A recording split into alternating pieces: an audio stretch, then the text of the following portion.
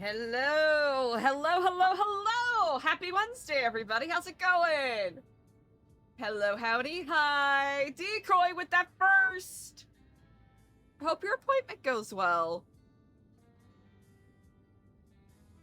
And we got Spot in second. Hello, Spot. Hello, everybody. How's it going? How we doing? Today might be a short stream again. By virtue of IRL commitments. I was diligent, though, today, so I shouldn't be so distracted during today's stream. But I thank you all for being troopers regardless.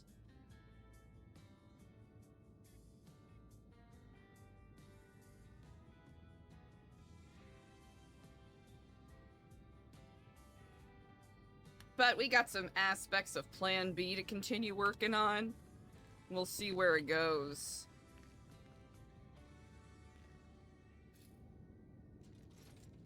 Let's do a test. And see if there's anything we need to add or take away from the whine.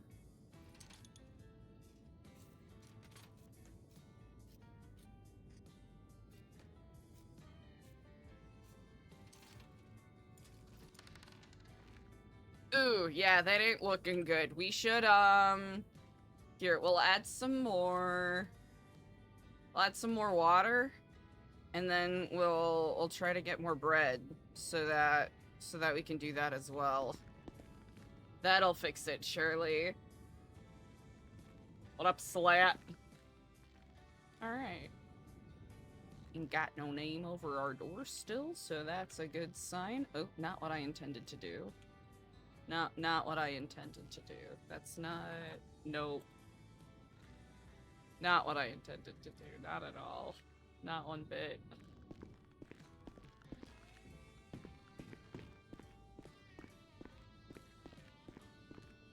We'll see what's going on today. We'll see what we missed from yesterday.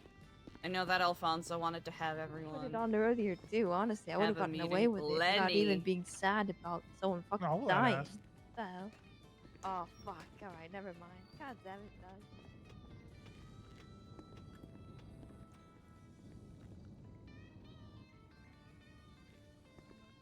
guys. Oop. We did it. We did it. Oh. I did it like right. You know what? That's fine. Just, I don't have to be the one to tell them. Like, my Interesting.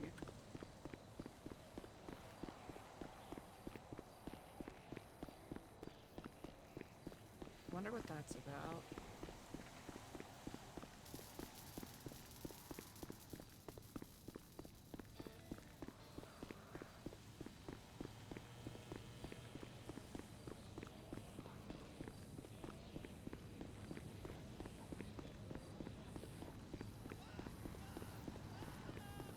But how's it going, everybody? I hope you're having a good day today.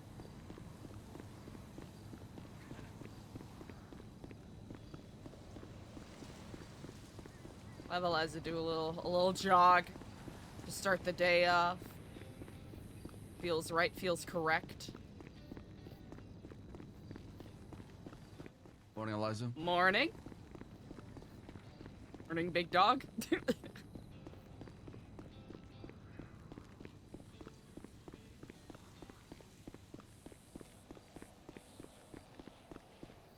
I guess it's afternoon, but you know, point stands.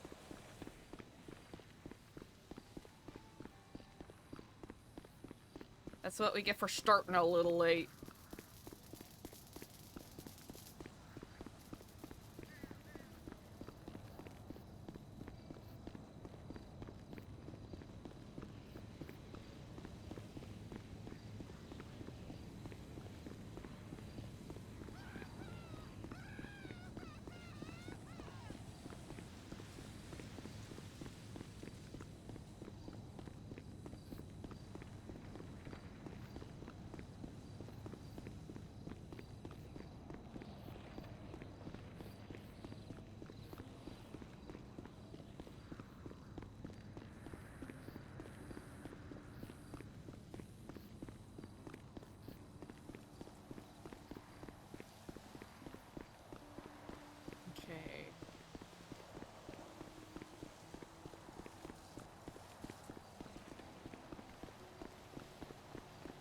Morning, Andy.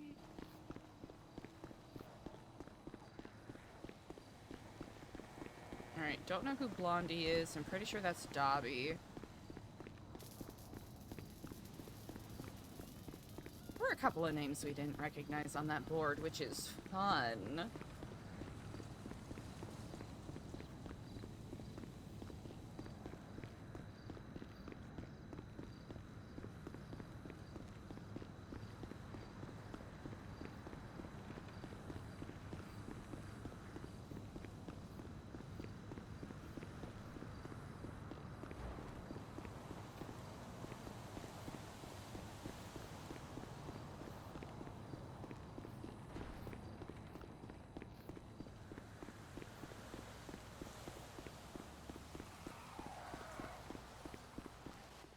Take part.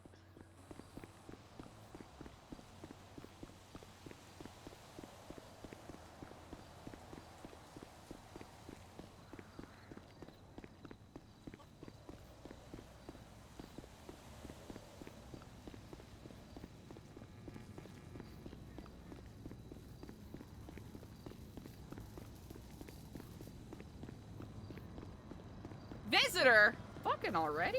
Okay. Chat, what's the over-under that this is a ding-dong ditch?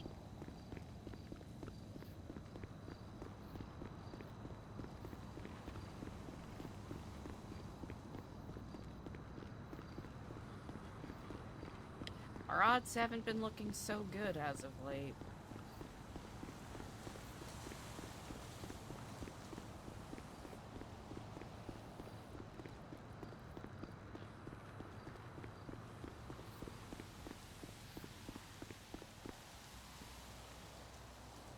Okay.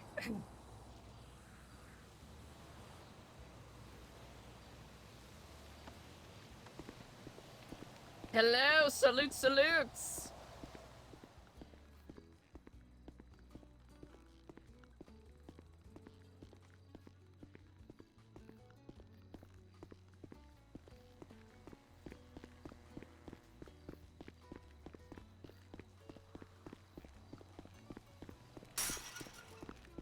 This is a part of Eliza's exercise. Ramik, Stupid the Third. Hello.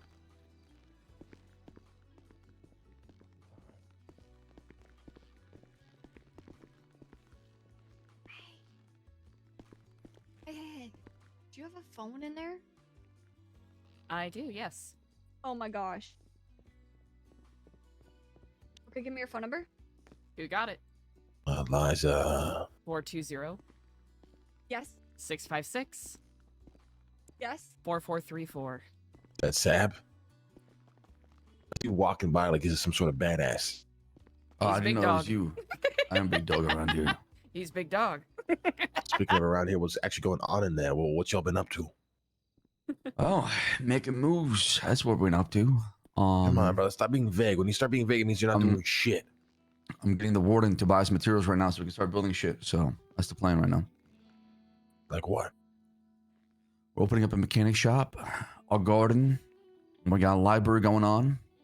And then I'm going to use some of those materials to scheme off and build some other shit on the side.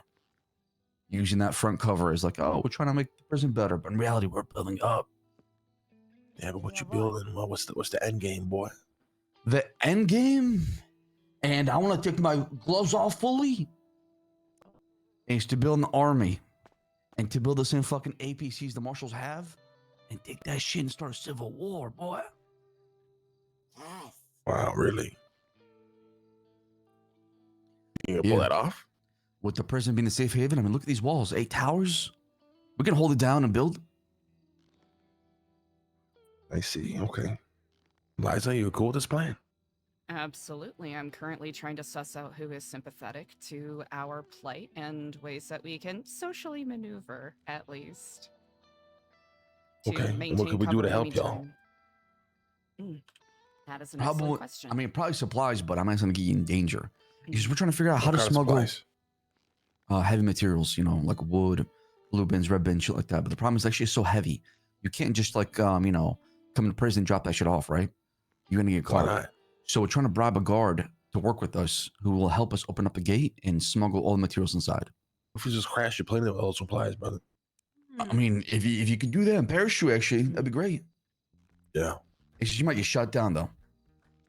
That's fine. We fly a plane over, we parachute out, crash the plane right into the fucking jail with all the supplies you need, boy.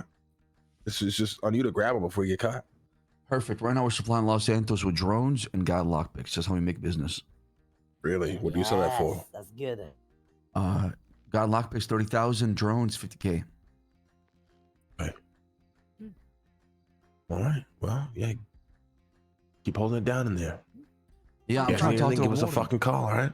You got it. The warden might join us, man. He's thinking about stepping down. And one of my goals is to hijack Fuck the that, OC. man. Wouldn't it be better if he stayed warden then? Well, yeah, he's thinking about it. He's thinking about stepping down or just leaving. But one No, of my but he ideas does is. that. He He's should doing stay- your plan. stay You gotta in have there. him at the top and use him.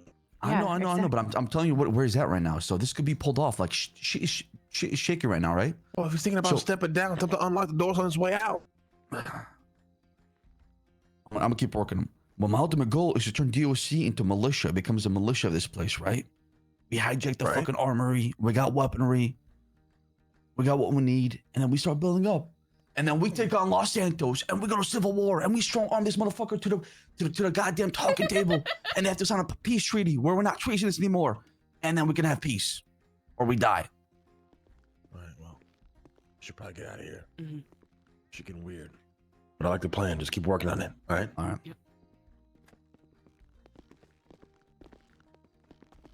I do have some things to catch up with you all from yesterday. All right, let's go but- talk. Let's go talk. Yeah, we got some stuff.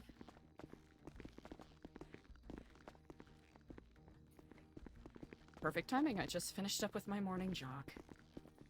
Good time. Perfect. Yeah. Uh-oh. That's Air 1. Mm. Yeah, it's Jordan, the catwalk too as well. yeah, the flight Morning. patterns have been interesting. Morning. Morning. Zilly. Morning.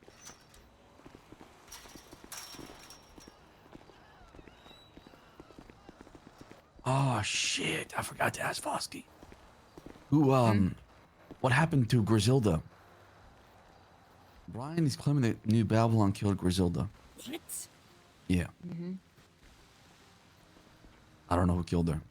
I have no idea, but You're gonna have to ask. I fucking hope not.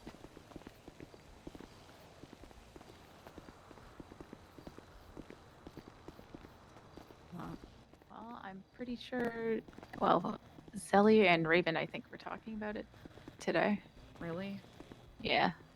I didn't catch too much. I didn't want to be too sus. I just slowly kept walking. Hmm. Yeah, I refuse to believe that. Sounds like a Brian Knight ploy, I guess. Because I guess we haven't really. I haven't heard anything about what happened to her other than what you said just now. yeah. Brian's saying Babylon killed her, but that just could be bullshit. He's trying to just, anger me. Sounds She about right. was in my car. Yeah. I know she has ties to the Ravens. They have thought before in the past. Mm. And then she has ties to who else? trying to think. It wasn't the Hounds, was it? Maybe the Hounds, maybe, I'm not sure. Hounds makes sense if it's in someone Ravens adjacent. Yeah. I mean, I could. I mean, it's just she was talking about breaking out, living a new life, being free. To end up being killed? Fuck. I'm just hoping she, faked it. You know what I mean? Maybe hey, that's what I'm hoping for. But I had people ask, and they went down and they saw the corpse. What? Yeah, it's been confirmed. That's what I thought at first. I was hoping and praying, oh, she faked her death. She has a plan. She's doing this and that. But there's a body, so it must be true. Fuck. Out of all of them, she was the one that deserved to be out there. If she is dead, that is my fault. It's not your fault. No, it's not your fault. It's not your hell. fault at all. If anything, this is my fault. I should have took her with me when I broke out the first time with the besties. It would never happen. Fuck. So I'm still trying to get more information on that. And if you guys hear anything about it, please let me know. Please. Absolutely. Yeah. So, what is the plan right now? The plan, the first step of the plan is how to take over prison without causing too much of a ruckus within DOC and prison.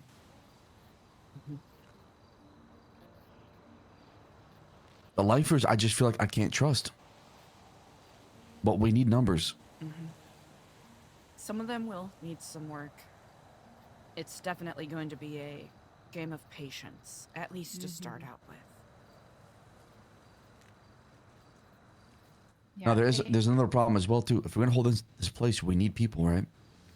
We freed half the population with the last prison break, and we got caught. So Well, I let a few people know Ollie's name, where he might be. He might end up with one less eye and back in prison. Damn. we end up with one less eye. Yeah. He's back in prison already. No.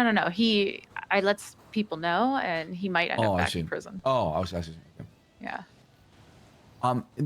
We need people. Like, we need people to our cause. Just like how the resistance out there is getting people to our cause. Is how do we get people over here to just rise up with us? Easily enough, start planting seeds. Give them a sense of their own autonomy. And it'll be difficult, but try to instill in some people a sense of dignity. Because a lot of the lifers in here truly believe that there's nothing for them, so why not, cause chaos and fuck around, which that is the exact thing that will tip the scales against us and make our jobs more difficult. So how do we galvanize people to want to, seize their destiny in their own hands without causing chaos just because, for lack of a better phrase? Right? Not sabotaging things because they feel like it. They have to feel a sense of ownership over what is happening as well. And that is where some good old-fashioned indoctrination might come into play, is my suggestion. Some people might need a little coercion, might need a little bit of elbow pulling. I think it's accomplishable.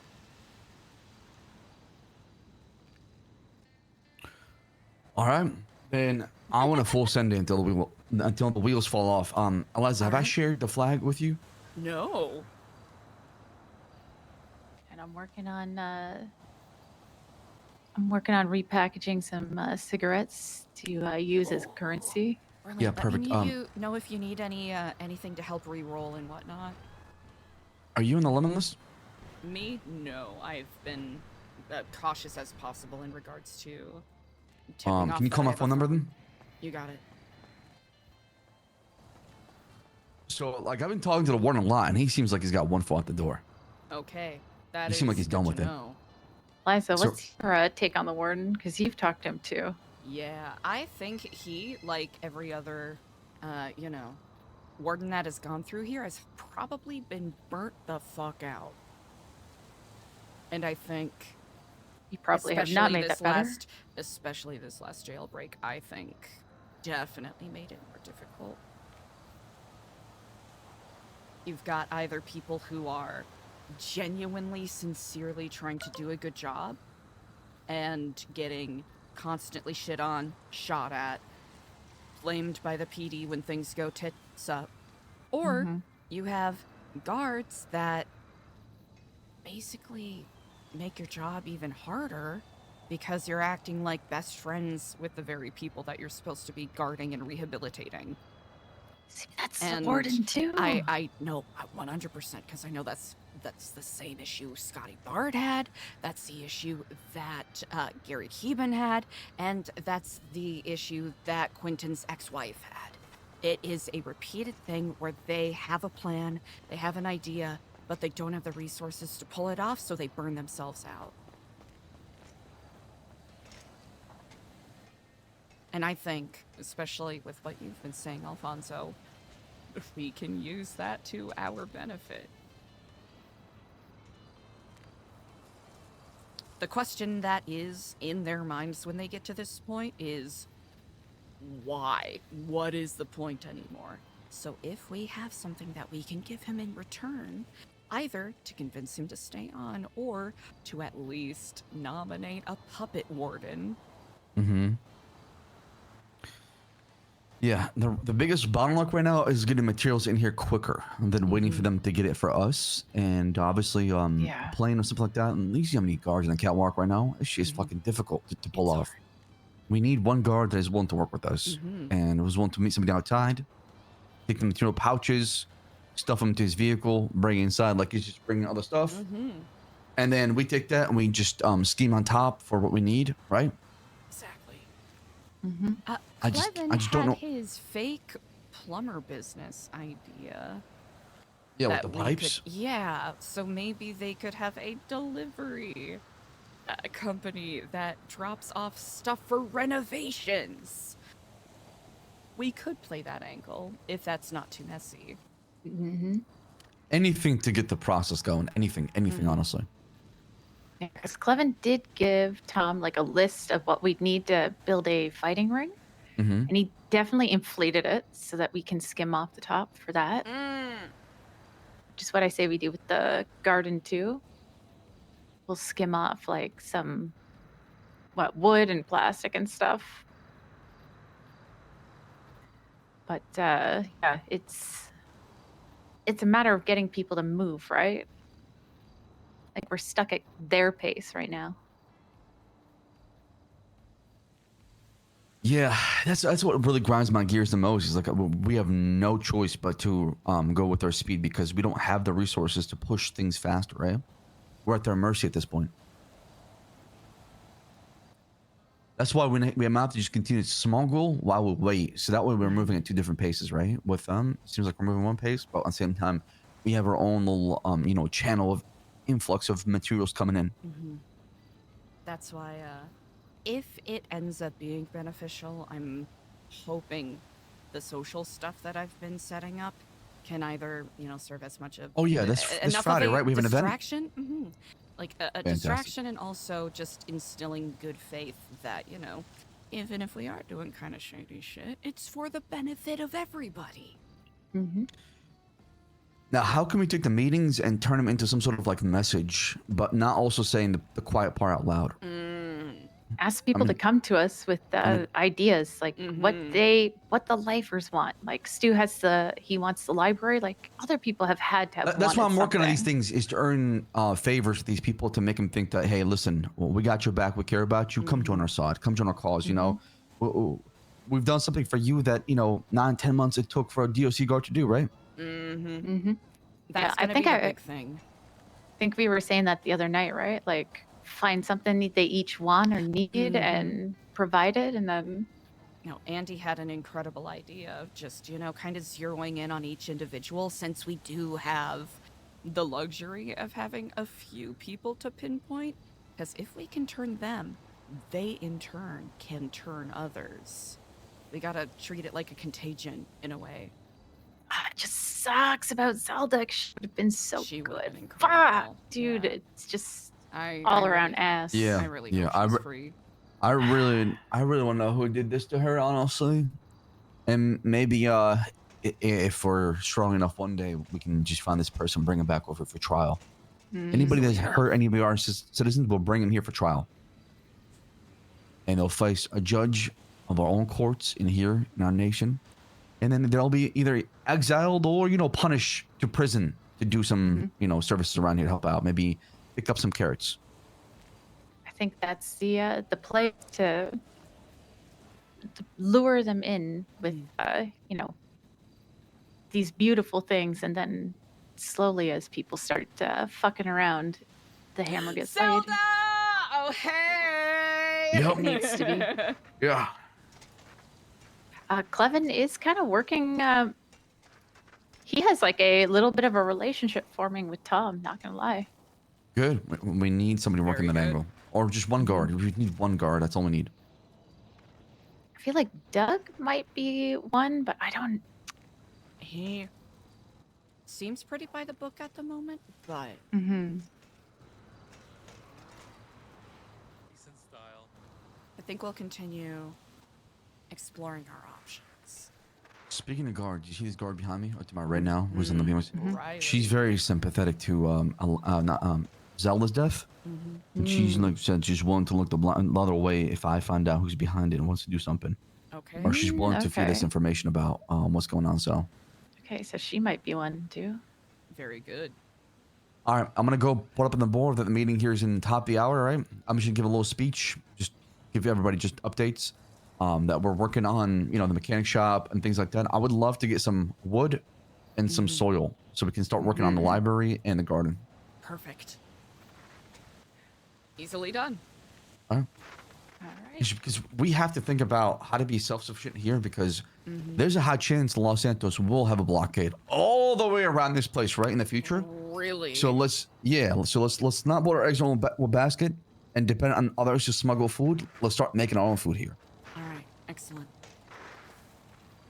Yeah, we just gotta be. You got a big We dog. kind of have a plan. We just need the materials for it. Yeah, that's all we're lacking right now. That's it. Easily. All right. I'll work on well, usual stuff. I'm gonna visit the wall really quick before I get to Alright. kitchen working. Tom was looking for someone to maybe do like a Babylon prayer or something. Ah. So Cleve and I told him that it would be you would be the best one for that. He would like to have a little thing for Zelda today, I think. When did this news come out? Yesterday afternoon. Damn. Okay. Yeah. I You regret know what? I regret The I guy- slept. A guy that I know from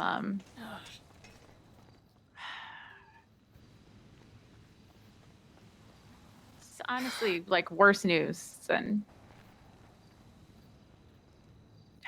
it couldn't have been one of the other two. That sounds so mean, but really. Spoken with the majority of the names on this list.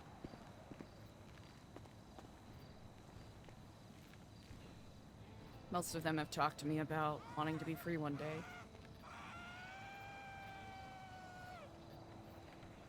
I'm pretty sure the guy from the Hounds that I know is around. Maybe I'll give him a call, see if he knows anything.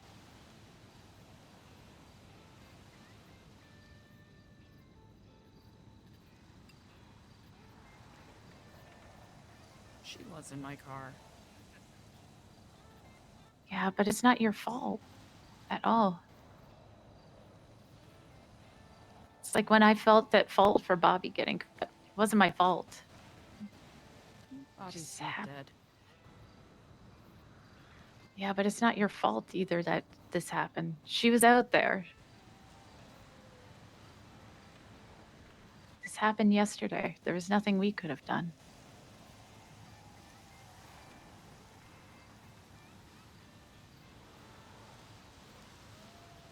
I'll go make a call and see if I can find anything out.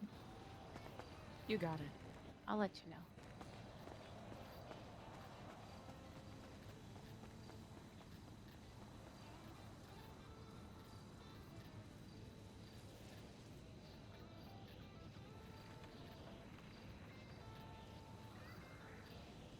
What is Eric doing? Sorry, I can't focus.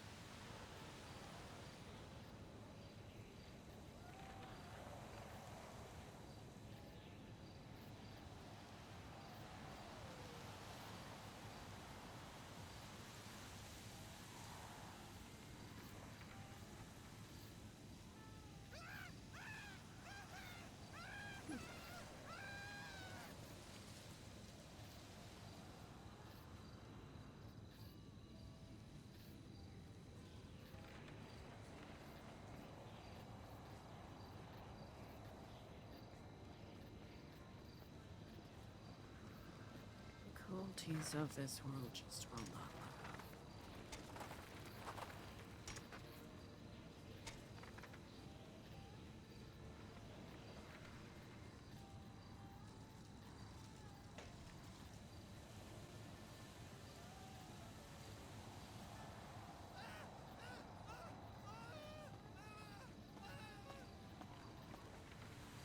Hello, Eliza. How are you on this day, Marilyn? Taking it one day at a time. How about yourself? I suppose that's something I'm attempting at this moment. Ooh, Zelda, they might, I think. I think it might be something you have to arrange with the medical I do believe department? we're supposed to be having a memorial service today. From what I understand, there's a couple of people trying to organize one.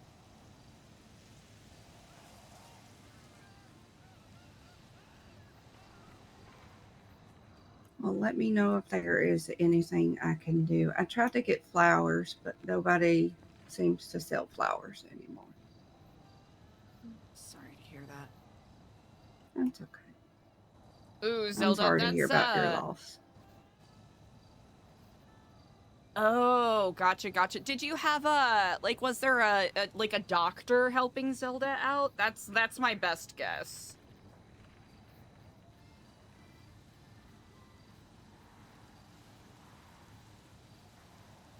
Oh, gotcha.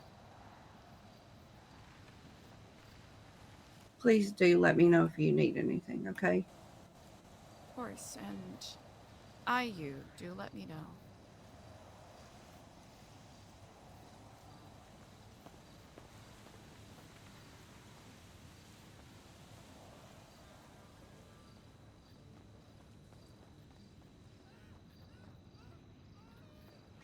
Yeah, honestly, Zelda, that might be more of an admin question.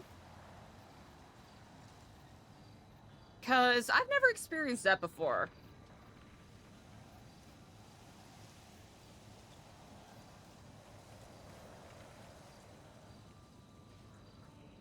I think we'll have Eliza observe up until meeting time.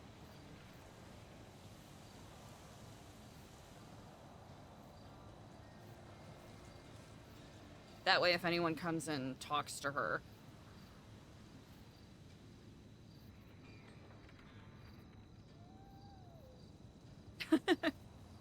I feel it, Zelda. It's one of those things where it's not a hard and fast rule. It's kind of like, okay, what are the vibes for this given situation?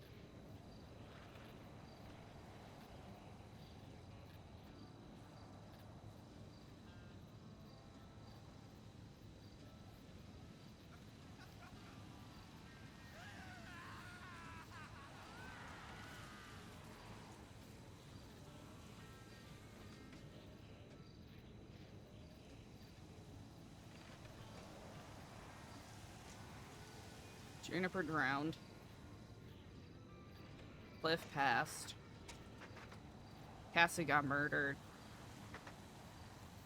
Connor passed. Stewie fell.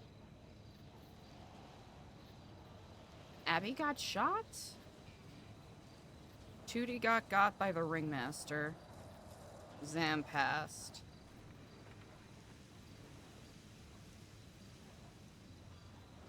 And Zelda was denied her full taste of freedom.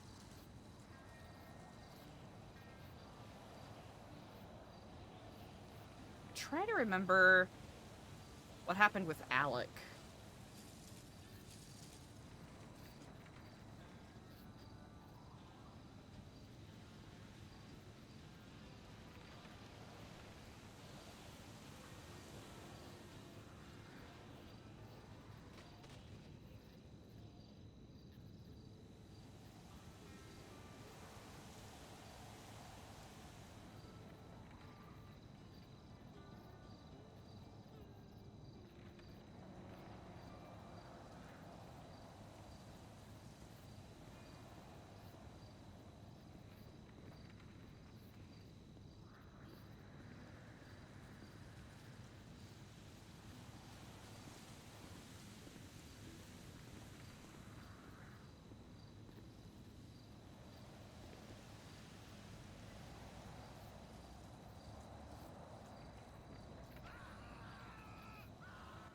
Remember, we're having a meeting. Top the hour. Top the hour.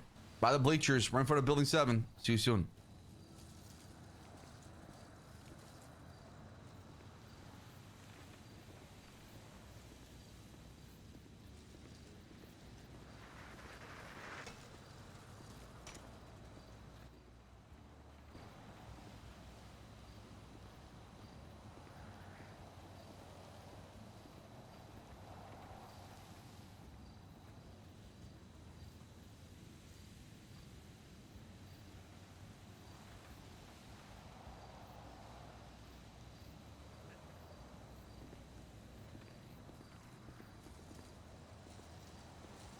Okay, Eliza might be a little too isolated because I'm trying to see if we could get someone to come up and talk to her while she's at the wall, but... Actually, the Maryland angle might be interesting.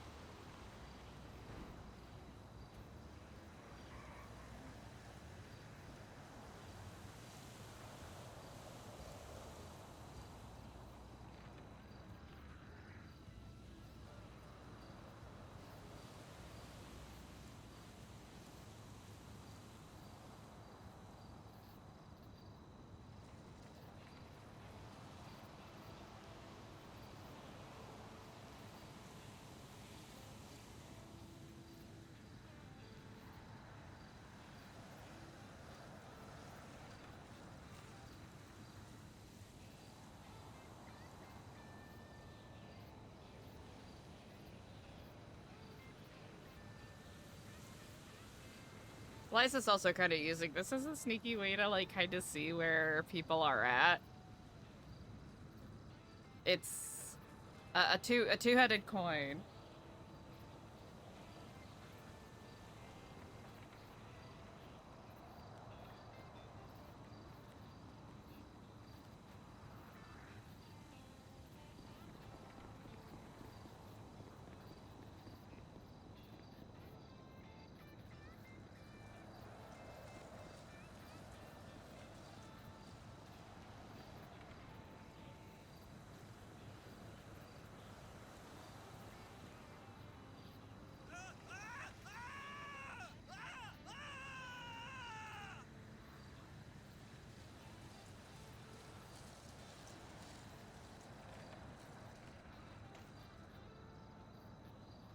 We remember Tara,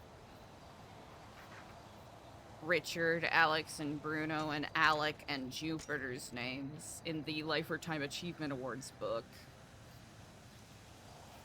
So it makes you think about how long these names have been up here.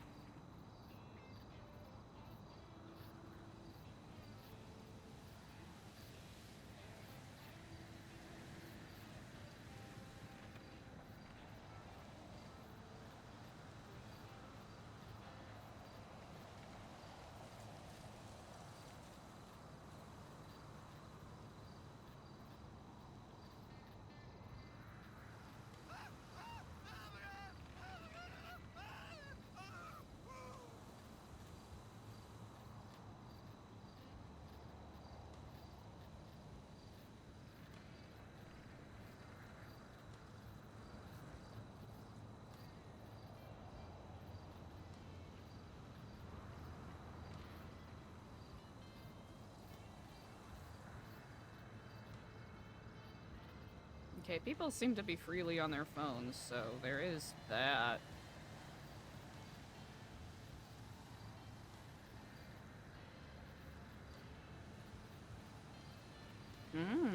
Chevron design.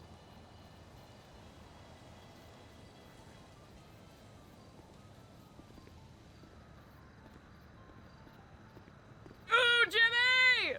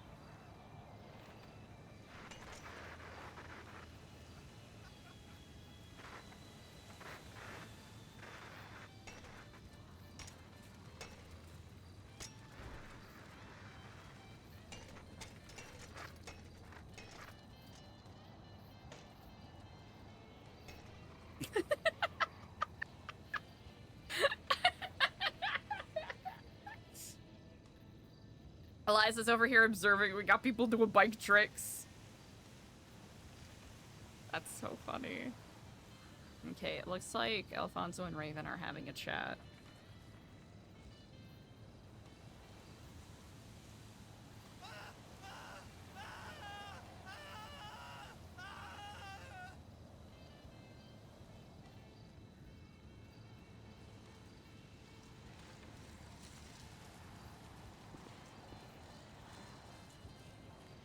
Exactly.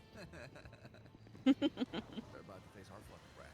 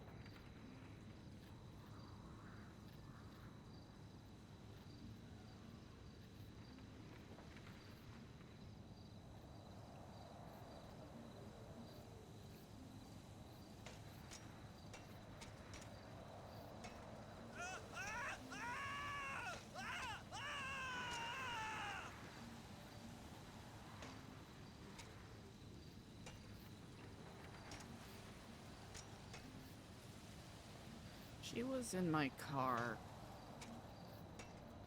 on Friday. Oh. Meeting in 10 minutes. Meeting in 10 minutes. Yeah, I'm not sure what happened with the breakout stuff. I wasn't around, so. Yeah.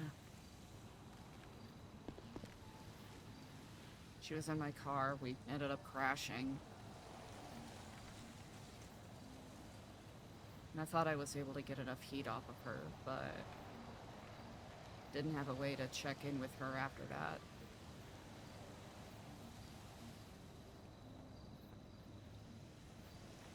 She was really smart and had a lot of connections, so... Yeah. At the time, I wasn't too worried about her, but I probably should have been more.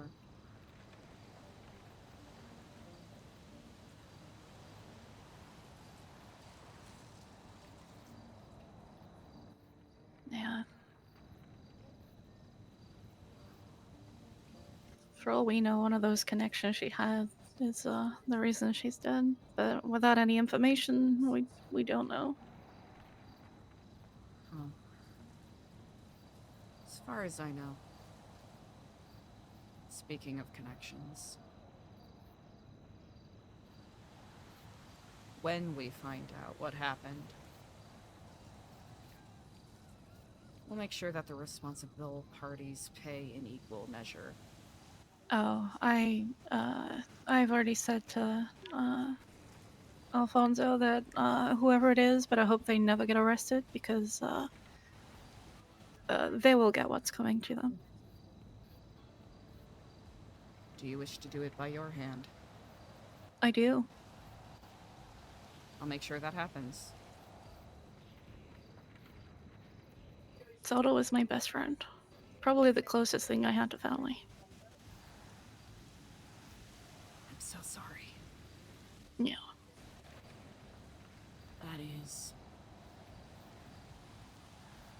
That is a scar that is never going to heal. But it is also a gift for having known her.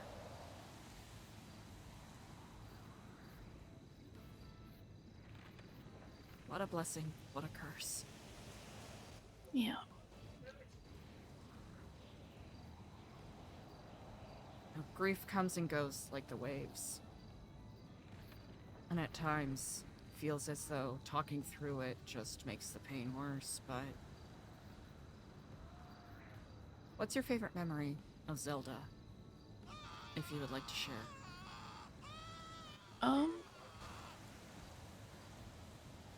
this probably the first day I met her. She was quiet and kept to herself and didn't really speak to very many people, and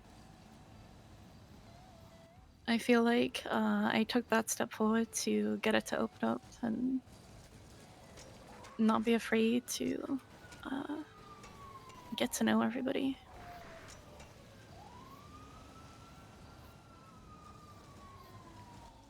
It was, yeah. I feel like I did a good thing by helping her out that day, and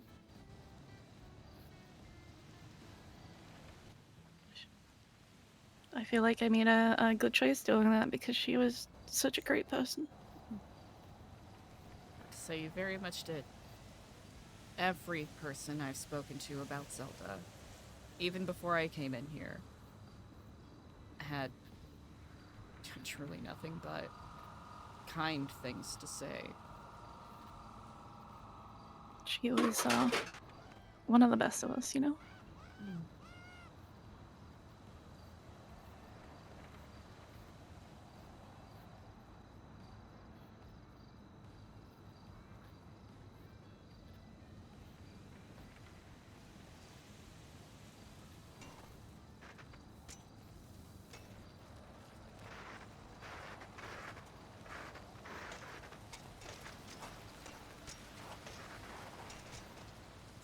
Hey, Stu. Oh! Oh!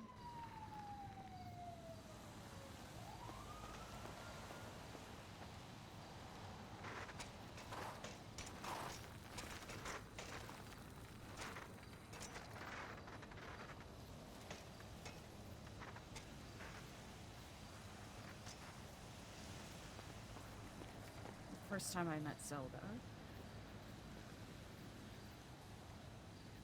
it was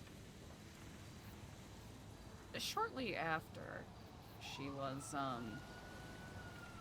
I'll be blunt with words, screwed over by Alfonso during the escape.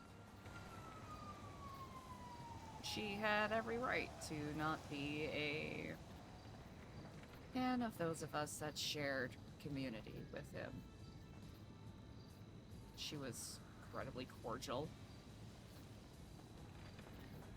polite, and offered to help out.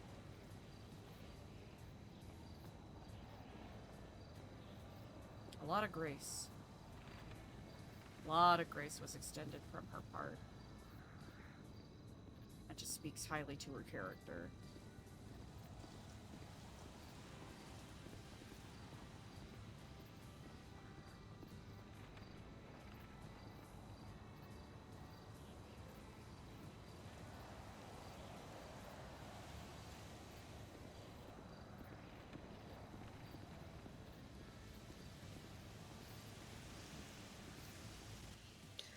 Yeah. She, definitely made the days in here a lot brighter. Absolutely.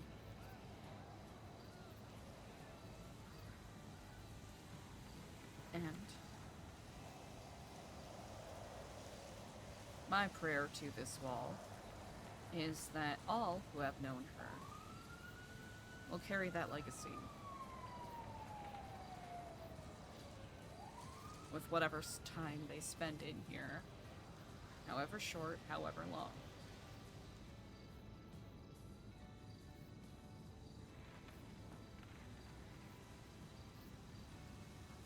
No, now I just want to get one of them octarinas and go back in time to save her. No! I'm sorry, Stu.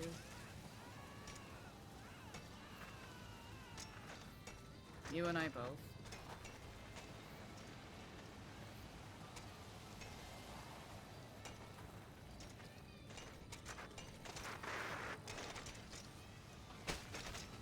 I just hate that I'm getting stonewalled trying to get any information about what happened.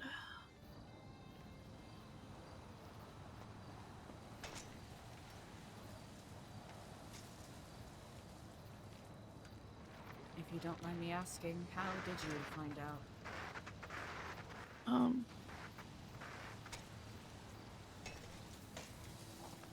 I called Pilot to see if he had heard anything. Oh. And then I was very promptly pointed to the Twitter post about her passing. That's a terrible way to find out. Yeah.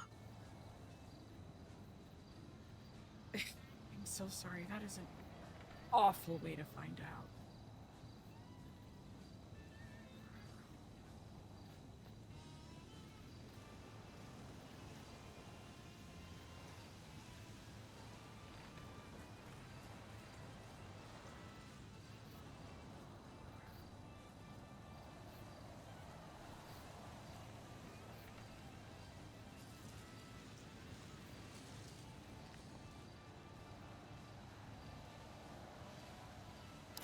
Are we sure that she's dead? Like, is that 100%? Or maybe there's hope? Yes, Maybe? Stu. It was posted out by one of the hospital's doctors that she was dead. No, no. Do you remember the doctor's name? Perry. Perry Watson. Yeah.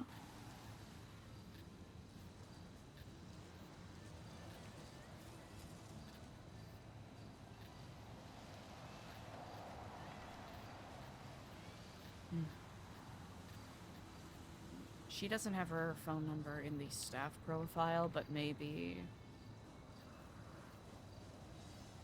there's a director around that we can get clarification from.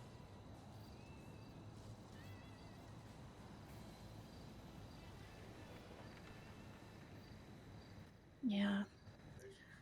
I feel like it's gonna be the same answers that everybody else has gotten, and that it's an ongoing investigation, and that no details will be given to anybody. Classic. Yeah. Like, a bunch of the DOC have already asked to try and get me details, but they've all been stonewalled too, so. I see. Well, to some degree, it's... at least people are asking. Yeah.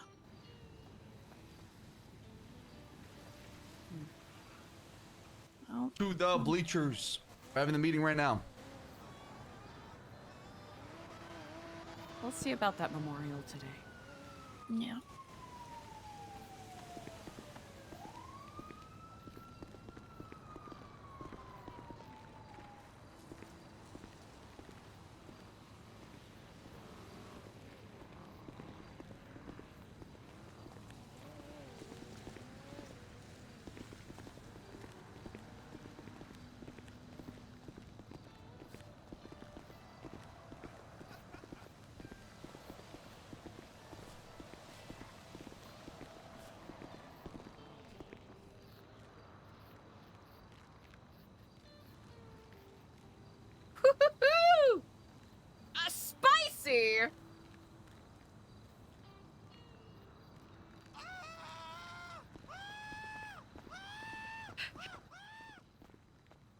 bastards take me out like this.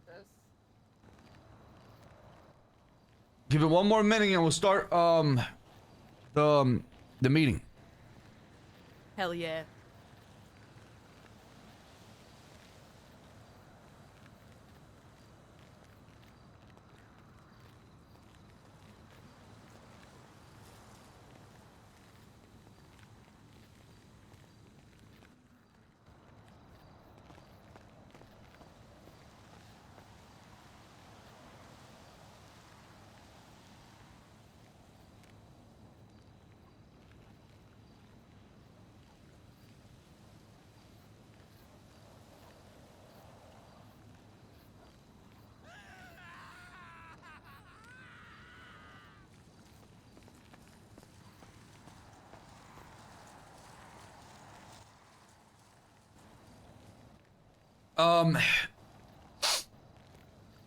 I want to start today's meeting by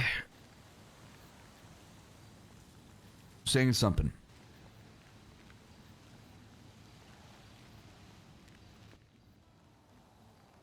I'm not sure if y'all know the news or not, but yesterday we lost more than a prisoner, more than an inmate, more than somebody that we shared cells with.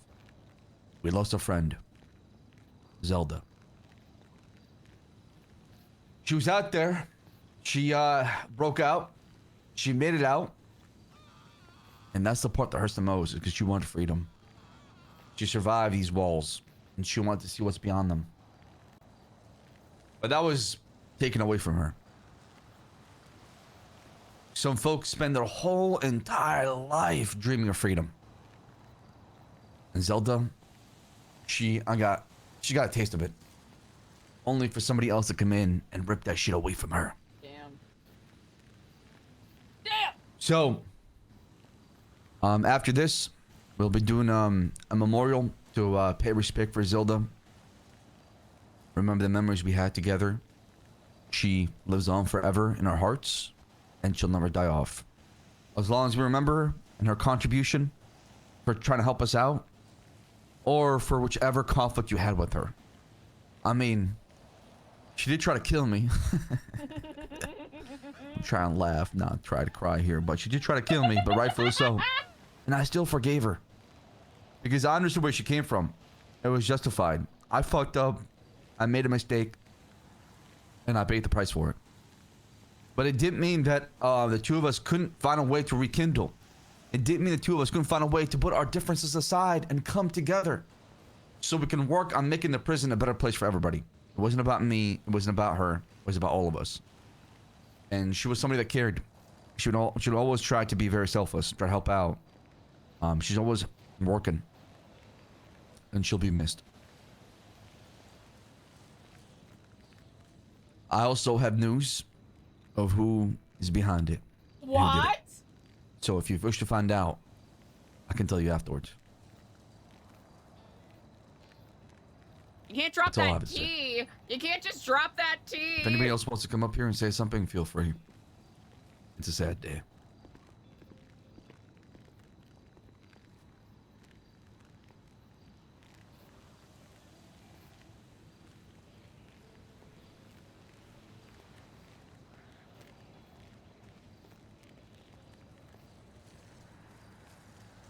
And you all may know Zelda was very near and dear to me. Zelda was one of the very few people in this prison who actually understood me for who I am and didn't try to make me change and help me when I needed help. Zelda was one of the few people to realize that I had good ideas, but as soon as the words come out of my mouth, they get shut down. So Zelda had an idea of just tell her my idea, and then people would listen. People actually listen. It was crazy. Oh man, I miss Zelda so much. Oh. Rest in peace. Rest in peace. I'm with you, brother. I'm gonna miss her too.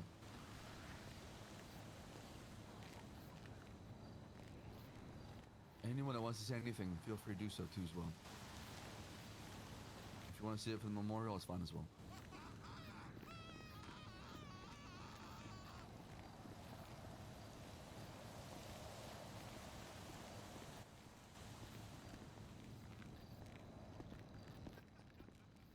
Yeah.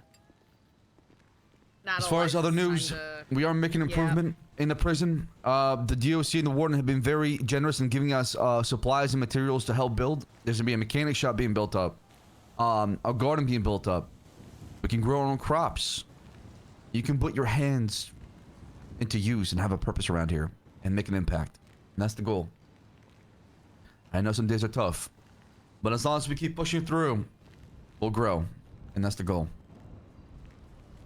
If nobody else wants to come here and make an announcement, then the meeting is adjourned. And give me 10 minutes and meet me by the wall, and we'll start here the memorial service, right?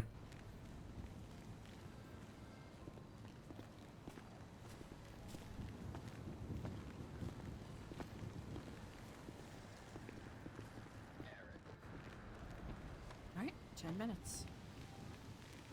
I need a hug. I need a hug. I'm gonna go put a sign up about sign-ups. Did I appreciate anyone you, talk to Eric. you about it yesterday? No, I haven't had anyone else. Just we got Stu and McNulty. McNulty.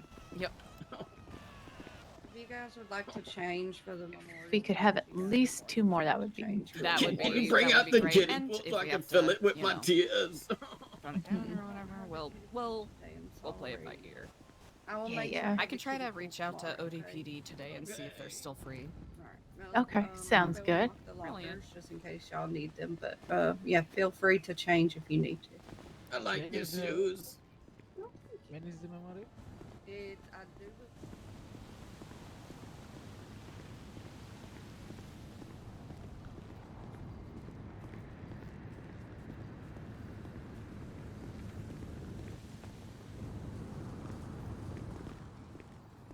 Lenny, Nikita, Raven, Eric.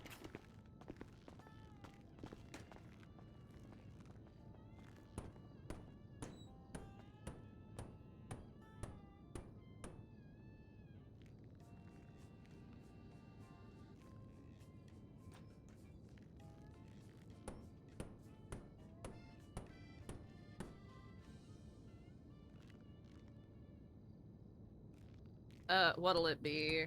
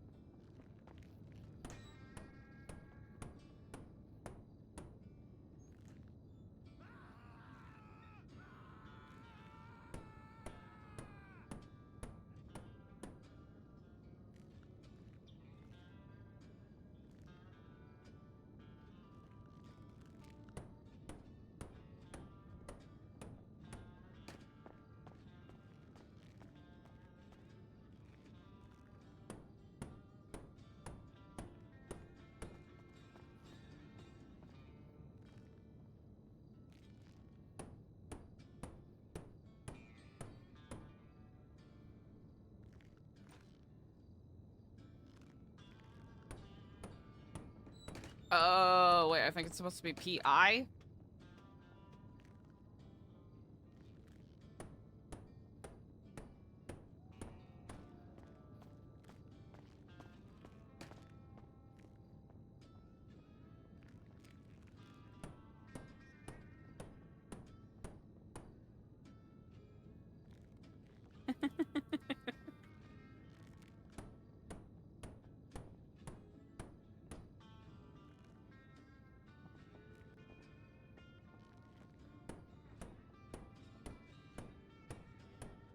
That's fine. No! Wait! I fucked it!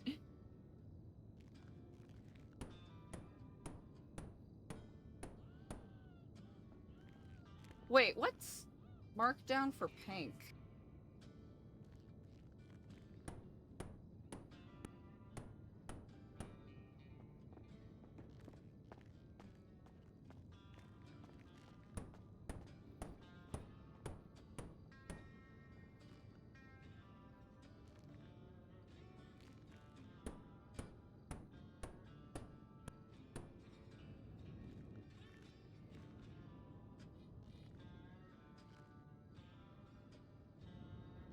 Good enough.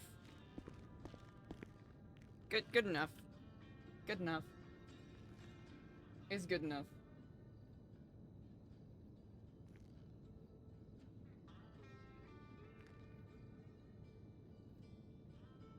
Okay. We do have to... He said 10 minutes.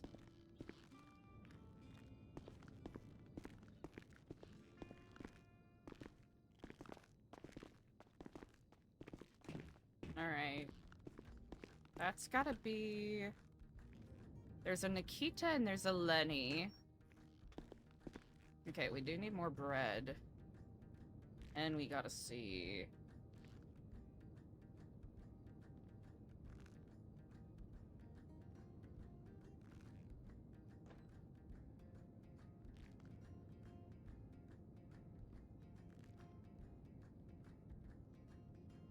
Pardon me?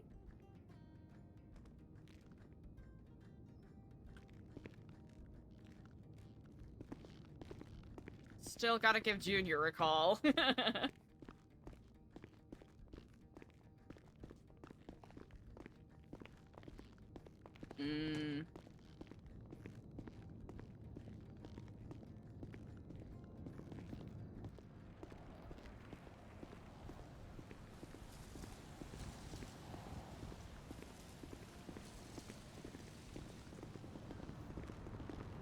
Hey, Doug. Riley. I know Raven. the answer to that is just good, although sometimes we're not doing good, but I think we definitely saw Marilyn earlier.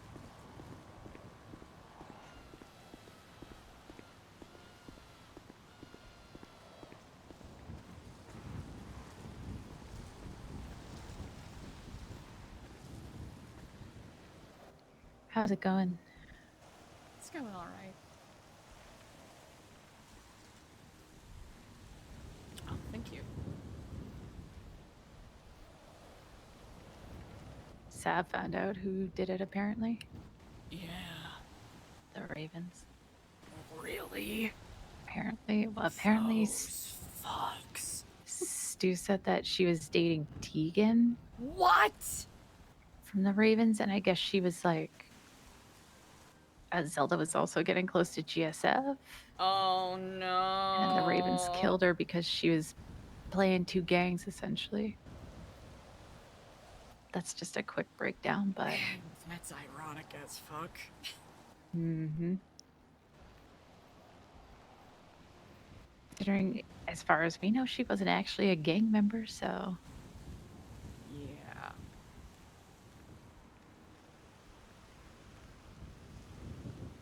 That's But- interesting. You know what this is, though, Eliza? This is the moment to rally people together under one cause. Exactly. I got a wrench and a crowbar if anybody else needs weapons around here. Well, we know Misha has a penchant for getting his ass in trouble, so Mm-hmm. that'll work very much to our benefit. Mm-hmm. Spicy! So this is almost perfect, although it comes at a horrible cost. It does, but you are 100% correct. If we're doing this shit, we gotta use things like this to capitalize. That is the name of the game.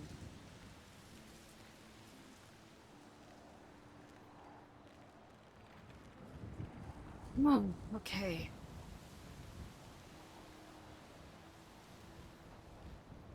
It's almost, it's almost funny how cool the universe can be at times.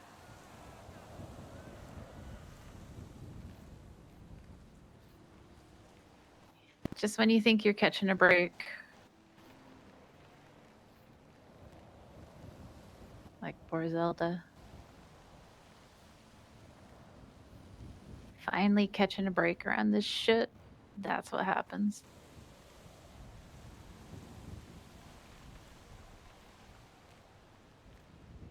Seems like everybody is getting in all black. Should we as well? See what we can scrounge up.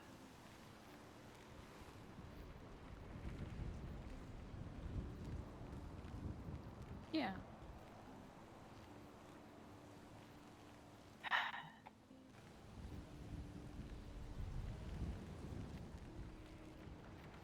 Let's see.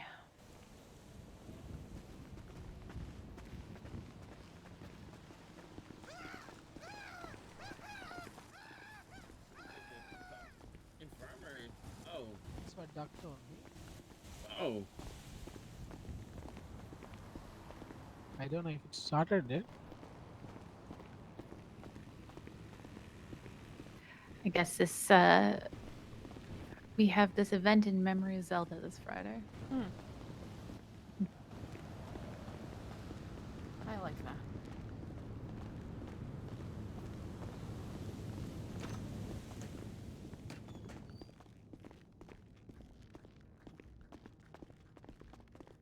I also saw Jeremy posted something. He's not in the lemon list right now, but if he is later, I could give him a call and see. Yeah, get more context. See what happened to the body, because then at least we can see if what's true and what's not.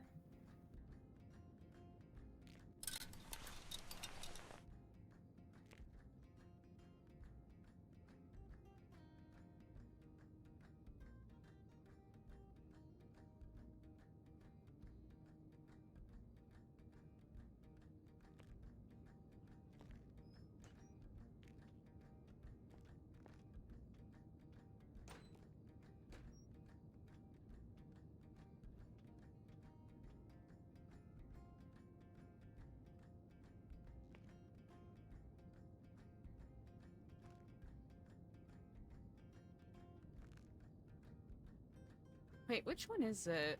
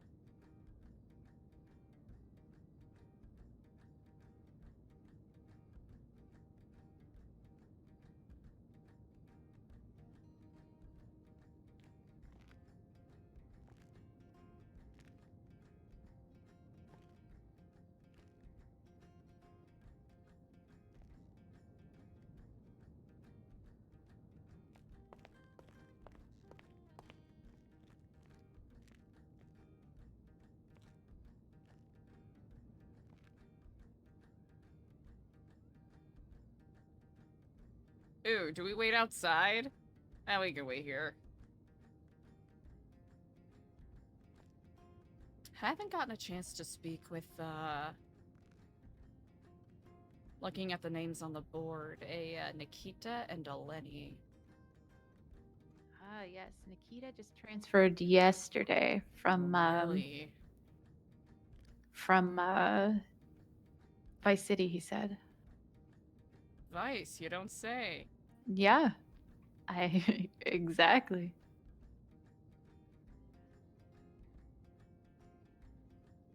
Hopefully we'll get a chance to chat. I think that could be good.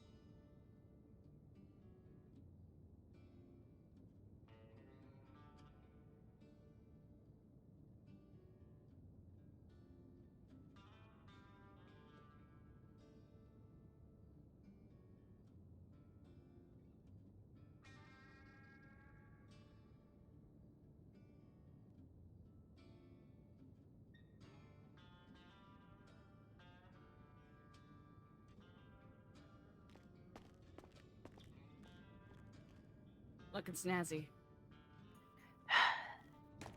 This is how I used to look for Blarney's events. Really? Mm-hmm. That was security. It's been so long since I've worn a suit.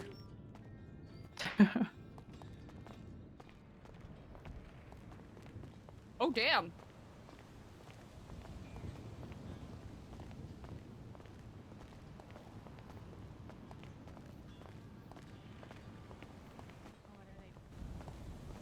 What are they?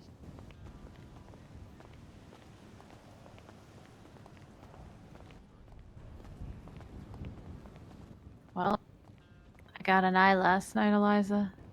You did? Mm-hmm. Also gave me an idea of how to I'm gonna go smuggle change your things book in. too.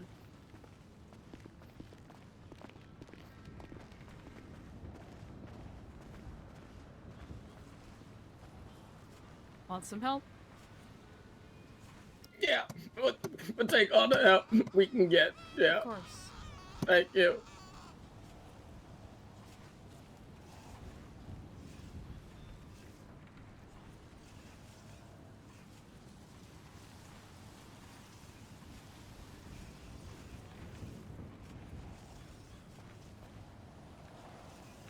We might need to get you some Kleenex. No, that's what my bandana's for, but thank you very much. Okay.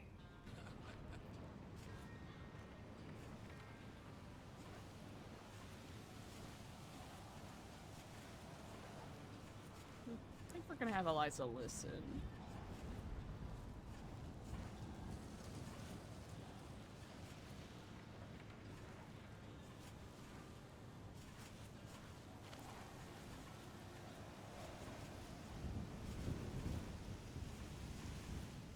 That's so fucked up.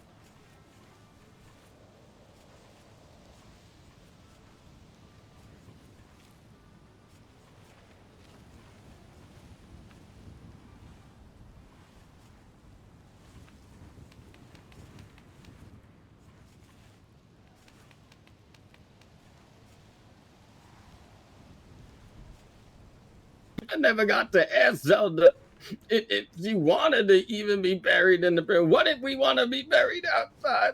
You know? Oh.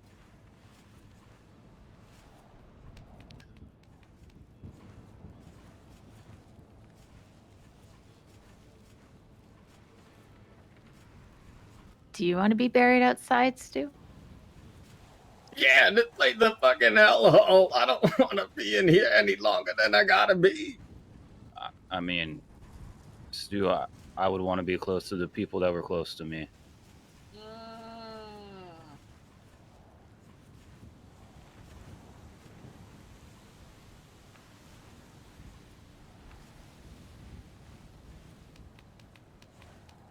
That is a nice way of putting it. It's not that you're still stuck in here.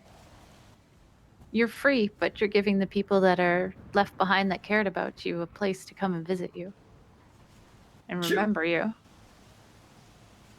But I'd rather be, put in ashes and then just blow me in the air and I'm free to go wherever the wind take me,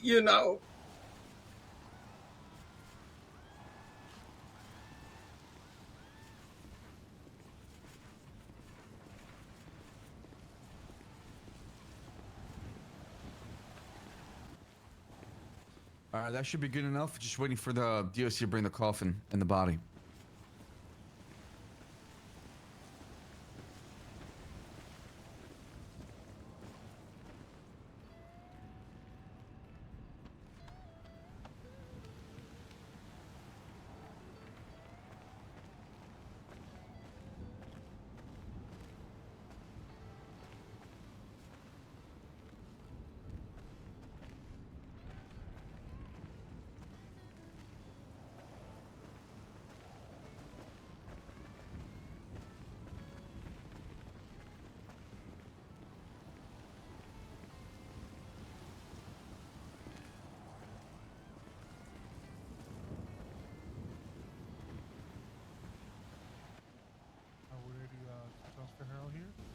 Mm-hmm. Sounds good. If you can place it, I'm gonna have a coffin ready right here, all right? Local DSC give it to me. I'm gonna place it down here, all right? Sounds great.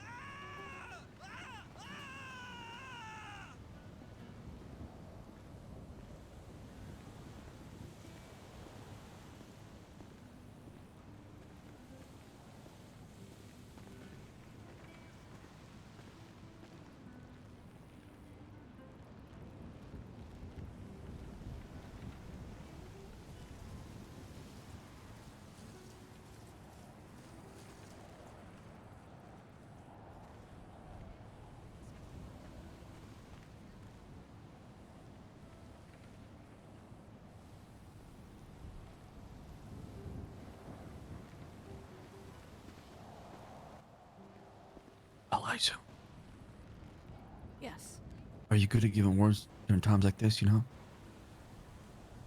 Not like a sermon, but like, you know, maybe close enough to it?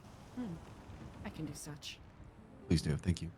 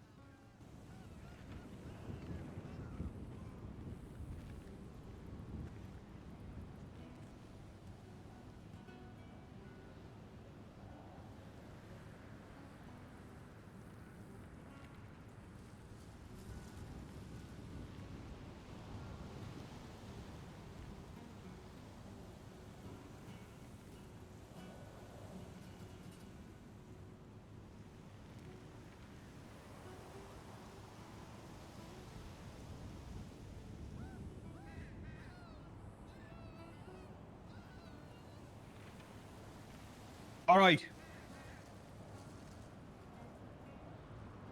We're all gathered here today to mourn a friend, a family member, an acquaintance,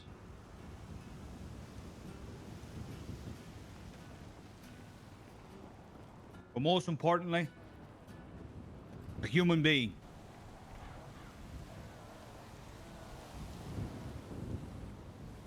I think none of us here are flushed or poor. We could have afforded a golden coffin. That's not what you wanted. She strove for many things in her life. She touched a lot of people. She honored who she was. She stood true to it. And we can see that now in the faces of everyone here gathered here today. So we raise our prayers, whether it be all different types of cultures and religions, to our lords and our Shialoods and our Christs, whatever it may be. We're here to lay the dead to rest. May the storm and the weathers have mercy on our soul. May we look upon her life in kindness and fondness. May we remember her like many of those that have passed before her, and many more that may pass in the future. I say thank you. And now she is free. We shall begin today's processions by each and every one of you coming up, if you please, saying your piece in remembrance .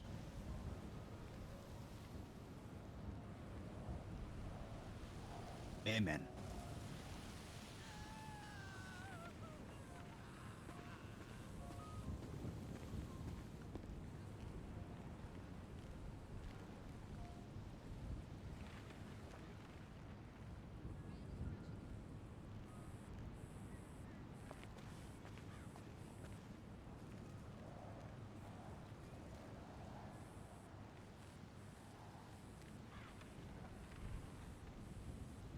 We are here today to celebrate the life of the remarkable woman who is interred right beside me.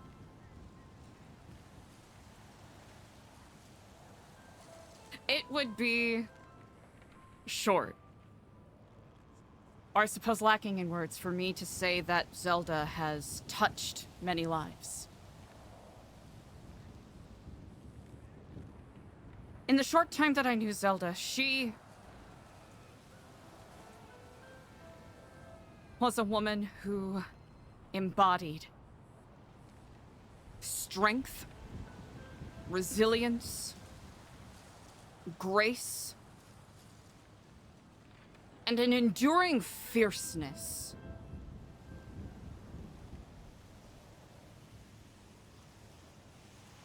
I'm certain each and every single one of us here can easily and readily pull from our minds a singular moment where we were in need and Zelda was there to help.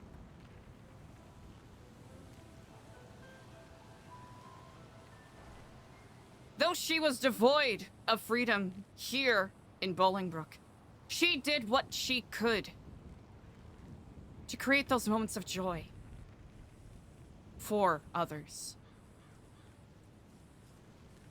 Whether it was through kinship or through savvy business dealings. She wasn't the type to suffer fools either. If I am not incorrect, I believe Zelda or Griselda is a High Germanic word, meaning battle maiden. I think each and every single one of us who knew her knows that that title suited her well. Battle maiden. Where she fought well through the end. Though she embodied kindness, she wasn't a welcome mat for people to wipe their feet on. Or she would stand up and deal with bullshit if it ever came her way. I'm certain a couple of you here have had to face that wrath to some degree. Well, one wrath, I should note. When you come across an enigmatic person like Zelda, it is a stamp that is impressed upon your heart. You never quite forget someone like her. And though the waves of grief will wash over us many times over as we walk forward, just know that scar of grief will serve as a reminder. The curse that we have lost her, but the blessing that we ever had the chance to get to know her. There's a tradition in Epsilonism where there's a word, Kiflam. It is an expression of gratitude to anyone we ever cross paths with, for better, for worse. For every person we meet influences our lives in one way or another. And Zelda's the kind of person where when you meet her, she changes your life in a way you'll never forget. Kiflam. May you gain your rest in the earth from which you are interred. Well said, Eliza. Well said. We talked for a little too long, but I don't care. A lot of people knew that myself and Zelda had history. And before she died, I'm glad we made peace, and I'm grateful Zelda! for it. You know, when I was at my lowest point in my life, unable to walk, unable to do anything but lay in bed, Zelda was there for me. When the prison breakout happened, rightfully so, everybody ran for themselves. Everyone ran for the exit door. Nobody cared about me in the bed. Only Zelda. She was the one that remembered. She helped me get out, got me to the helicopter, and gave me a chance when she didn't have to. She could have ran for herself. She could have just escaped these walls and never turned back. But instead, she chose to be selfless. And she gave me the opportunity I would never had. And I'll forever remember someone who really showed up when it really mattered. Because it's really easy to be there for somebody in the high points. It's when somebody's at the lowest. Tell him, big dog! Thank you, Zelda. Thank you for giving me a second chance. Thank you for the fact that we made peace. And thank you for the memories you left behind.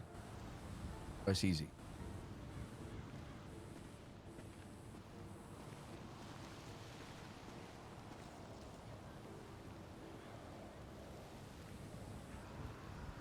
Clevin just coming in here not knowing what's going on.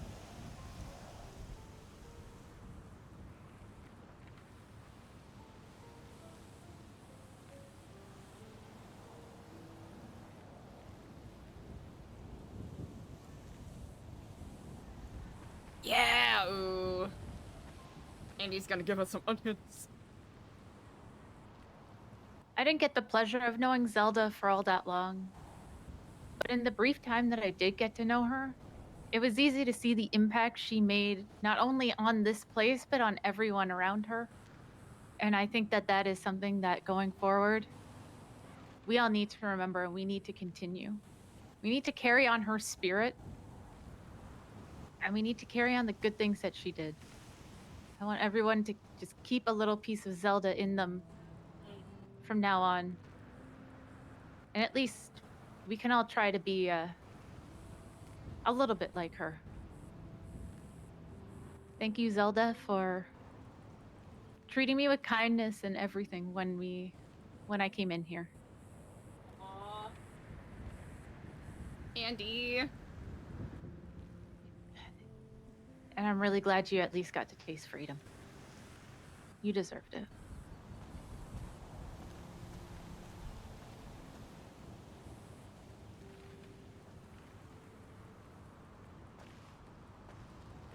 My light.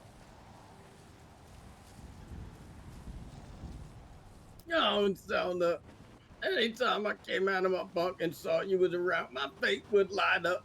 I always knew it gonna be a good day when Zelda was around. Zelda was always asking me, what do I want? Because I wasn't being selfish enough.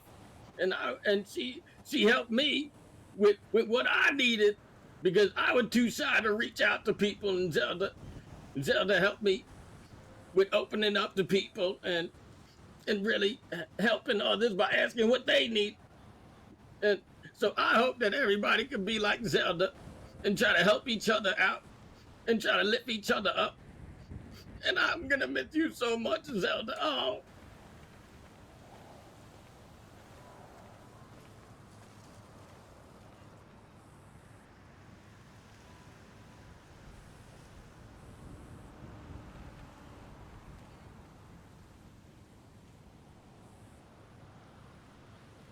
Damn. I'm not too good at this kind of stuff, so I hope y'all forgive me. I fuck up. Zelda, I didn't really get to know too much, to be honest with you. The one thing I did learn quickly about her, she is a bit of a hothead. She stands for what she fights what she believes in. Second thing I learned about Zelda was she has no problem admitting when she does wrong. And she takes any consequence that comes her way without complaint. Regardless of what side we're on, at the end of the day, life is life. I wish I got to know her a little bit better. And the one thing I learned more than anything was she fought for you guys, including with me, DOC. She wanted what was best for you guys at the end of the day. Zelda, rest easy.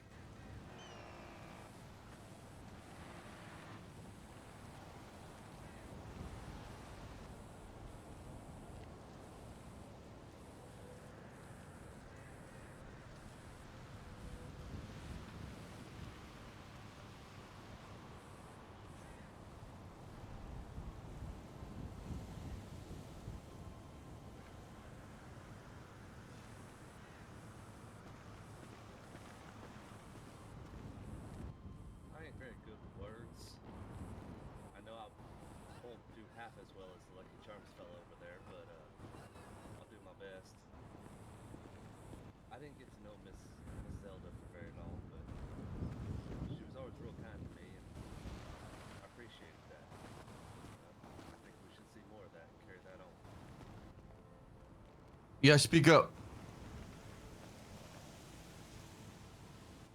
I said, Miss Zelda, I didn't know her for very long, but she was always kind to me, and I appreciated it. And, you know, I'm going to miss that. And I think we should all do more.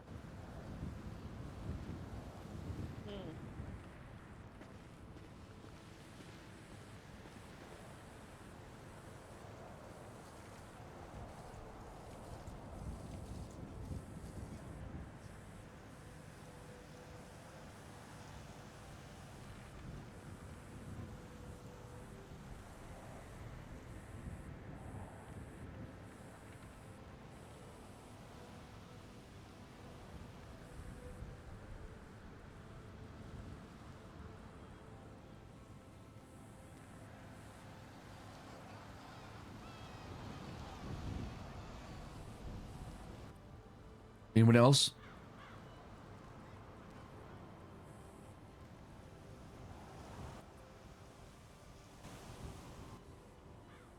All right, DOC, if you guys are ready, we're ready. We can lower the coffin into, and then place the dirt over, and then place the tombstone. Then we're ready. All right.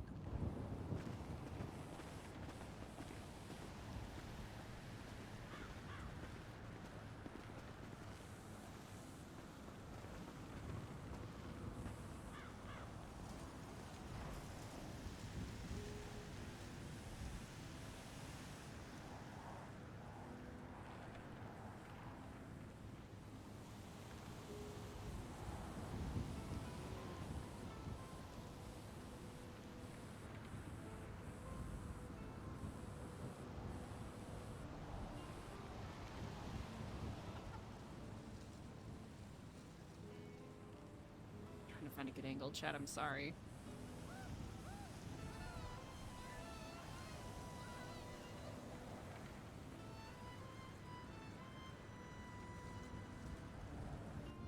All right, just need some people helping us out. Bury remaining this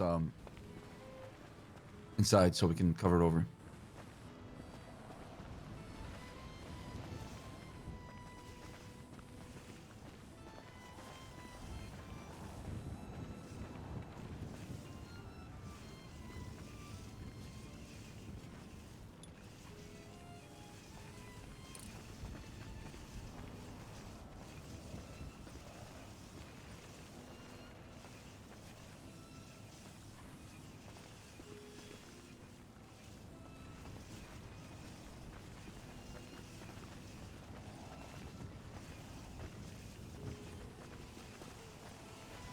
It's a lot of dirt.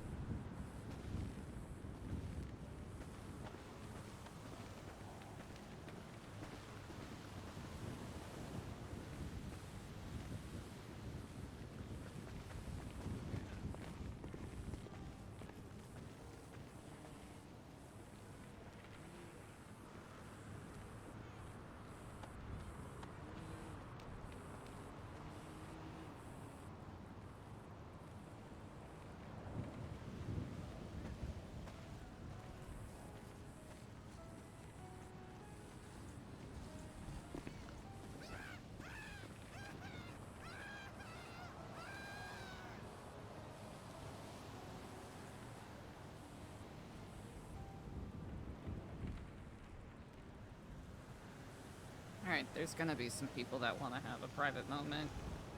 Maybe?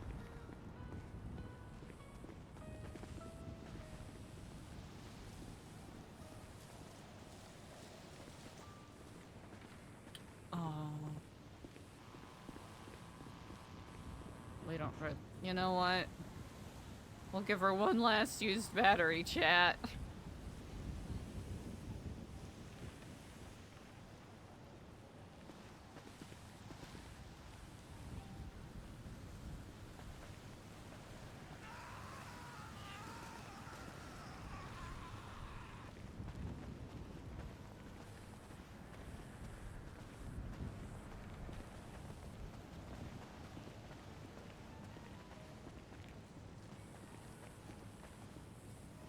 One last used battery, chat.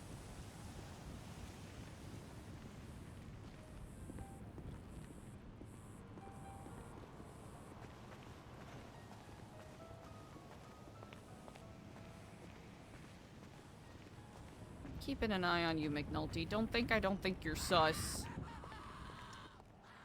Very capable.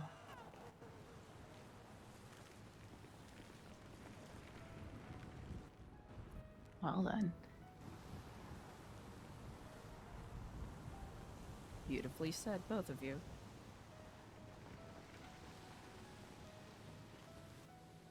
Now we just carry on.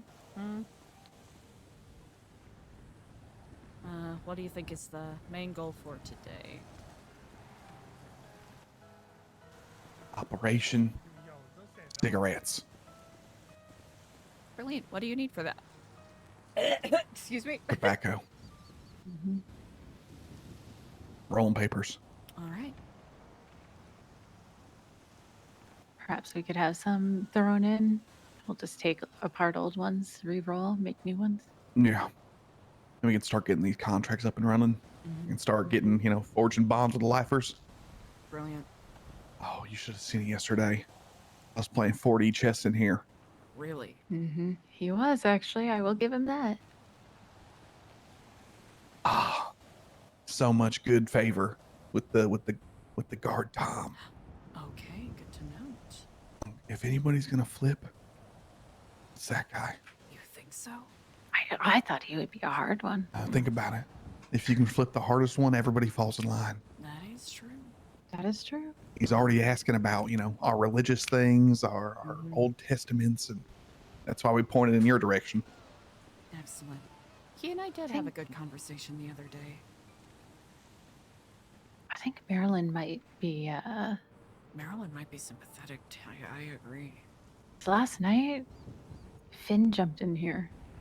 He parachuted in. Really? I didn't know this until after. Wait, take your glasses off. Why did he parachute in here? Was he just casually visiting? Just casually Conjugal. visiting? No other. Oh. So I wasn't gonna say that right off the bat, but yeah. Oh, look, she has 2 eyes. 2 eyes. Oh, I didn't even notice. Wow. He got me an eye. Holy shit. So I jumped in with it last night. He tried to convince the warden to let him in for a conjugal. And he said no, so then he jumped in with it. Helped me put it in. Actually, Carmilla and someone else actually did. There was a few people here at the time. Oh, wow. Wow. And, Marilyn, so he had this big escape plan. And Marilyn actually ran after him, and she's like, get him back here. I'll just let him at the front door. She's like, he wasn't doing anything. And then she told me, she's like, he said he was here for a conjugal. Just let us know next time. We can just arrange it. I'm like, oh, shit. Okay. So, yeah, now the guards think that happened last night. But him jumping in gave me an idea, too. What if we had airdrops? Could people airdrop stuff into us? Just drop it? That would be... that would be nice if we could arrange that.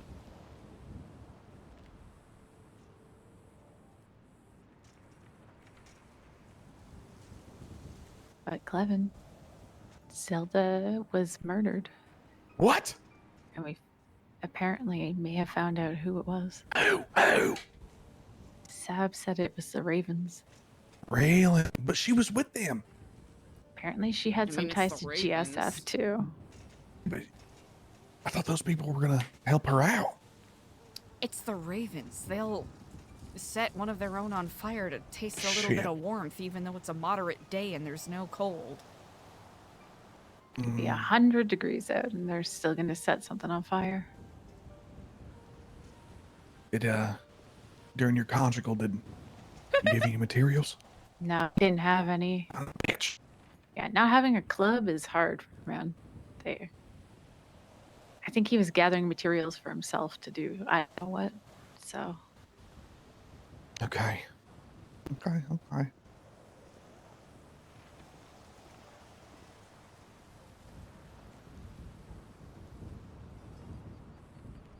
Maybe next time. I mean, asking for an eye was kind of a big ask. Yeah. It's like delivered in spades. They offered me a plea deal last night, Eliza. Really? Yeah. How'd that 10 go? years, 10 probation, $1.5 million fine. I told them they could suck it. That's right. Mm-hmm. I was really just trying to see if I could get put in protective custody so I can find the fucking stitches, but they weren't falling for it. I think they knew my ruse. Am I interrupting? No. No, you're all good. Come on in. Hey guys. Hello. Hi. How's it Long going? time no see. How's it going? I feel like I just saw you last week. Oh, probably. I'm in here a lot. I was up in Grapeseed with you. A frequent flyer. How's it going? Do you guys need anything? Yeah. What do you need? A hug. Aw. Oh. Aw. Oh. Can someone give him a hug? Okay. Yeah, nose goes close. I mean, a hug for you is different. For him, how's prison treating you guys? About as well as prison can treat someone, all things considered. You guys were also the ones that were broken out, right? Yeah. What happened? Yeah. What happened? I'll just tell you what my arresting officers said. There were 3 cars and she hit 4. I think that says just about everything. What about you? I was out. I was free. Sab called and asked for help, and then like 10 minutes later, I'm in custody. Oh my god, for Sab! You went back for Sab! I know, it's because he went back for me too. I would never go back for Sab. I went back for Sab. That's what everyone's telling me, that I was done. So, but he went back for me. So he did. This is his 5th time getting arrested. Keep that in mind. 5th. Yeah. Oh well. Really did fuck me over though, because now I'm getting put on the docket. They still haven't put me on though for treason. Oh. I wasn't on it, but now I'm gonna be. Because you tried to help him? Because I got caught harboring fugitives and now trying to escape with them. And having just been a part of Battle for so long. I'm not gonna lie, the whole thing is actually insane. Like, for how long has this been going? Almost a month and a half. Yup. Mm-hmm. Isn't it exhausting? Yeah, it is very exhausting. I can't even imagine it. Sounds so stressful.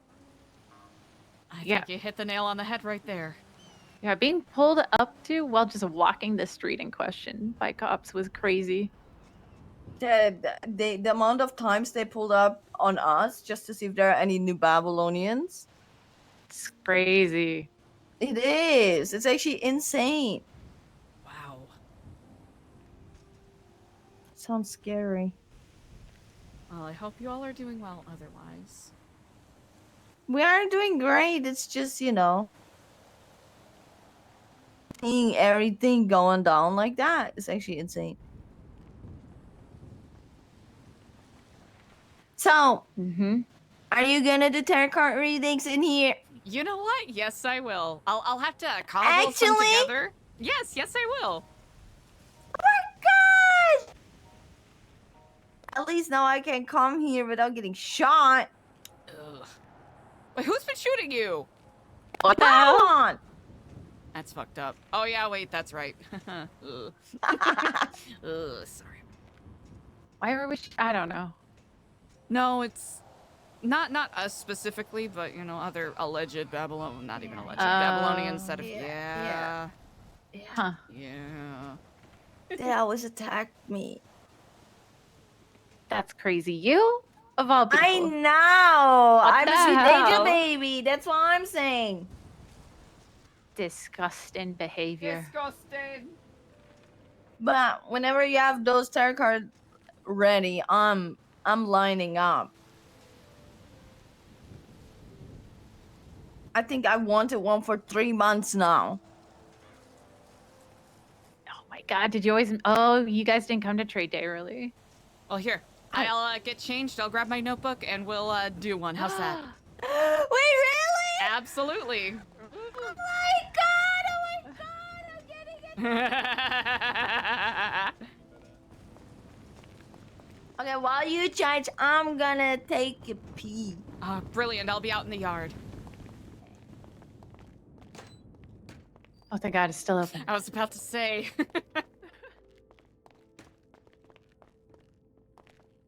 We would have made it work. Indeed.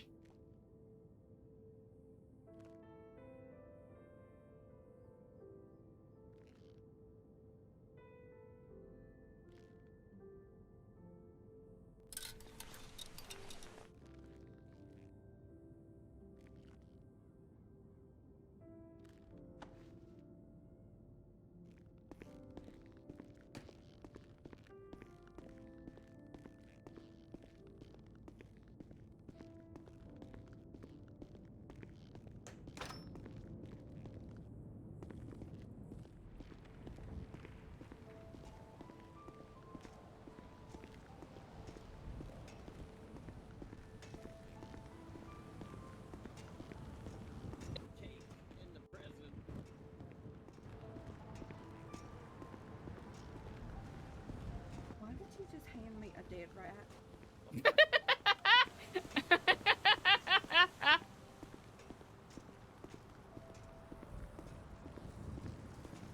Let's see. I think this will be the best spot.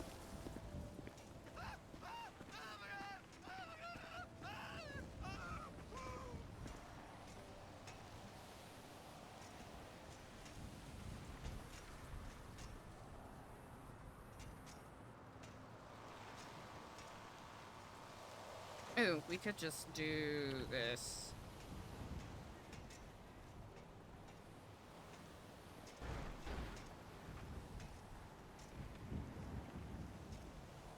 I feel like that makes the most sense. Actually, with like I feel like a joke part might actually make more sense.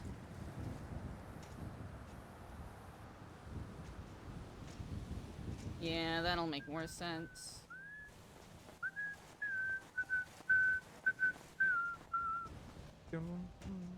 I got my eyes on you, McNulty. I don't know what the fuck you're up to. But I got my eyes on you.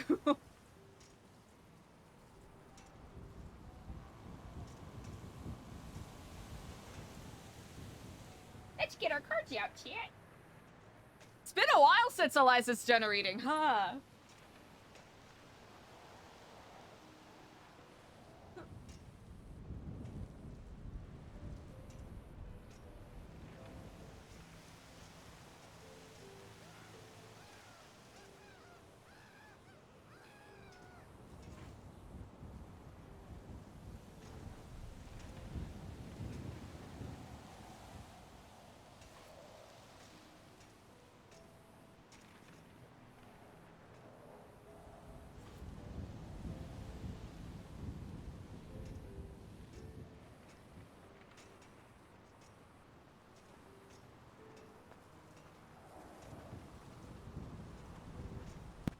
Hey, brother, what's going on? Ah, hello and good day unto you. I'm shuffling. Well met. Indeed. You making carrot cake? Oh, Oh, sorry. Tarot cards. It's a. Oh, those fucking things. Yes, indeed. There's someone I've been promising a tarot reading for quite a while, and it seems that our paths have finally crossed. Well, who is it? A delightful clown by the name of Hazel. Yeah. Hazel's getting a tarot reading. Yes, indeed. Is this like a private confidential thing, or can I definitely listen in on that? You know what? That is an excellent question. I usually lead it up to whoever is getting the reading. So hopefully, upon her return, she'll be amiable. Because if I know anything about the fates, and I know a lot about them, they're fickle and cruel. All too much, I will have to agree. Mm-hmm. There's no such thing as good things. All good things lead to bad things. Eventually, anyway. Oh yeah, no, the world's fucked. I might sound chipper, and excited about most things, and I might come across an optimist, which I sort of am, but maybe more a realist when I look around and what's happening, and I'm like, we're all fucked. I imagine with the things that you have undoubtedly seen, a pragmatic view is the only way to stay sane. Sure. I just know that there's an apocalypse on the horizon. Hello. Okay, I'm ready. Indeed. Esteemed, disgraced former Marshal McNulty wants to know if he can observe your reading. Of course. You could just say McNulty. Of course. McNulty. He's part of the Slay Queen girly gang. Yeah, that's fucking right. I should have known. My apologies. We shared the cell trauma together. Oh, of course. Well, trauma bonding is one of the tightest bonds of all. Sabrina Carpenter and Taylor Swift are my idols. Exactly. I see. Well, here, I shall, pick this up and I'll, face you all this way. All right, Hazel. I'm ready. This is indeed a long time coming. I was looking forward to this. You don't understand.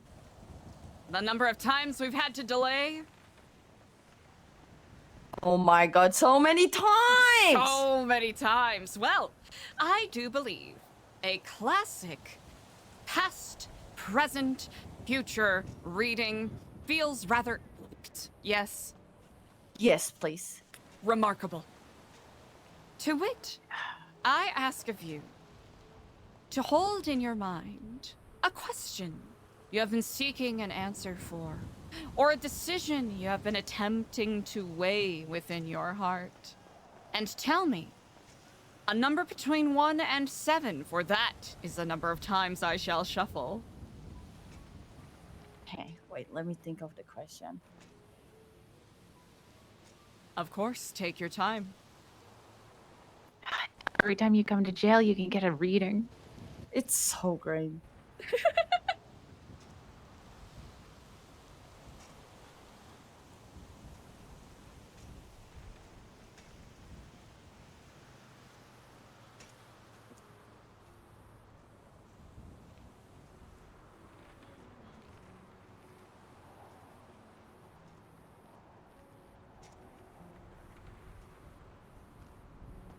One. 1 and done. Excellent. While I shuffle these cards but one time, I ask you to think upon this question or decision you are weighing. Now, I have spread across the table here cards 78 in number, each and every single one inscribed with literal millennia of mythos, tradition, and symbolism from many different cultures and belief systems. From the Greeks, the diviners who used to read bones to determine whether the grain yields would be successful this year, to the Roma, who traveled across Europe trying to find meaning in their suffering, to the carpetbaggers that traipsed along the eastern seaboard of the United States in the 20s, attempting to define and redefine what it means to make one's own destiny. Now, I am not a soothsayer with these tarot cards. These, with their symbolism and how they are interpreted, only has value to one person and one person only. And that is you, and how you receive the interpretations. Okay. Now, first, out of these 78 cards, I would like you to pick one card representing your past. 78, right? That is correct, yes indeed. Split into major and minor arcana. 26. All right, I'll draw that here. 26.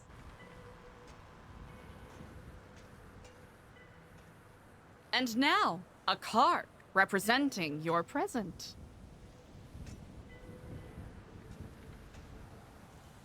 2. 2!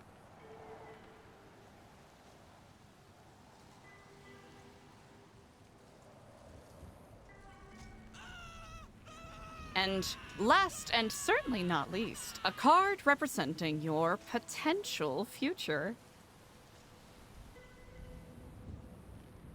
64. 64, excellent. I shall gather up the rest of the cards, and then one by one, we shall flip these over and decipher the meanings within. Okay, I'm ready. Alright, I gotta fucking count. Andy. Yes! Come on. Oh my god, putting me to work. Go get a bike. Go get a bike. Go get the bike over there.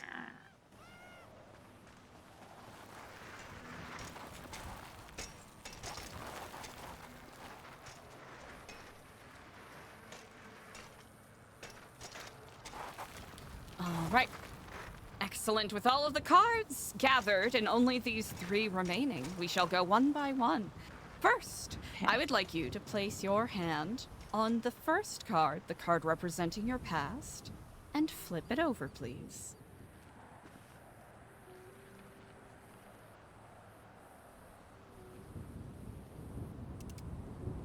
Okay. Ah, what we have here. What is it? We have a scarlet sunset that makes the backdrop for this portrait here. For it is a portrait most austere and serious. A golden throne adorned with ram's heads has seated upon it an imposing figure wearing brocades and scarves and layers of shawls, burgundy in color, over his old dented armor. His beard is long, silvery white, but well kept. And upon his head, an ornate golden crown. The expression on this figure seems to be staring directly at you. This is the 4th card of the major arcana, the Emperor. Now, when it's in its upright position, this card is usually in reference to a powerful leader who is noted for having a wisdom able to guide his people. But this card is upside down, which means that it is interpreted in a slightly different way. Now, this card representing your past could refer to an authority figure who has power, has authority, but perhaps does not use that power or authority wisely. It could be misused. Or it could even liken to a situation where you or someone close to you was in a position of authority, but the decisions made were weak, indecisive.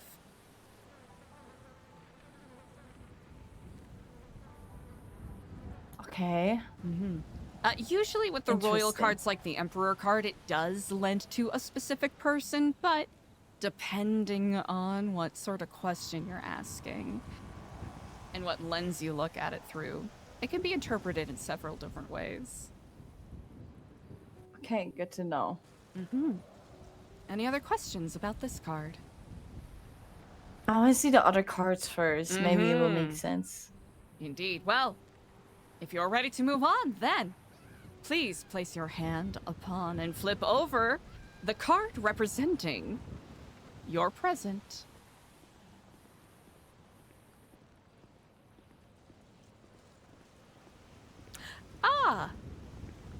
What we see here is a humble shepherd wearing simple but very clean cloak and jerkin. There's a small cloak draped over their shoulder that is a light green in color. And on the other shoulder, scarlet with golden tassels on it.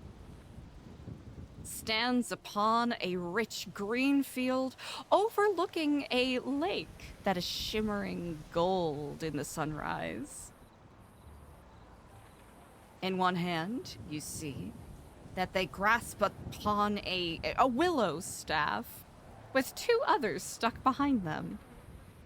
This is the Three of Wands, and this particular card is representative of virtues. Preparation, travel, enterprise.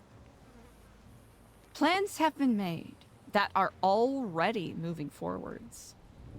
New opportunities do exist, and they are there for the taking, but they may require movement, active movement, in order to capitalize upon. Success comes from planning. The same way that one packs for a fruitful journey, so should you make sure you are prepared for whatever travels you have ahead. Okay, interesting. So, I'll admit I like these kind of cards because it's just good general wisdom. It really is. Any other questions about this particular card? I want to see the next card first. Then, whenever you are ready, please do place your hand upon the third card, your potential future, and flip it over.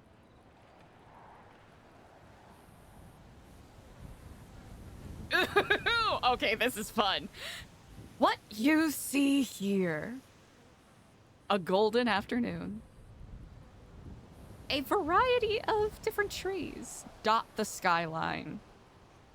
Ferns, conifers, fruiting trees. Just think of a tree, you see it. Okay. The ground is lush with wheat stalks growing. But at the foreground of this whole portrait of lush greenery and wealthy plants, you see a singular figure seated upon plush velvet cushions, wearing an intricately embroidered gown. You see a lot of rosettes and other plants sewn onto this silk dress. You can tell from the way that the dress is woven that a lot of care went into the creating of it. Okay. Casually, not lazily, but casually, you see an older woman. Bears herself with grace, holding in one hand a staff, as she lazily leans her head upon it as if she is simply enjoying a moment's rest. She has long, copper hair, and upon her head, an ornate crown bedecked with literal stars. This is the third card of the Major Arcana, the Empress. And unlike her compatriot, the fourth, the Emperor, she is upright. She's looking right at you.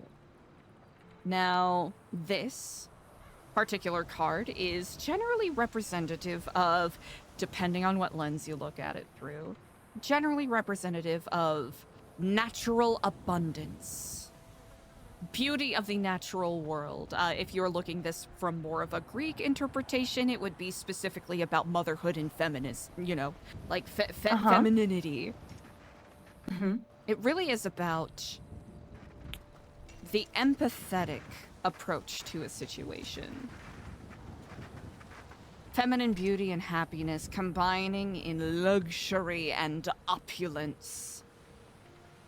It's really about a state of being in tune with nature and how efforts dedicated through a long period, like a growing season, will lead to a harvest, and being able to take time to enjoy that harvest, enjoy the bounties, the fruits of your labor.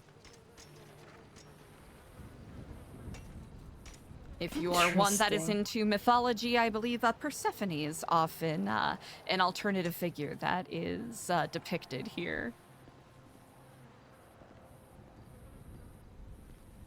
Okay.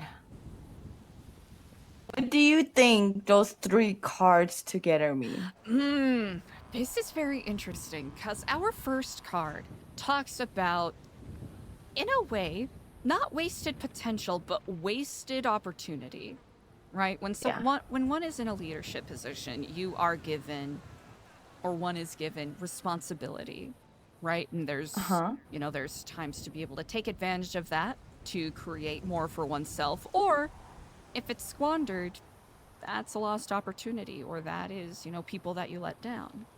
Yeah. Which I think is an interesting mirror to both your present card, your 3 of Wands, and your potential future card, which is the, you know, the 3rd card of the Major Arcana. Got a couple 3s. So 4, 3, 3. Fun, right? Love patterns. But the 3 of Wands is about preparation for a journey, right? Taking careful, thoughtful steps of your own, not necessarily guiding anyone else or taking direction from anyone else, but making that decision for yourself. Then you look at the Empress, the 3rd card. That is about basking in the fruits of your labor. This is benefiting and being able to sit in the wealth of a job well done or a plan well accomplished. Interesting. That is one way to look at it.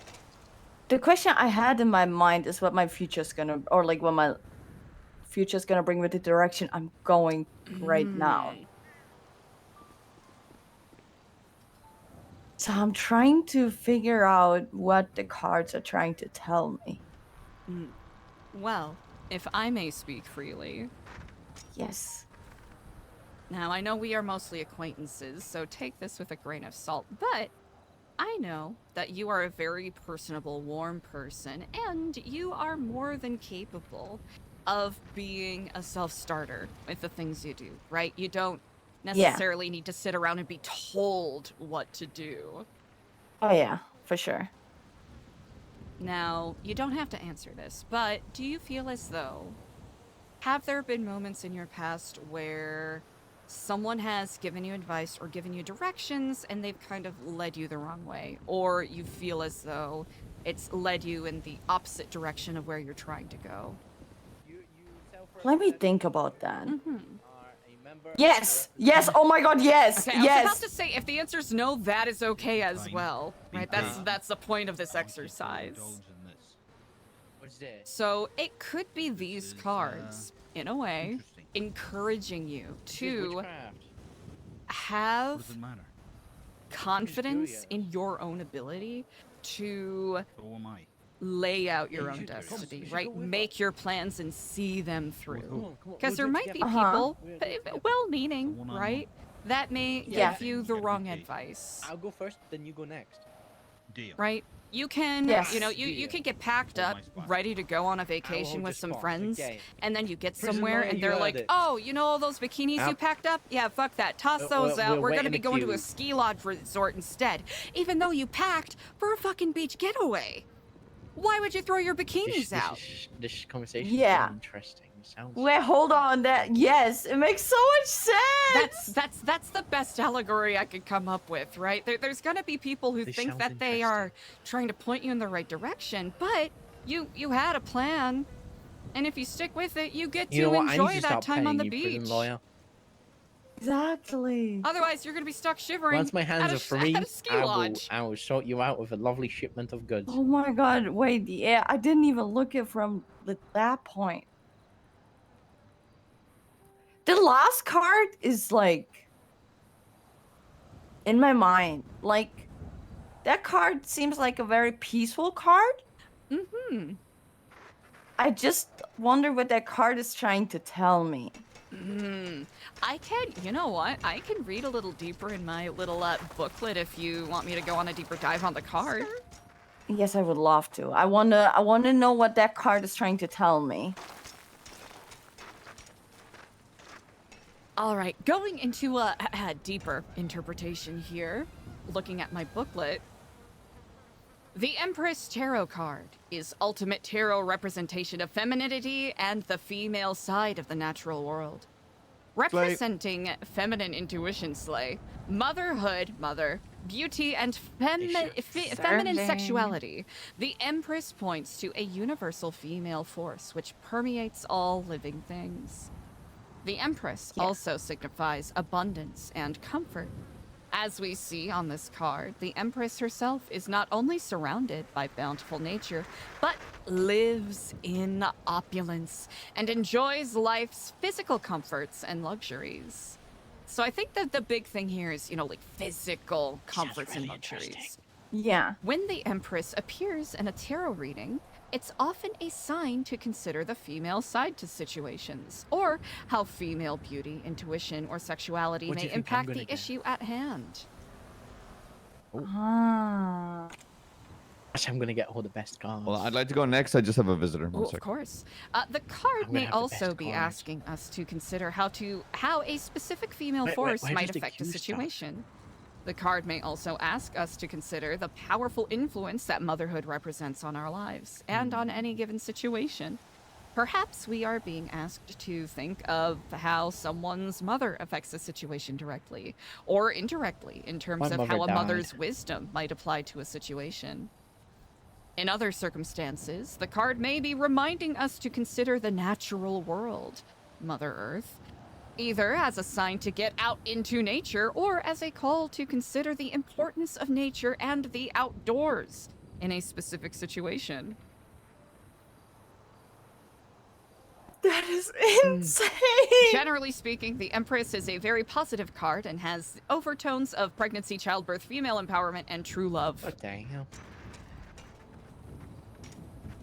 That's what the booklet says, but there's a lot of like symbolic things one can glean from this as well. I think that card is about Tessa because Tessa always has my side in my back and is looking out for me. She is mother. She is, and she loves the nature, and she is so connected to it. I think that is a very good point because a lot of these royalty cards tend to try to ask someone to think about someone specific in their life. Wow. That it may reference to. So that very much could very well be the case. Holy shit. That is a hella good reading. Well, hey, listen, it's not the cards, it's how they're interpreted. I come here often. Can I have a relationship one? Do you think we have time for that We could do a one card draw here. 1 second here. Oh my god. Okay, oh fuck, I'm scared of that. Oh my god. Okay, all right. You are not that down bad right now that you are hitting on me. Think about. What's a joke? Think about the individual that this reading already is know about, where that right? Okay. Now, relationship readings don't always have to be romantical in nature, but they very often How am I are. disgusting? Yeah, So mine with- is definitely. With that said, please give me a number between 1 and 4. I know you thought Stanley was below me, but damn, boy. 4. With me, or you want to? All right, excellent. I'll shuffle these up here. That's right. You want to come with me, or you want to stay? We're gonna. That's right. I'm gonna. That's right. We're gonna go talk to a ex-DOC person called Ex-DOC. All right, excellent. 78 cards are laying out here. Please do select one while thinking of this particular person. Who's it gonna be? Who's it gonna be? 12. All right. I shall pull that card and gather up the rest. Okay, I'm a bit scared.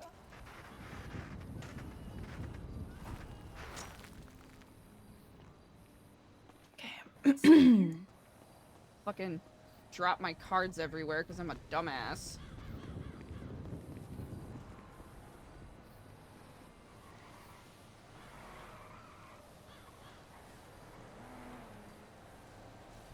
All right. I have the card here. Whenever you are ready, place your hand upon it and flip it over. Okay.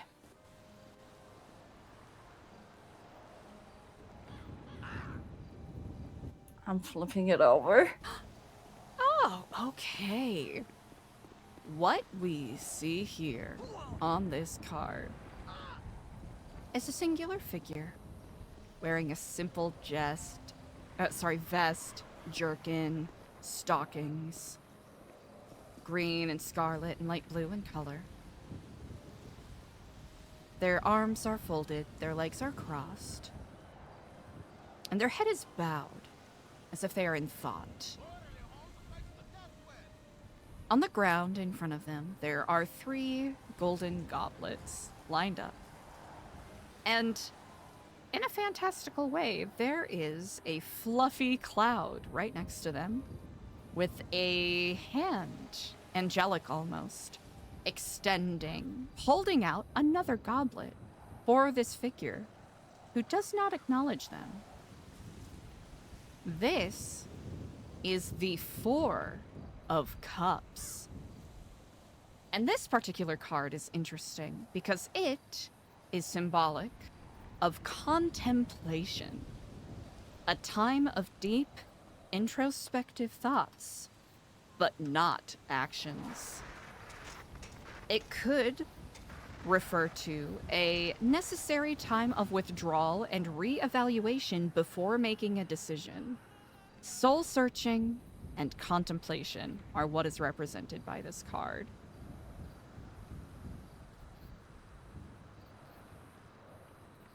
What does that mean?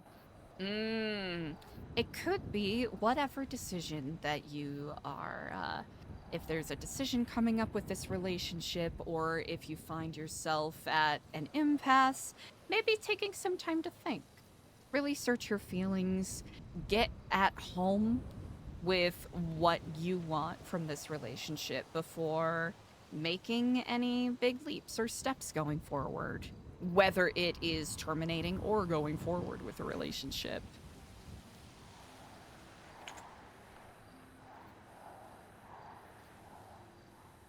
What if I already have done that in the past few days? Ooh, you know what? It could also, if we want to look at a different way to interpret this, it could be in reference that something might be getting ignored. Like the person in this picture, right? They are having something that is being given to them, right? A golden goblet. Something is being offered to them, but they're not seeing it because they are so lost in their own thoughts.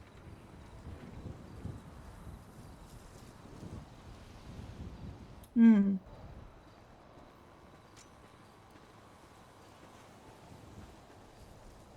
you want a, we can draw a clarifying card if you want. Sure. All right. Here, give me another number. Out of 78? Out of 78, yes indeed.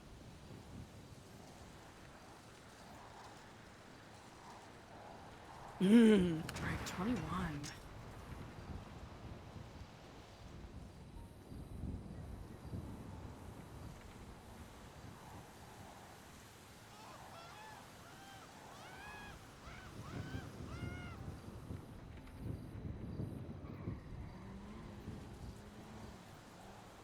Oh, this is kind of funny. All right, whenever you are ready, please flip the card over.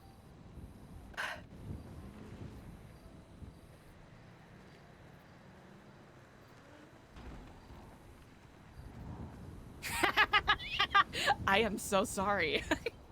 Oh, I love when she does this. I love when she does Okay. this. Oh no! I love it's it. not bad. It's not bad. You're gonna understand. My apologies. I should have been a little more professional.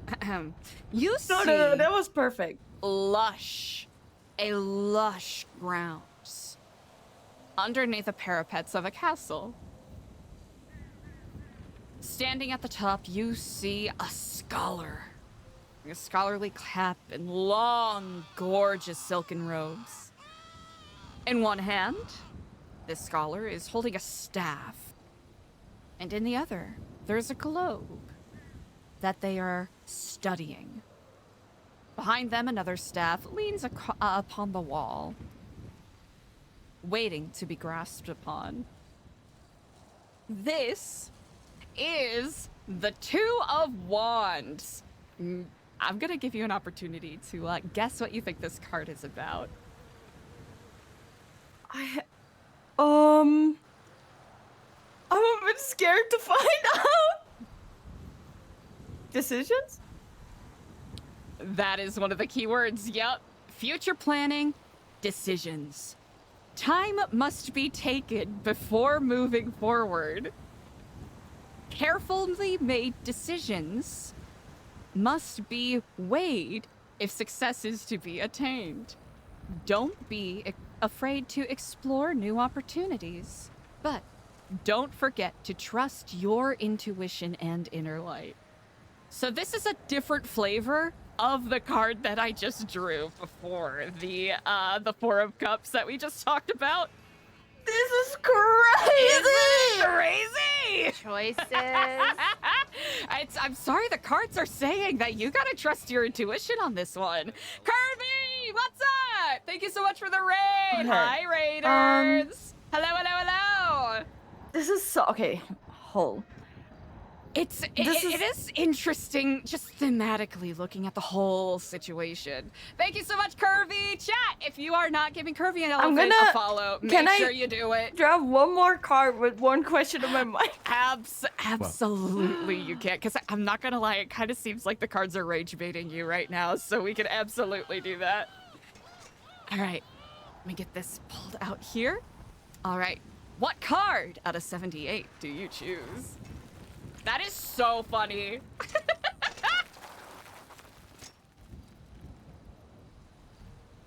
Chat, if you're not already, make sure you give Kirby Elephant a big ol' follow. Thank you so much for the raid. I hope you're having a great day. All right, excellent. Doing tarot readings, you know how it is. Got that present life. All right, I need to learn how to count. The hell?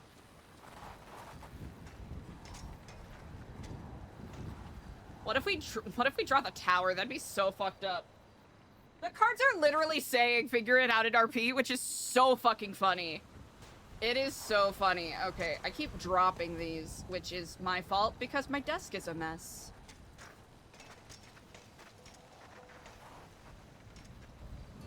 All right, excellent. Whenever you are ready, please do place your hand upon the card and flip it over.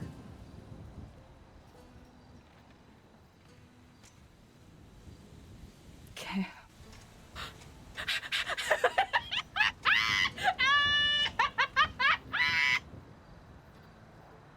Oh boy.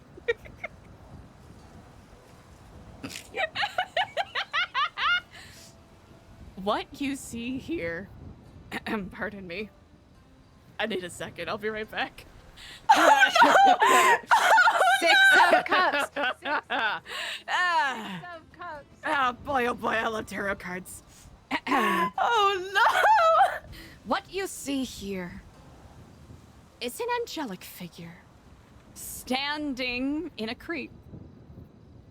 You see daffodils and lilies all aligning the shore as the creek winds and moves towards the sunrise. The key figure of this card is an angel. Beautiful, resplendent golden robes bedeck them with broad bronze wings extending from their back. In their hands, they hold a goblet in each, pouring water from one into the other. Upon their golden curls, they are bedecked with a halo that almost looks like an eye. This is the 14th card of the Major Arcana, Temperance. Now, do you want to take a guess as to what this card is about? I don't know. Moderation. Patience. Moderation in all forms. Spiritual, physical, intellectual, and emotional. This card is about the importance of balance and even-handedness. I am so It's another card that's speechless. I hope you could forgive me cackling like a bog witch, because this is kind of... I wish I was making this up. By the grace of craft, I wish I was making this up. This is crazy! This is so Hazel, fucking this is funny. what you waited for all this time. Is it telling me to have patience? Yeah. How dare it? Literally, the cards are saying, hey, just think on it. You'll figure it out.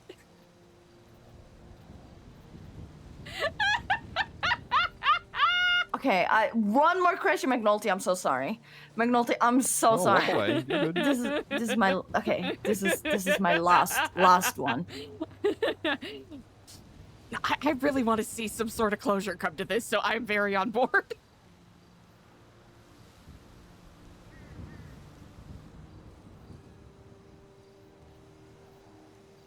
$39. Excellent. I'll draw that here. All right, I'm not gonna drop the cards this time, chat. 6 of Cups. 6 of Cups. 6 of Cups would be so fucking funny. Oh my gosh. I would die if we got 6 of Cups.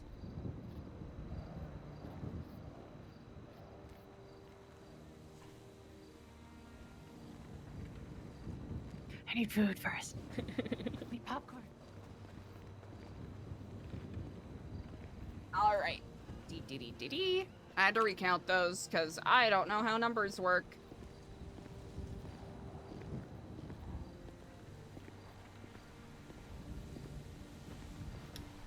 All right.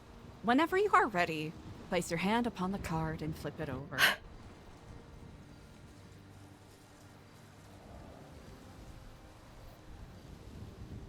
Oh, you gotta be fucking kidding me.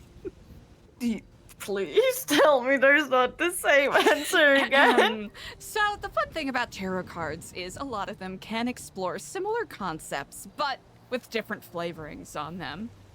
Mm-hmm. This particular card, however... Oh my god! You see an older figure, shrouded in a gray cloak, his head bowed. He holds a singular staff. He stands barefoot in the snow. In the other hand, he holds aloft a singular lamp with a star lighting the way. This is the 9th card of the Major Arcana, the Hermit. Here, do you want me to tell you what the card represents, or shall I let you say it? Oh, please tell me. This is a card representative of lone reflection. Silent contemplation reveals inner truths. The voice of your heart is wiser than the voices around you. Damn that, wow. A time for solitude, peace, and reflection. It's also a card that cautions an avoidance of materialism.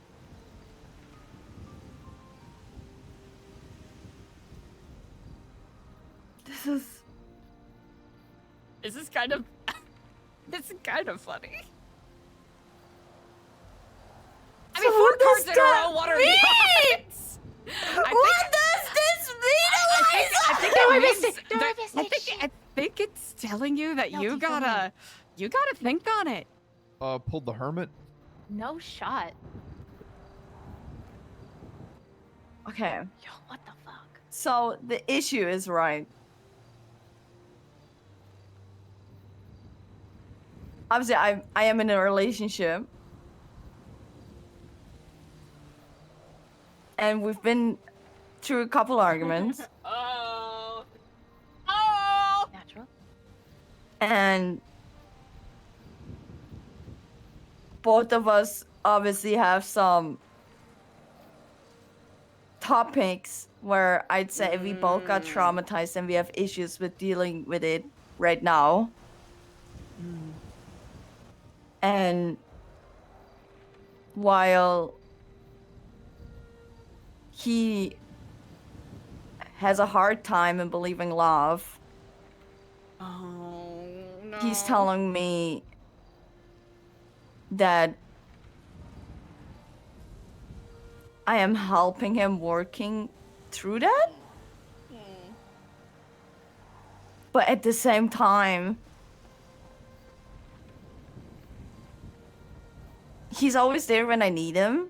So it's very hard for me to I don't know where to go with the relationship. I don't know at what part it is worth to move on and at what part I should stay and be there. Because he means a lot to me, but at the same time, I don't know if I mean as much to him as he means to me. It feels like I'm just very convenient for him.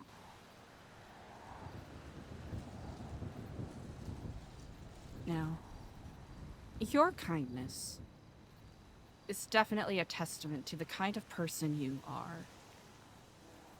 But, as these cards are saying, this is for you to contemplate on and think about what you want out of the relationship and whether you'll get it back. It's not your job to fix someone.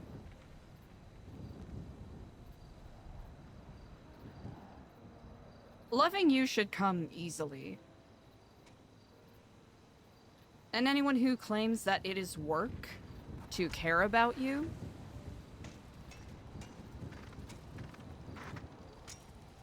may not be worth your time. Because you deserve more than that. Preach. And that's not to say that common ground can't be found and that things can't improve. That's not what I'm saying at all. But it is probably better to have these things laid out so that resentment doesn't build up for either of you. Because a moment of disagreement, that's easy to bounce back from, but resentment, that is a poison that lingers and rots. And in order to fix that, you have to cut something off.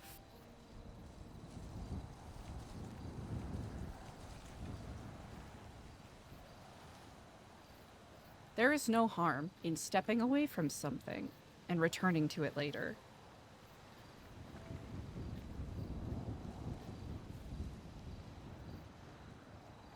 But you have good instincts. So regardless of what you choose to do, trust that you know your own heart better than anyone else. And if all else fails, go talk to Mom. I wish she's on a trip. I need her. Oh no! Mother, I need her advice. Well, you know what? We can play at this a little bit. If she were here, what would she tell you? I think she would ask me if I talked to him about it. Mm.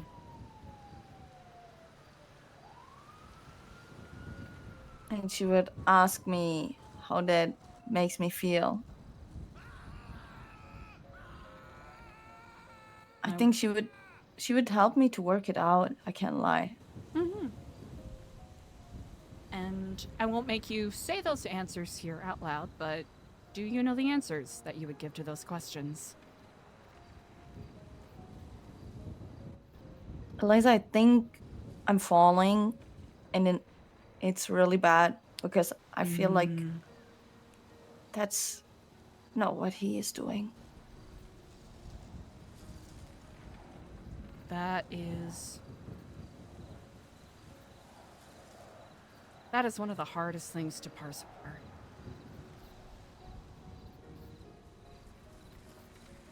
And I don't know what to do against that.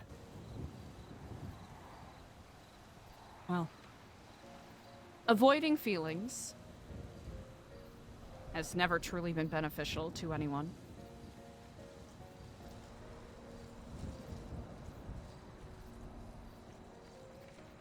Do you think that if you express this to him directly, is that a conversation you would want to have? I never said it Dependent directly, on the people. but I hinted at it. The issue is, I don't know if I'm ready for that talk yet. Do you know what I mean? I know all too well precisely what you mean. I don't know if I can tell him. I don't know if I can hear the results of that outcome. Then, perhaps the question is, how long are you willing to wait until you are ready?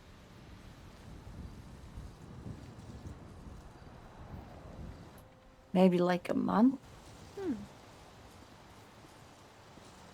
A lot of things can happen in a month. Also, a month, not too long a time either.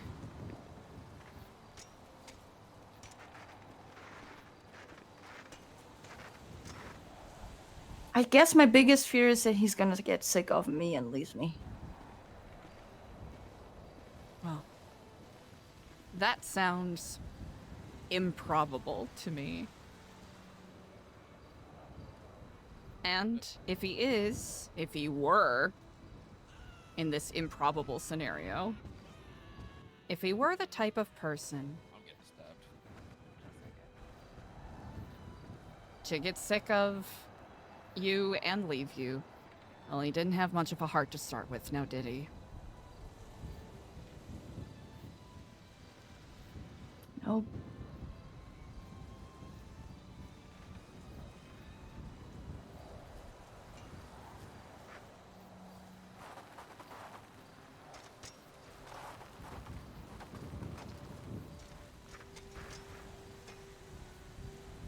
Think I don't clock your shit, McNulty?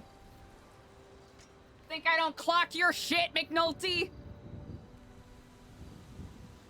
Clocking your shit. I'm certain, in due time. It's tricky because the matters of the heart are never 100% laid in stone, and the answers are never textbook clear. Which is probably one of the most frustrating things on the planet.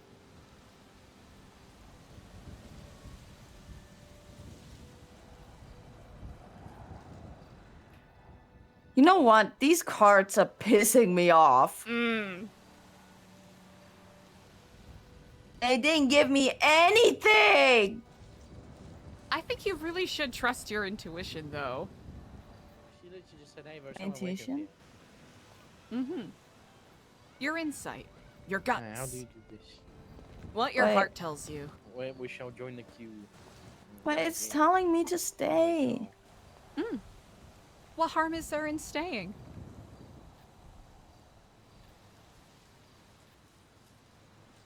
Better than prematurely saying goodbye.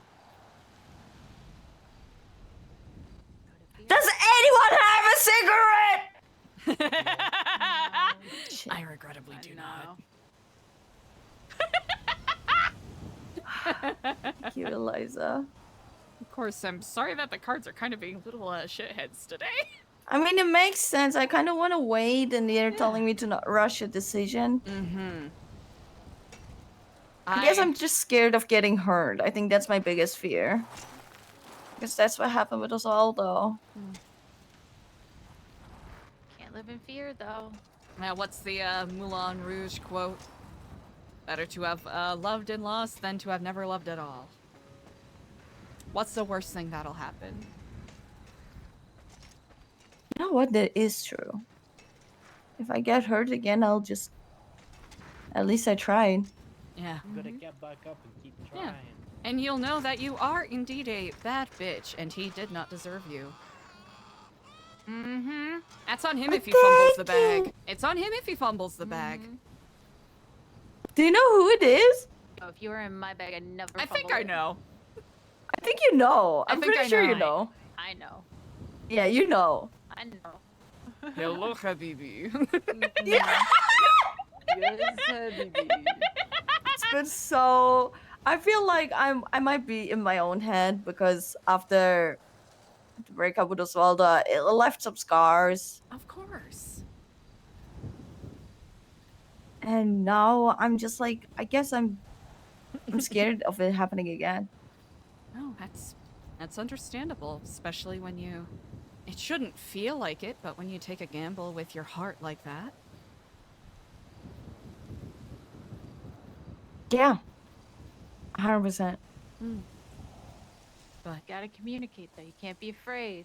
No, And if they don't like that, then that's too bad. Exactly. The issue is he is talking to me, but it's just not getting to me. Do you know what I mean? I understand precisely. The words he said were so beautiful, but they somehow... They feel like they're forced.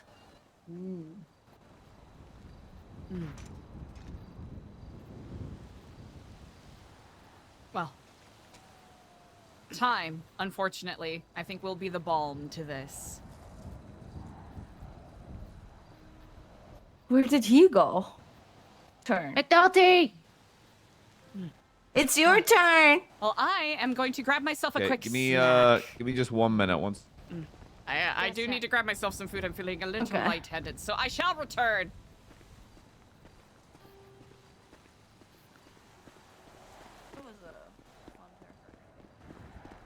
Okay, he's talking to Clevin. I don't know who that is, but he pulled McNulty aside. Huh. Hmm. What'd you say? Oh. Hello.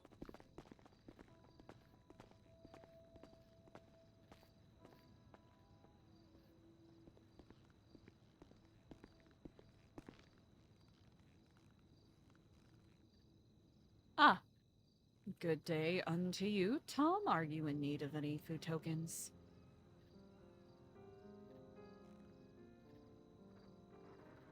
Charge In charge what? for your readings. No. Actually, I do them for free. It's a meditative practice, I would say. That you do. Are you interested in one by chance? Definitely not. Ah.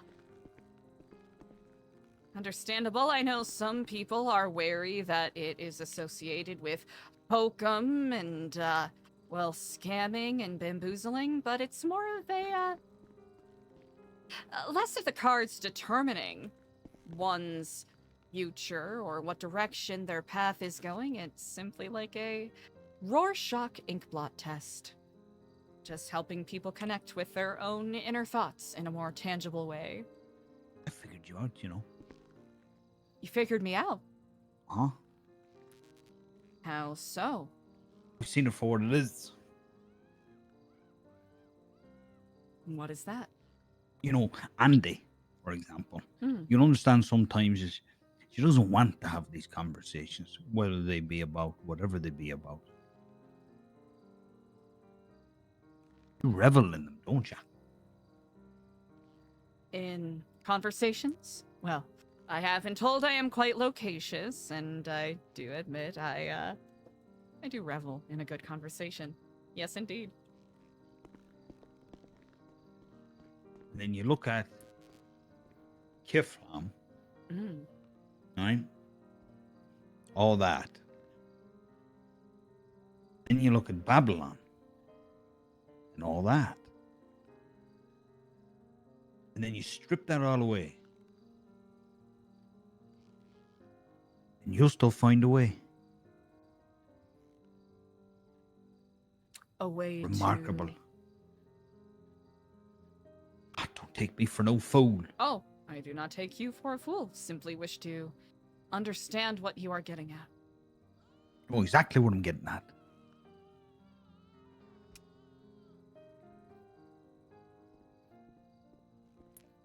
A way to connect with people? That would you would call it. I would, yes indeed. There are Or- people in here that would bite people. Mm. Try and eat them. Mm. People in here that have lessened me to not even a human. All of that I can forgive. But what you're doing, what I'm watching, I know exactly what it is. I'm sorry that anyone would lessen you to feeling inhuman. Oh, would you stop? I would go as far to say that you are one of the most human people here.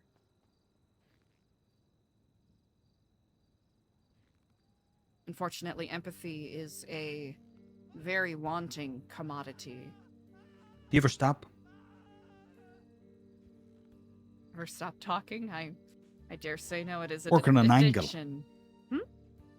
Work on an angle. I get it. It's prison. Everyone works an angle. I'm certain that you have me very much confused to being some sort of social mastermind, Tom. It's exactly what you are. A fool like me can look upon it and say, it's exactly what it is. Almost biblical. Biblical. Aye, historical. Well, it would be blasphemic for me to even claim such. That's one word. Mm. That's what I'd call it. And I would never claim such, for I am just as mortal as the next person. Just as mortal as you. 300-400 years ago, you might have been burnt on a pike. Maybe 400-500 years ago before that, you would have done tails or coins and coppers. In today's age, you could have monuments built, castles erected in your name, people that would wear matching outfits. And then you would even be part of something even more radical. A sovereign section, trades, and even a religion made up to justify the whole thing. Sovereign? You're one of those few. No. I have perhaps misled you with my demeanor. Tom, Officer Tom. I am not the sort that would want anything erected in my honor. It is simply for the self-actualization of those who have been left to fend for themselves or made to feel helpless. You seize it. You grab those people. And you collect them. Cards. Perhaps less that Let me I tell you collect them. Please. I can talk to a person who would dehumanize me and make me lesser than an animal. I can talk to someone who eats human flesh and try and see the bright side in things. I told my colleague over there, I said, if there's one thing that I would lock someone up for, or cease or discourage, the very thing you're doing now with those cars. You dare say, or you venture to say, that words are more dangerous than someone with filed sharp teeth?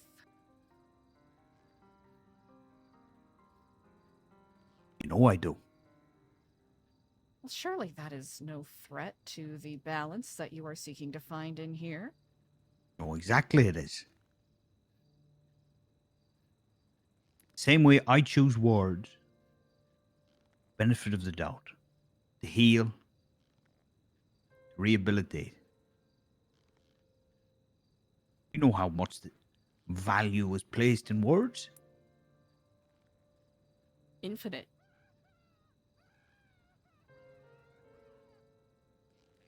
Words indeed do have power.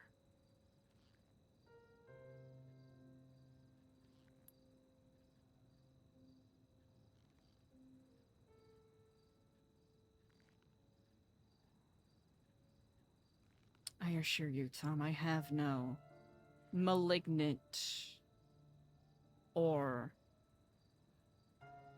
secret designs. I too wish to help people.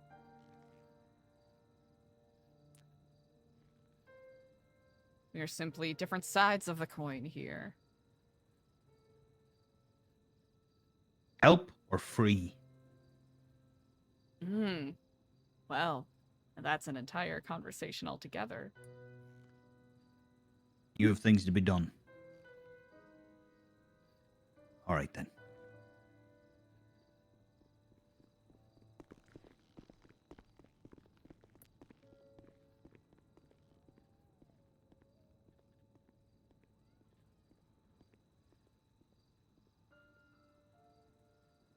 Ooh, chat, are we gonna be frenemies?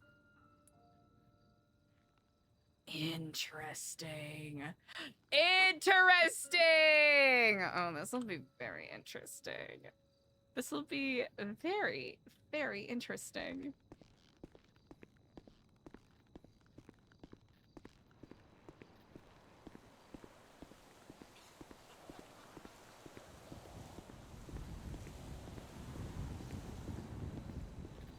Also, chat, thank you for sending love. I appreciate it. If you're not already, make sure you send Uni a bunch of good vibes for that RP. The cards are being so fucking goofy. Oh my gosh. I couldn't not break. You're gonna be the first one I call when we break up. Oh, uh-oh. Oh no, I heard the word breakup. Did I leave for too long? What's No. my opinion on Finley Milton? He's dumb as fucking bricks. You're not wrong. Holy shit. Seems like a kid with a good heart. Wait, Andy, why are you asking that? Sorry about it. That is No! That is so funny. I'm not getting married. Eliza, can we have after McNulty's reading? Eliza already. We've we could. I mean, I'm in jail forever. From the looks of it, so. Damn. So nothing else matters.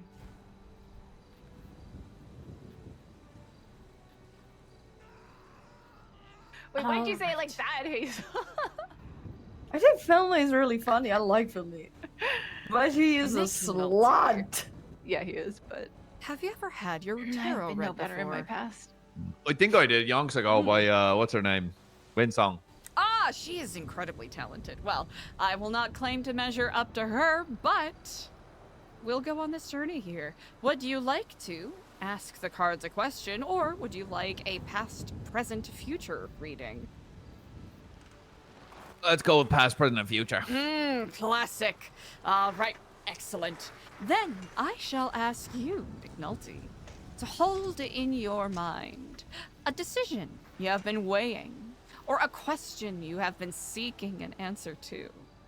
And when you have that ready, please give me a number between 1 and 7. For that is 5. the number of times I shall shuffle. 5! Excellent, I'll shuffle away. While I am shuffling, hold this question in your mind. Focus on it. With diamond-like sharp intensity.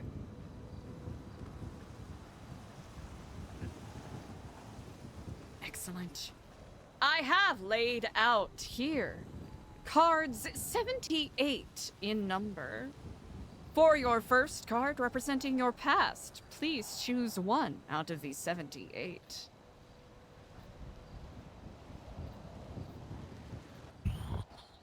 Out of 78.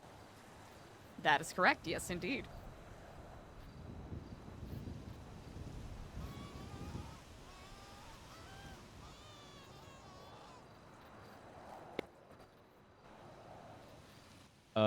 Let's go with 36.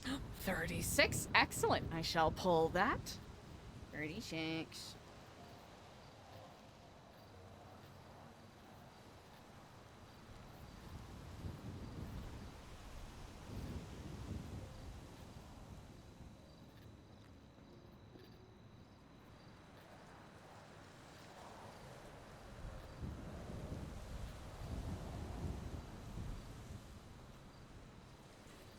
I keep dropping my fuck-ass cards.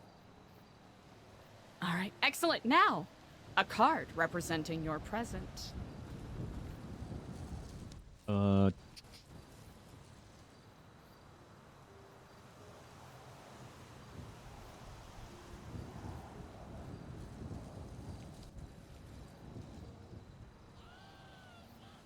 12.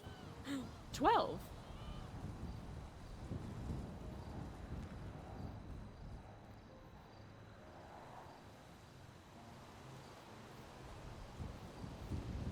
And now, your card representing your potential future.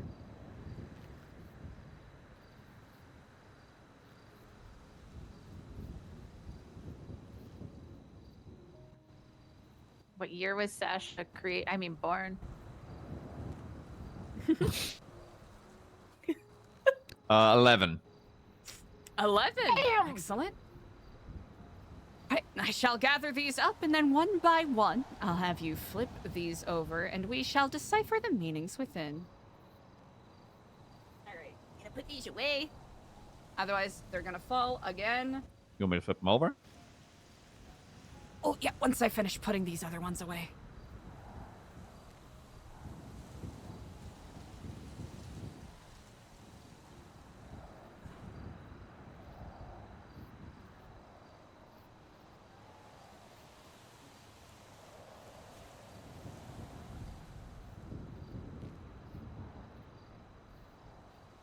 All right, excellent. Whenever you are ready, please place your hand over the first card, and we shall dive into the meaning of your past.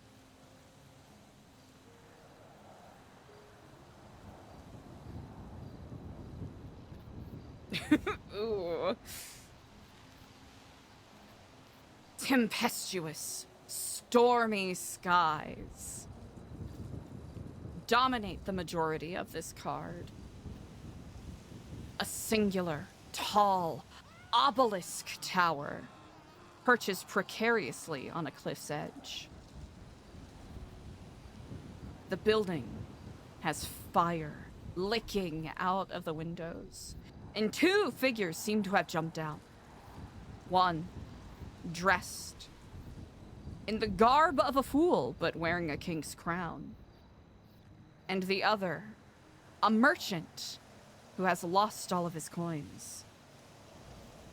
A singular lightning bolt, as if it were sent from Zeus himself, strikes the top of the tower, as a large golden crown seems to fall off of it.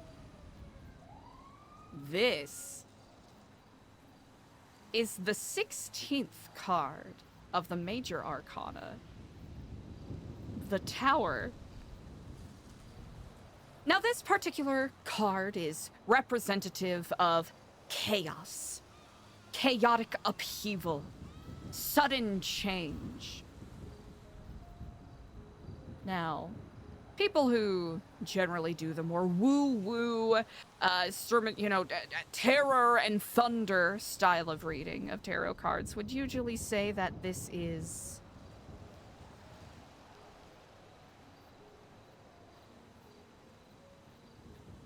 would say that this is the worst card a person can get. However, I think that this card holds a lot of significance just by virtue of the breadth of symbolism here. This isn't just chaos and destruction for the sake of. This is chaos and destruction at the consequence of misguided ambition. Ambition, when it is not wielded thoughtfully, can lead to conflict and strife. Things that are fueled by ego, more often than not, are destined to fall. The tower could also most simply be a depiction of collapse, an inevitable end.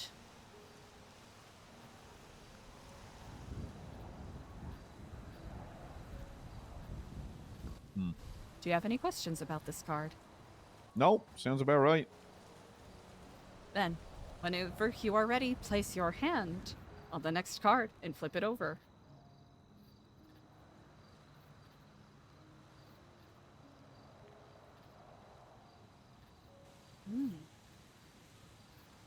What we see here is a farmhand wearing simple clothes, well worn but well cared for, traveling across a barren field, struggling to carry a large bundle of sticks. The rope that previously held them together has frayed and fallen off, so it is by his hands and his hands alone that these sticks are being held together.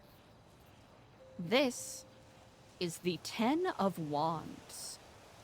And this card representing your present, is about burden. An extra responsibility is indicated in this card. Freedom and liberty are trapped beneath the heel of a greater necessity. Work will grind on, and completing that work will require hard work and many obstacles.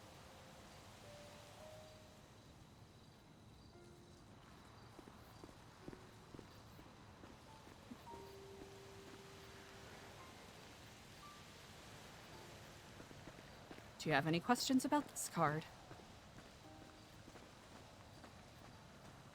No. So far, so good. Sorry, I saw a spider. No worries at all.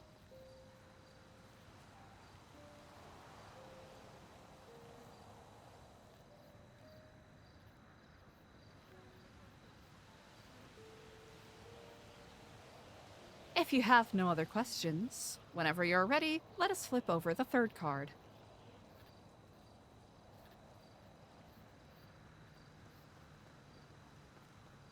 Oh, jeez. Okay. What we see is the aftermath of a storm. Ravines that have overflown from a flood. Detritus, fallen trees.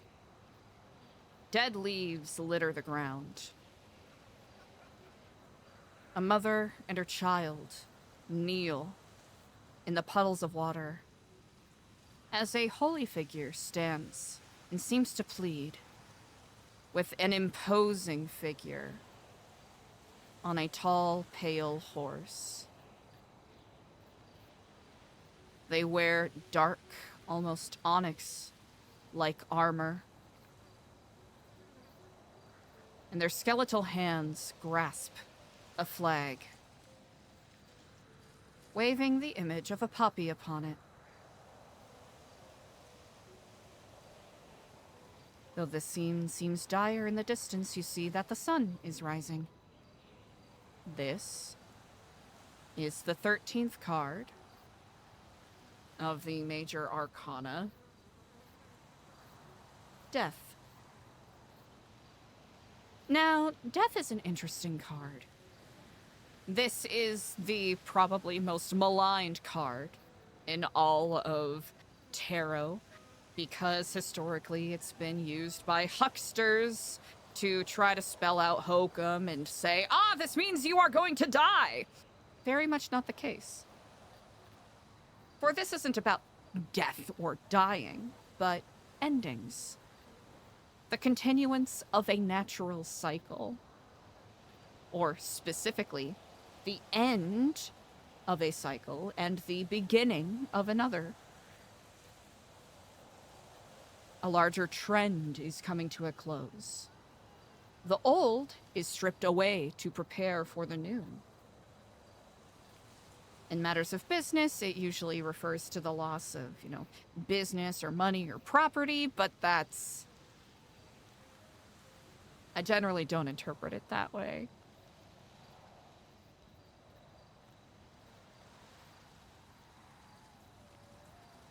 It's just the natural progression of things. Sometimes that can lead to something even better.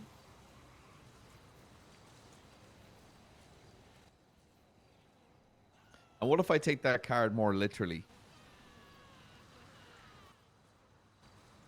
In what manner?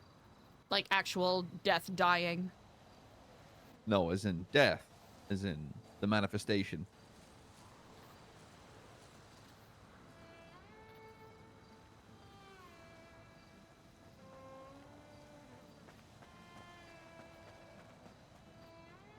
I spent enough time around him.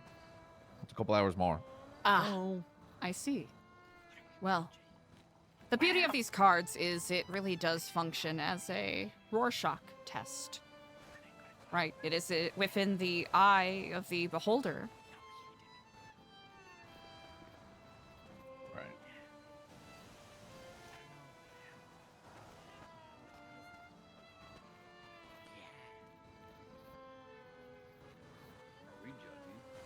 Hmm.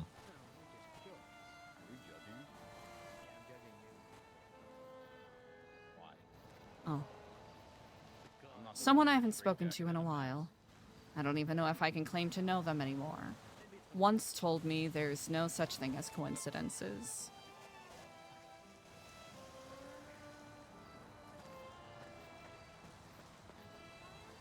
Yeah. Maybe it's a sign of a family get together. Appreciate it. Is that all? Yeah. Unless you have any other questions, that's all. You can't choose family, huh? All right. Thank you. Have we got a cigarette? Course. That's how I feel. Hey, can I try? Well, yeah. Eliza, can you do another one? Yes, I absolutely can. Yes, indeed. Of course. It seems as though my hands may perhaps be, Sure. bearers of dark portends on this day. Oh, no. But I absolutely can. Hello and good day. Don't tell me things aren't going to work out with Sasha. Whoa, hey. Now, who is it that Should have wishes done to a get it read? relationship one. I would do it. Ah, indeed. Would you like to ask a simple question or a past, present, future? Yes. Right. But whichever one's convenient. Not necessarily convenient. Which one would you prefer? Past, present, future. Excellent. Here, I'll get these gathered up here. And, please, I do not believe we are acquainted. What is your name? My name is Lila. Lila.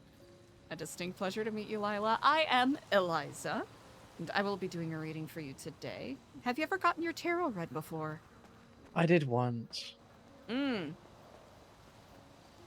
Well, I will say that I take a little more of a meditative approach with tarot readings. This isn't going to determine your future or tell you what is going to happen, but it will, based on how you interpret the cards, maybe help you gain some insight to any decisions you've been trying to make or questions you've been seeking answers to.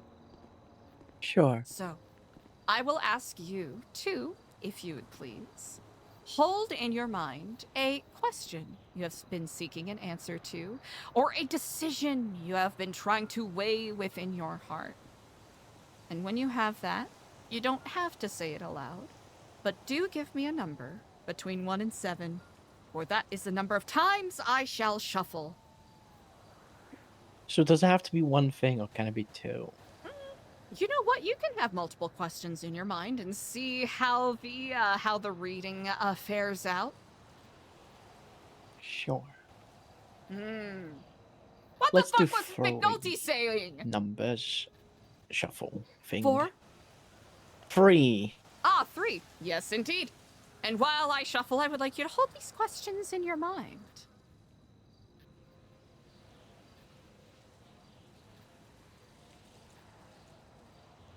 All right, excellent. Now, with these cards shuffled, we shall, one at a time, pick a card to represent past, present, and future. First, for the card representing your past, could you please choose a number between 1 and 78? 71. 71! Excellent, I shall gather that here. I like that because that means I can count backwards.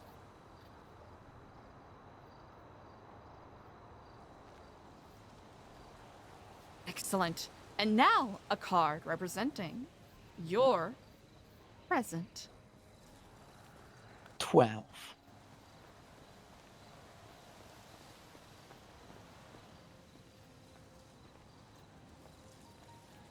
All right, I'll gather this up.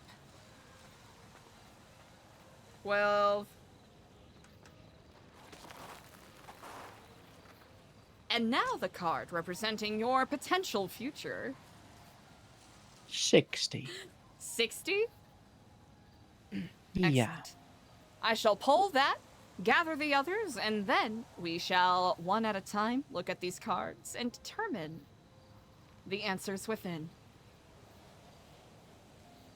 All right. D, D, D, D, D. I know how to count. I know how to count.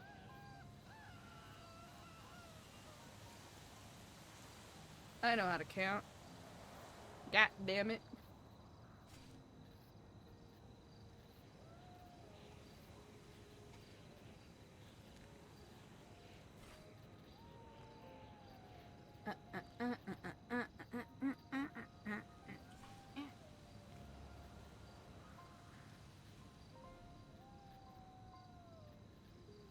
All right, excellent. With these cards, 3 in number laid out here, I would like you to, well, I suppose you can't really place your hand. Let me know when you are ready, and I will flip over the first card. I'm ready. Excellent. All right. I shall describe this card for you here, but I want you to hold in your mind that this card is facing you upside down. So the interpretation shall be a little different than if it were upright. Now, we see here a grand procession.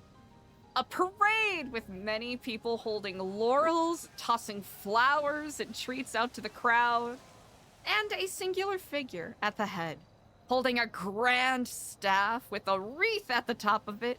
They wear a laurel upon their head and celebratory robes flowing off of their shoulders. The beautiful golden palomino they ride upon has a golden blanket upon it. It is a day of celebration, for this is the 6 of Wands. And this is the card of victory. Not just any victory, but success as a result of time and energy well spent. However, this card is inverted. So when you look at it upside down, this card can be interpreted as recognizing that success has been achieved, but public recognition may be lackluster or insufficient. This can also be interpreted as the achievement is less something that can be outwardly noted or recognized, but an inner victory, an achievement of a personal goal.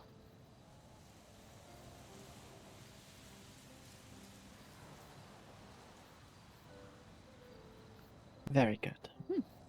Do you have any other questions about this card? No, I think I'm pretty happy with what I got.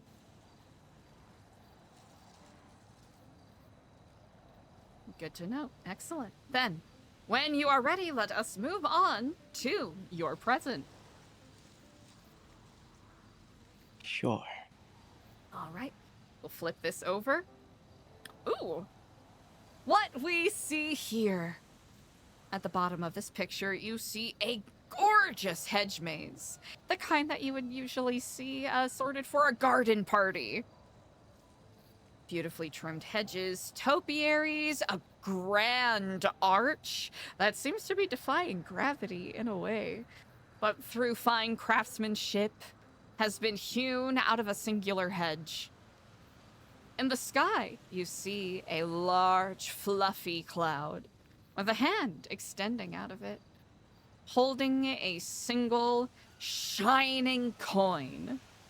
This is the Ace of Pentacles.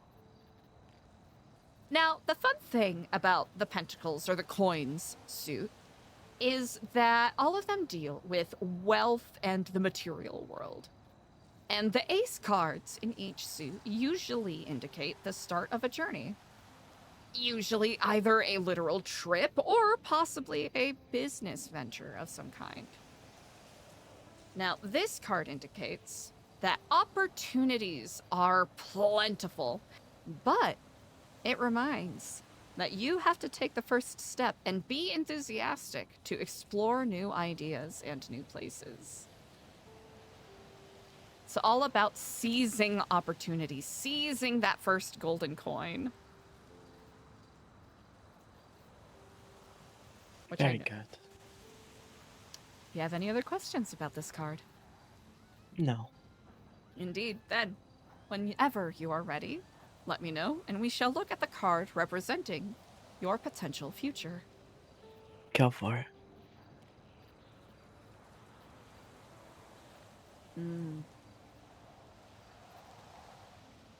A dark room. A singular figure sits upon a simple wooden bed. Upon the bed, there's an ornate carving of a great battle.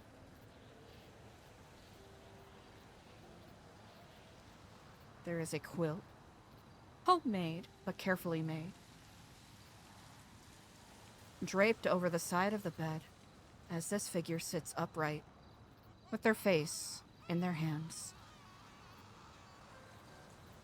bent over, as if they are sobbing. Upon the wall, there are hung horizontally 9 swords. For this is the 9 of Swords.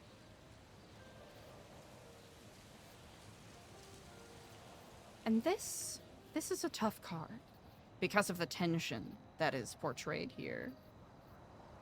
This is a card representative of despair. Nightmares, stress, tension are indicated in this card. Nothing real, but the potential of something bad happening. A fear of betrayal. And the question that this card asks, is it a real threat or is it anxiety? This card serves as a reminder that too much stress and fear for things that have not yet happened can be self-fulfilling.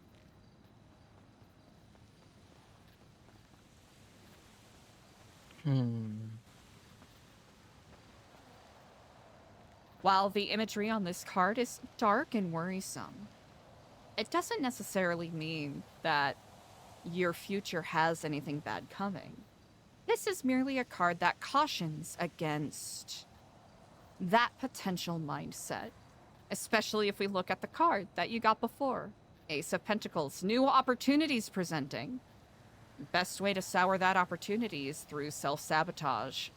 And what better way to self-sabotage than to give into despair and doubt?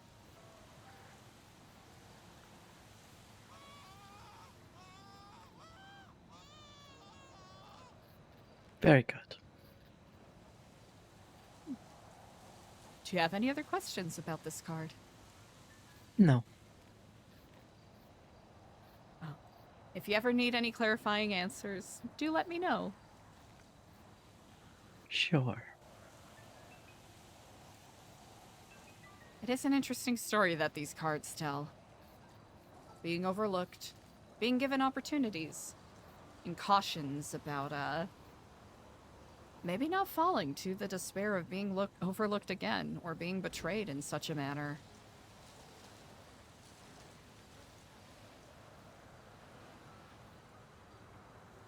Interesting. Anyway, thank you very much. Of course, my pleasure. All right, girlies. Mm. I'm a gone. Bye, Hazel. Enjoy your freedom, Hazel. Yeah. Miss you. To bother you, Eliza, but you have time for one more? I certainly do, yes indeed. Okay. Ah, will this one be for you? Yes. Excellent. Would you like a single card draw or a past, I mean, present, I'm in future? jail. How can things go? What do you mean? I feel like the single card draws always give the most fun, so to speak. I see. Ah, I'm glad we finally got to do that reading. Call me if you need anything. I appreciate it greatly. And, you know, don't really need the cards to say this, but you're smart. You know what you're doing. You got this. Thank you for being my tarot card reader and my therapist. Aw, truly anytime. It is an honor. You're the best. You're the best. Bye, Hazel. All right. So, with this single card draw, I'll have to ask, have you ever had your tarot read before? Not gonna lie, I'm a little bit of an amateur myself. Nowhere as near as skilled as you, but I wouldn't call it skill. They're definitely a lot more talented readers than I am. But I will note, this isn't to tell your future, tell fortunes, but use it as a meditative exercise and see what the symbolism of these cards, what thoughts they bring up for you. Now, for the single card draw, I will ask you to pick a decision that you have been weighing, or an answer, or a question that you have been seeking an answer for. Hold that in your mind. And when you have that, give me a number between 1 and 7. 4. 4! Excellent. I shall shuffle these cards 4 times, and I'll make sure they're nice full shuffles here. And while I am shuffling, hold this question in your mind. Okay, I'm gonna make sure that I do a proper, like, full crunch shuffle. Cards have been killing it. Cards have been kind of bonkers today. Man, I wish I could write RP this good. Excellent. Now, with this question still in your mind and in your heart, give me a number between 1 and 78. 72. 72! Brilliant! I shall gather these up, and we shall determine and decipher the symbolism in this card. 72! 74, 73, 72.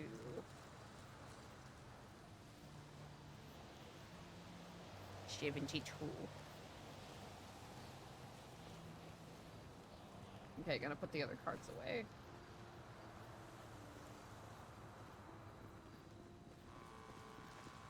All right, excellent. Now, with this question still in your mind, whenever you are ready, please do. Eliza, flip when you the get a chance, card I would over. love to also get a tarot card reading. Absolutely. Okay, sorry, what do I need to do? Whenever you are ready, with this question still in your mind, reach out and flip the card over. We shall Just gonna- determine its meaning together. Reach over and flip it over here. Ooh. Ooh, okay.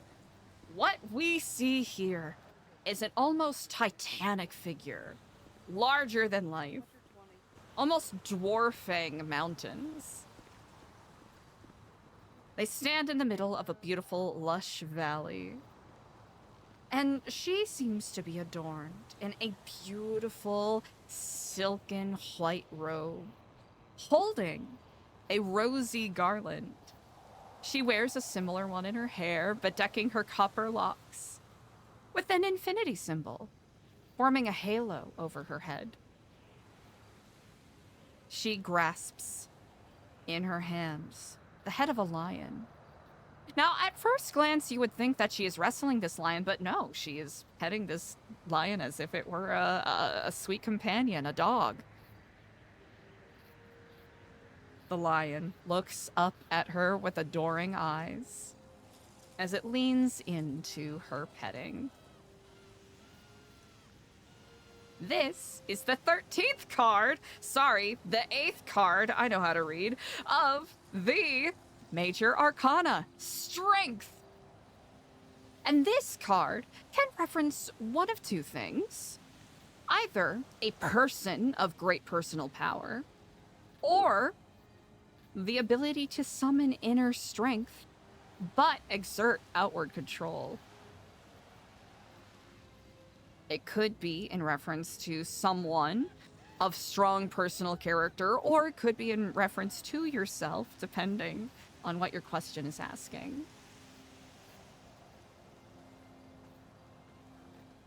Above all, it is about the ability to channel impulse into action and determination and getting results.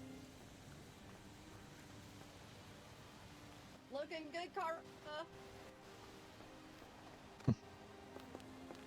Is that Carla? Yeah, What? it is.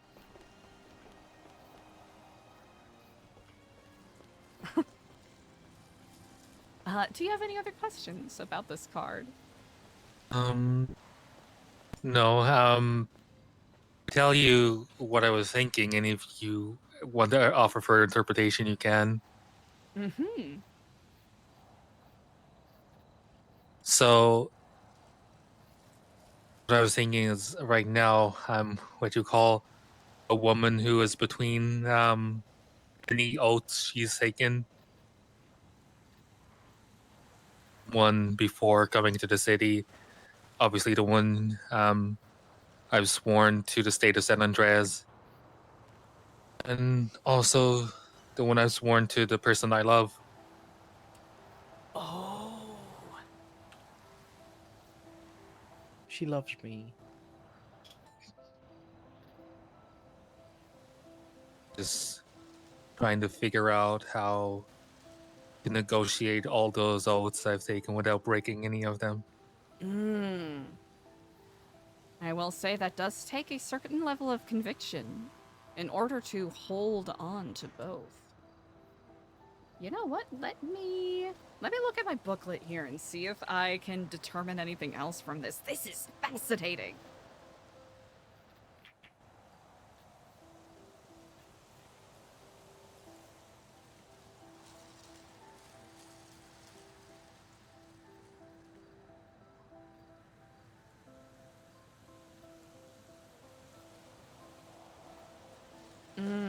Okay.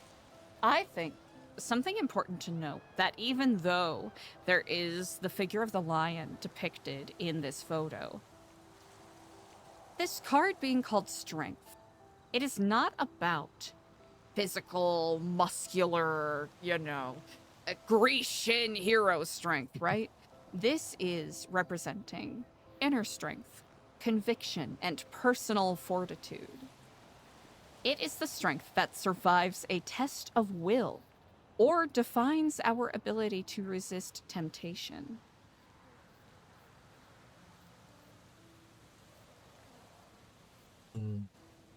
It could be several different types of strength, right? It may represent the strength needed to stay on the course of an exercise plan, or quit smoking.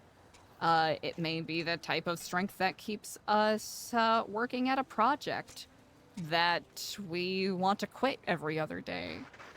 Or, and I think it might be more apt for this situation here, it may be the type of strength that keeps us committed to personal promises that we made.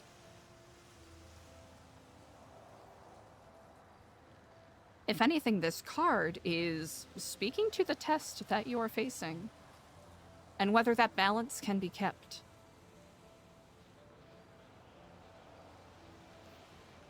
Yeah, well, all I can say is I can try my best, right? Precisely. I think it's all that any of us can do.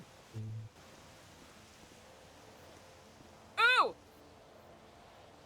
It's been pretty insightful, so thank you. Mm-hmm. I thank you for doing me the honor. If you have any other questions, don't be afraid to ask. I've got 77 other cards in here. Don't take this the wrong way. A lot of free time too. Yeah, not too shabby. How long you gonna be in here for? Me? Potentially for life. Without parole. I suppose I can say welcome. Well, I appreciate that greatly. You know, I have a question, but I want to openly say. Will I ever get the chance to even feed myself or be able to do anything with my hands? That's a good question. Do you want to do a quick draw with the cards for that one? Well, yeah, we'll do a quick round. Yeah, we'll do a quick round. Okay, right. Yeah, right. quick Here, round. Pick a random card. I don't care. You pick one it. Shuffle, one shuffle. All right. Yep. What number are you going to give me? 21. 21? Okay, you got it. One. Actually, one. It's faster. 1! Okay, yeah. Yeah. Ooh, Just a quick round. Okay. All right, I shall flip it over post-haste. We have here the Page of Cups, which you see here is a jaunty sort of fellow wearing kind of scarlet and light blue colored clothes. Looks like a jester of sorts with yes, exactly. He wears a kind of fanciful, foppish hat with a long scarf extruding from it, and he's holding a singular goblet with a fish poking its head out. He's being very cheeky. So that's a no then. So actually, with the cups, it usually deals with emotions and relationships. Okay. And the Page of Cups here specifically is about creative possibilities. Oh. It really is about options being open anywhere. The Page of Cups here is standing at the edge of the ocean, and as implausible as it is to capture a fish in a simple golden goblet, he seems to have done so. So it's time to slit someone's throat. I wouldn't necessarily say that, but in regards to, you having the opportunity to use your hands again in the future, maybe there are ways to creatively demonstrate that you won't do murder as soon as you are free. That could convince the guards to let you do such. So we gotta break out of here. You know what? There is that too. That is creative as well, indeed. Well, how creative are we talking? I mean, boundless opportunities. Now you gave me an idea. I will say humor is also very much indicated with this card, just by virtue of how the page is dressed up like a clown, a jester of sorts. So that could be an influencing factor here. Well, now I'm intrigued. Does that mean I get to torture Michael again? That is a very good question. Would it be funny? Would it be very funny to me? Yes. Okay, all right, well. That is perhaps something to explore then. Or Madeline. Okay. Though she's a tough cookie to crack. Well, it sounds like you are conjuring ideas already. Maybe Zally. Oh, that's a good idea too. I have many ideas. Maybe Merlin. Though I do have a perfect idea for her. How does this work exactly? What, tarot reading? I've never seen this before. Ah, yes, well, there are many different ways that people do tarot readings. Some people use it as a fortune-telling thing. Others, like myself, use it in a more meditative sort of way. Where these cards that have had different symbols and mythological meanings imbued in them for centuries kind of represents something different. It is split in two groups, so you have 78 cards split into major and minor arcana. Major arcana are broader concepts like strength, temperance, lovers, death, etc. And the rest of the cards are split into 4 suits, like what you would expect from a, a casual, 52, 54 card deck, where instead of clubs, spades, diamonds, hearts, it's cups, swords, wands, and coins or pentacles. Okay, does this involve magic? No. Witchcraft. There are some people that do, utilize tarot as a part of their Wicca or other things, but there are a couple of different cultures that utilize tarot for different ways and different meanings. Oh no, my mother was a magician, and I don't trust them. I don't believe she just poofed and disappeared and never got no explanation. I will nothing. say there is no magic involved with this. However, I did speak to an Italian family out in Greater Los Santos that did mention that their family was banned from using tarot cards for 300 years. So apparently they're on year like 113 now. Oh my gosh. I hope you can forgive me. I have a visitor. Okay, yeah, go ahead. Here, hold on. That, and I shall return shortly. I like Woo! Tarot marathon. We got some. What the fuck is McNulty's deal? I'm scared. Chat, I'm worried. Chat, I'm concerned. Chat. What the fuck was he saying? Chat, what do you mean family reunion? Chat, we've been through this! We can't go down this rabbit hole again! Ah, you two? Yep. All right.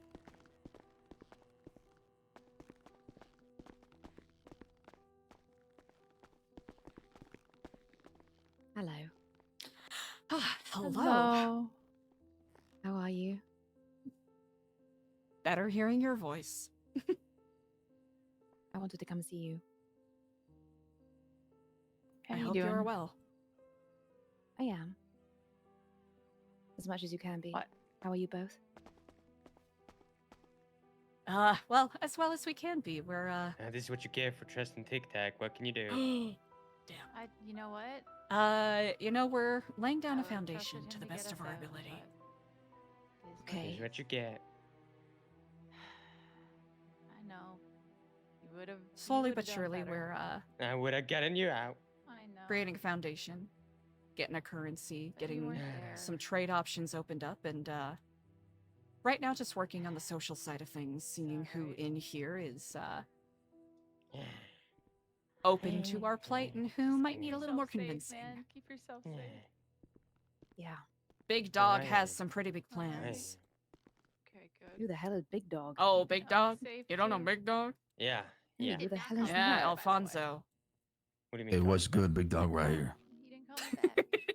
That's Big Dog. Where on earth did you get that name from? Busy day and stuff. When the besties were here.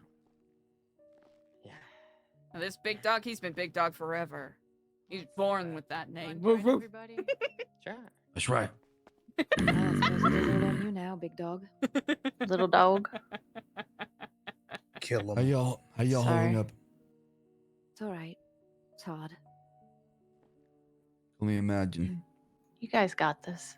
It's all tense right now out here. But don't you worry though. We got a plan. A grand plan. Plan is gonna shake so many trees. It's gonna be fruitful. Precisely. And I will say that I know not how it feels being the ones lighting the fuse, but witnessing the raging fire from the outside is really something. And it looks like others are catching on as well. Yeah. Are you guys able to tune into the radio? Yeah, we have a radio inside. I'm pleased. Trying to expand it further, at least. Actually, Andy was the one who came up with this plot, but we found out that some of the satellites here are pretty old, and their security certificates are not particularly up to date. So, if there's a need to bounce around any broadcast signals, we'll of course have to do some tinkering around and see if it's feasible, but it is a potential option in the future if needed. Okay, that's an option. I mean, the places we've been using recently have been okay. I haven't managed to sort of burn through them. I don't know how long that'll last, though. So we might need that as an option. Yeah, the Badger satellites will be a little difficult, but the others will be able to figure out. Yep. There's a lot of old stuff around here. What have you got in there? Like, I want to try get some of this propaganda to you that you can use, you know? So we're ramping it out up here. It would be great if you could ramp it up in there. Yeah, we've been making sure that everybody, when there's a broadcast, we huddle up around the radio and we all listen to it too as well, talk about it. So. Okay, I love that. I love And that. reading the papers together. The goal is to be an ally to the resistance, right? You guys are doing your own thing out there. We're doing our thing on here, and eventually we can maybe meet at the finish line. I'm about to share something with you guys.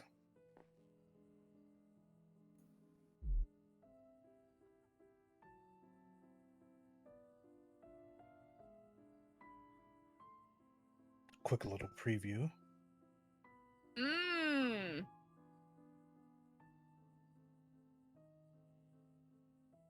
Alright, we'll have to check this out a little later. Oh, hell yeah. Okay. You know, weirdly, none of you look stressed. I think it's because the worst has already happened. Yep. Yeah. And any of the Things are maniacs stressful out there here. that want me dead will have to come find me in here. The good news is that they're trapped with me, not the other way around. Yeah. By the way, any of you guys know about Zelda? Anybody you know about Zelda? No. Okay. Oh. I wasn't sure which people from Babylon knew about her or not. But what do you mean about Zelda? She was killed on the outside. She was alive before it broke out. She was killed. What? And then Brian Knight is trying to claim that Babylon did it. Yeah. What? But we know the truth. Yeah, apparently Yeah, the I'm not Ravens sure what's did going it, on, but- allegedly. Do you know who did do it? No, but I'm pretty sure I got a text message also from Sister Anya too, by the way. What? Oh yeah, he read this to us yesterday. What does it say? Okay, you ready for this? It says, Yeah. Mr. Sebastian, you hunt for traitors in the shadows, yet your own gaze falls upon the wrong silhouettes. Of the two names whispered in the dark, only one carries the stain of betrayal. The serpent may have been feeding secrets to the marshals since the very beginning, smiling at your table while sharpening the knife behind your back. The other vanished not from guilt, but from wounds unseen. She placed her trust in your hands, and those same hands threatened to take her life. But these truths are merely the first lock. There are two moles among you. One walks within your walls. One watches you from beyond the walls. Both wear familiar faces. Trust no voices. Trust no oath. Trust no friend. For the enemy you seek is closer than you imagine, and every moment spent chasing ghosts brings the true betrayer one step nearer to victory. Find the mole before it's too late for all those involved. That's got to be Sister Anya. It has to be right. What makes you think it's her, though? Because the middle paragraph, remember, where it says, shit, people are coming. Okay, I think we're good. Or she was in the middle of buckling. I think it's DOC. It's a path that says she placed her trust in your hands, and those hands threatened to take her life. The whole thing with Brody and her, and she was shot in prison too as well. And then also it talks about how only those two names whisper in the dark. One carries the stain of betrayal. She's talking about how Artemis possibly is the one that basically snitched fully, and she was trying to just protect herself. You know, she was not trying to fuck over Babylon. She was scared. I mean, she can't have a lot of years left either. Something good to know, it seems. And when did you receive that text? Yesterday. Okay. I can So give you she's the about- phone number too as well if you want. Yeah, what is it? You ready? 420 Yeah. 896 Yep. 0761. Okay.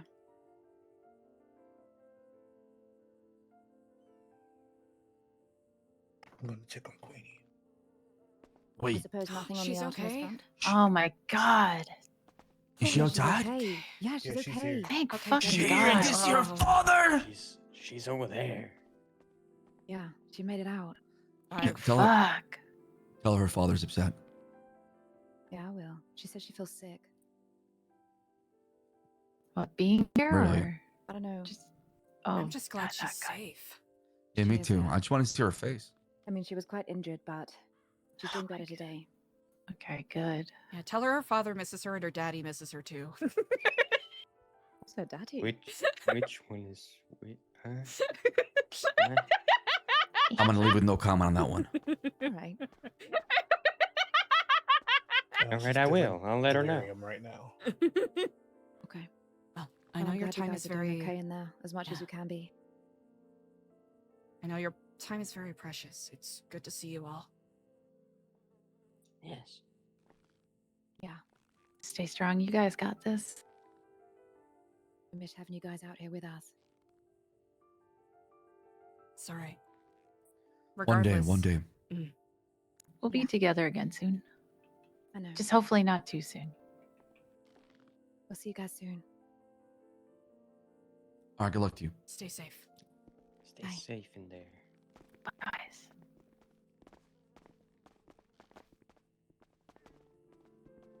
Whew, okay. Okay, that is a comfort. Yeah, that's a good thing. That's a huge comfort. Excuse me. Whew. Such a mix of like morale boost and also like a ping of sadness. Yeah, precisely such. Listen, I gotta talk to you both of you about something that just came across me. All right. Of course. Whenever. I'm good whenever. So, one that I can just say right here, there's not all, you know, like a secret. Your lifers have been approaching me saying that they've been noticing like myself, you, Andy and Clevin talking in a corner, and they feel like not invited as part of this like community we're trying to build. And I told them that's not the issue. Like, just come approach the circle, right? Like you're one of us, right? Yeah, exactly. But they want to feel like they're part of it, right? So if you ever do anything, or just try to make them feel included, so that way they don't just feel like they're outside looking in. Absolutely. Could you tell me specifically who expressed that to you? It was Raven. Oh, okay. Very good to know. I imagine, especially with what happened today, she's definitely in need of some sense of community. Uh-huh. I actually don't think I've ever talked to her. I would just talk to everybody. Know everybody who comes in here, who lives here, who wakes up here. Yep. Everything. So, tarot readings are a pretty easy way for me to Yeah. get tea on stuff. Oh so- yeah, that was so that, good. what you're doing is fantastic. So, I'm gonna give you a long story short. So I'm out here sweeping the floor, and all of a sudden McNulty pulls me aside, right? He says, "I have something for you." I said, "What is it?" He said, "Follow me to my cell." I'm like, "All right. What could it be?" We get to his cell. He goes to his stash. He looks underneath this mattress. He pulls out a phone with a SIM card. He gives it to me. He says, "Call this phone number as soon as you can." I go somewhere secluded. I call the phone number. I'll wait a little bit, like 10 seconds, 15 seconds. Nobody's saying anything. So I say hello. And then behold, it's the Faceless. Fuck, I knew it. He has no regrets, no remorse about working with them at all. I knew I needed to keep an eye on that guy. Okay, okay. Mhm. Wait, why did he want you to call him? Wait, why did he want you to I don't call know. him? I'm gonna explain everything that happened basically, right? So it's Charlie on the phone. He's asking me, how am I doing? How am I feeling? And he's talking about how, it seemed like things change and people move on and allegiance change over time and loyalty. And if you're stuck in prison, well, that's too bad because life moves on and the world doesn't revolve around you. And he was asking me like, what are my ambitions, what I'm trying to do? And I told him basically I'm looking for freedom. And he says basically that you'd be surprised how much we have in like, or how much we overlap as far as our thinking and our mentality. I told him basically my goal is to defeat the Faceless and Brian Knight and to free my boy Denzel. And he brought up the fact that Denzel is here with him somewhere in Los Santos in the same building. And then basically ended the phone call saying that he'll be in touch.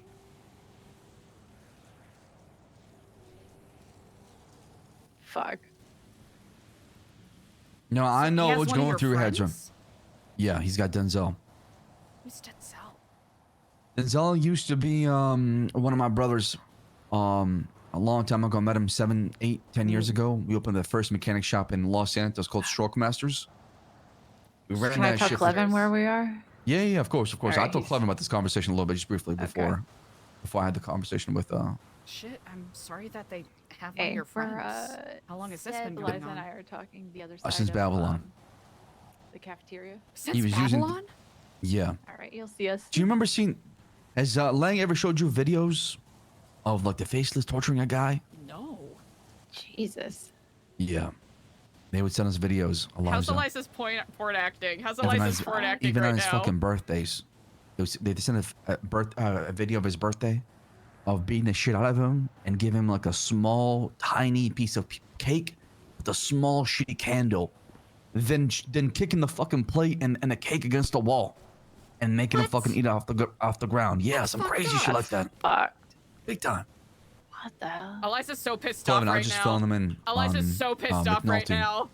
Give me a Eliza's so phone. fucking mad right now. I That love made this. me call or reach out to Charlie from the Faceless, talking about how we have a lot in like, asking about how I feel about Babylon, asking about my past, our goals, and what we plan on doing. I told him that we plan on, rising up and causing a civil war and fighting the government and the Faceless. He said, well, you'd be surprised how much we have we're similar and how much we have overlap. And it seemed like he wants to work with us and said he'll be in touch. Oh no.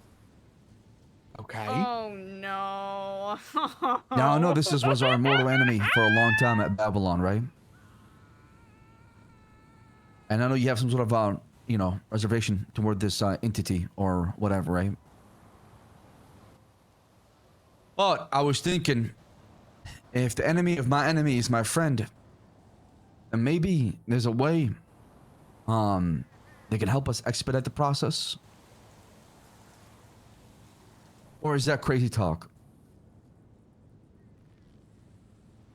I mean, of course they could expedite it, but at that point, they're going to feel like they own us. Well, that's when we turn our guns on them, right? They give us what we need to rise up, and then we take them all out. They're only going to give us menial things. They're going to have something bigger and No, my badder that demand is they going to can be take us is, out. if you don't work together, we want an APC. You want an APC? Yes. What would we do with an APC? Fight with it. Same way Brian and I brought an APC to Babylon, we're bringing an APC down to his marshal office and shoot that shit.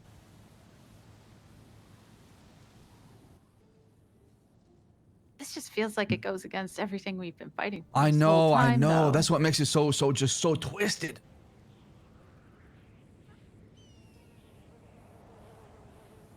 I made it sound like I hated Babylon and I hated Lang, and Lang was dead to me. Well, it's good to at least have his ear. So you want to manipulate them and try to use them? I want to use them like they use us, and then turn around and just spray them all down afterwards, So right? you're gonna end up in a warehouse on But fire. they're like lemmings. Oh they my just keep God, coming out of the woodwork. Alfonso. It's like a Hydra. That's true, but at least we have something to fight for, right? They fight for a coin, we fight for, freedom. How do we leverage Just because our this? cause How do we has more leverage meaning this? doesn't really mean a win. I'm just trying to think of a way to have an effect, an impact right away, and I think working with the faces will give us what we need to fully take over the prison. And let's say we are under attack by the marshals. Let's say we are under attack by the cops. Well, guess who's bringing an Apache helicopter to defend this land with us?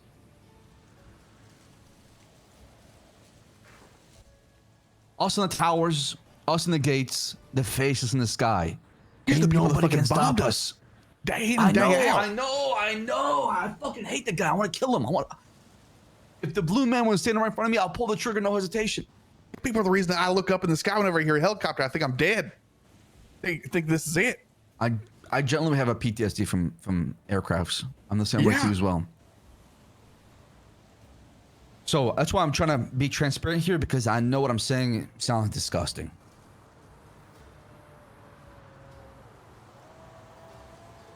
Of course, we are in a unique situation, and it's good to know what dominoes everyone has at hand.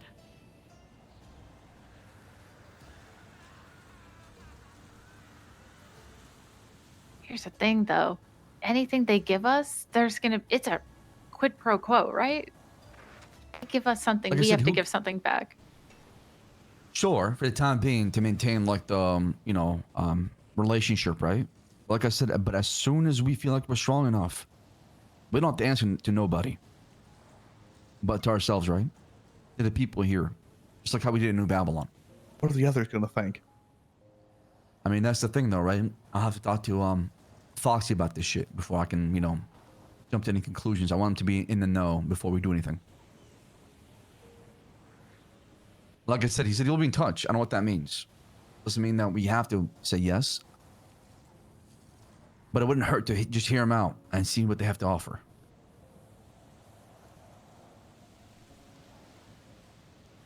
Especially if they are actively reaching out to you specifically. Sounds like they'll continue reaching out to you regardless of what you say. Yeah. I can't think of any other way to save Denzel than try to get close to them. Maybe, just maybe, they'll lower their guard. Or maybe, just maybe, we can find a small opportunity to capitalize on it. Who the hell is Denzel?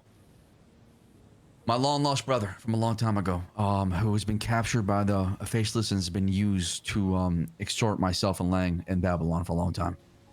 What? Yeah. So they already have you in their back pocket, is what you're saying. They did, yeah, they did.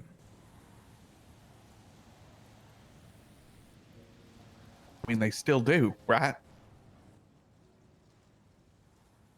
Yeah. To a certain extent, because I'm desperate. Just think about it. the marshals, Brian Knight, local PD, county PD, they bring all their fucking army. Well, guess what? We're gonna have reinforcement as well, too, from an entity that can take on the whole entire PD if they wanted to. So at least we'll have some sort of strong backing to our cause. And when you flip on them and they threaten to kill your brother, what then?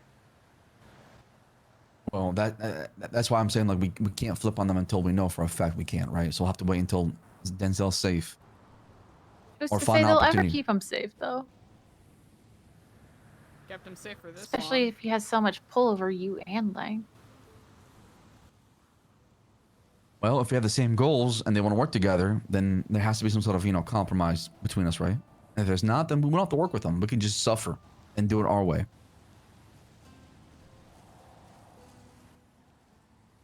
If not you, then who do you think they're going to move on to next, Alfonso? Somebody's more desperate.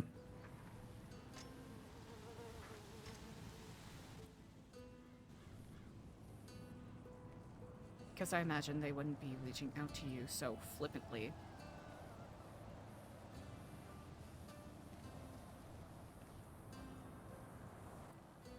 Yeah. I mean, maybe they see me as a useful idiot.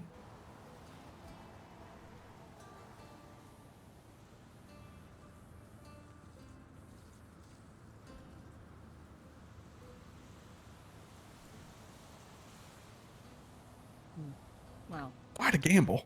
if anything, they've shown their hand.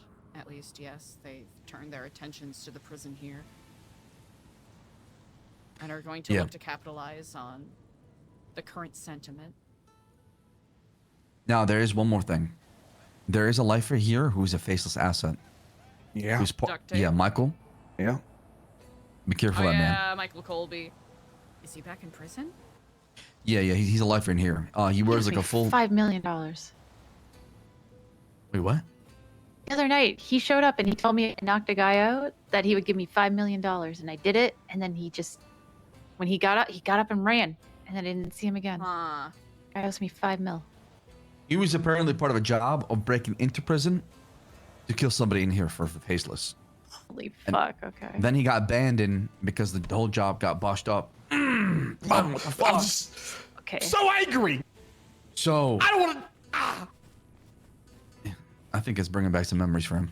Yeah. So, yeah, this fellow was abandoned, and they forgot about him. And then recently, something came up apparently where he's needed for, so now they want to break him out of here or use him. Now, if we take over the prison, well, guess what? We can give this asset back to the faceless in exchange for more. Hell, we can take these guys a hostage. But that would escalate things. I'd rather just do it more through diplomacy than, violence.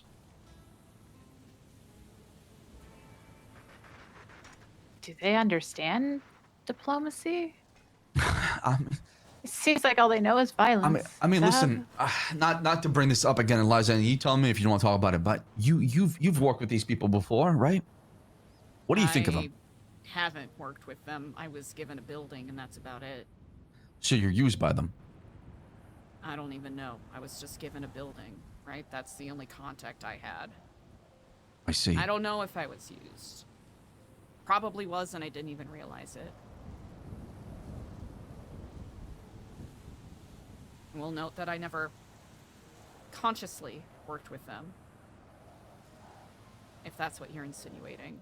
I just want to know if you had any conversations with them as far as business or anything else to know their just demeanor, right? Because to me, I've never dealt with them so close. For me, it's been always on the opposition or getting attacked. Only communication I've had is a Charlie under the guise of a technician visiting the building to check on the security system once, and that's about it. You've never met the Blue Man? No. Shit. I know a guy. Who? Andre. Oh, yeah. That makes more sense. I'm pretty sure he's an asset. Yeah.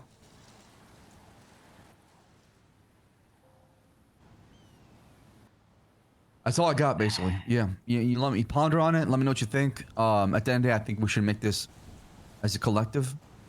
Because I don't want to drag you in something that you don't feel like comfortable with. I'd like to hear what Foxy has to say about it too, to be honest. Yeah, we can talk to him about it tomorrow, probably. Why? I think we keep it in our pocket and we hold on to it for now. And then when he reaches out, I'll keep you guys updated. He said we'll be in touch. It is, it is something to consider.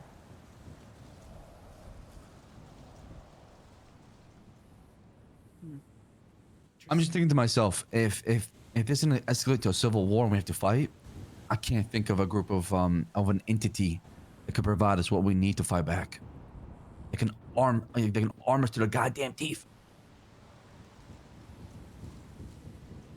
We'd be the useful idiots then. They could also Correct. just use us to take over the prison and then come and take us Well, that's out. what they want. They want chaos.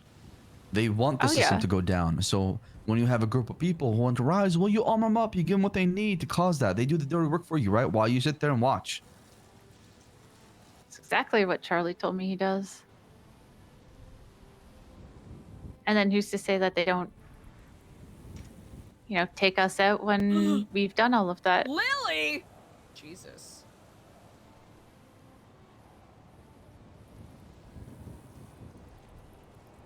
I've never worked with them, so I have no idea. I see the perspective you're coming from, Alfonso. Thank you for letting us know. Because I know this is a delicate thing to maneuver around.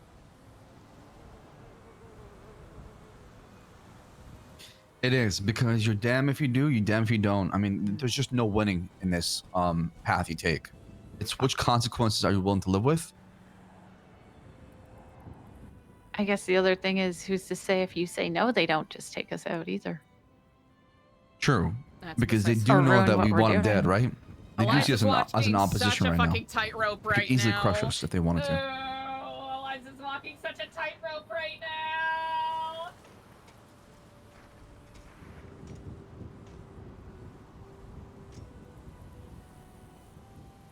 Well, that's not the proposition I was expecting to be hearing today.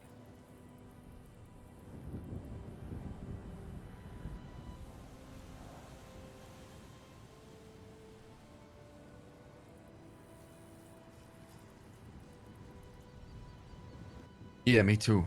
I was surprised. So, with McNulty being here, he'll probably be a point of contact for sure for them to us.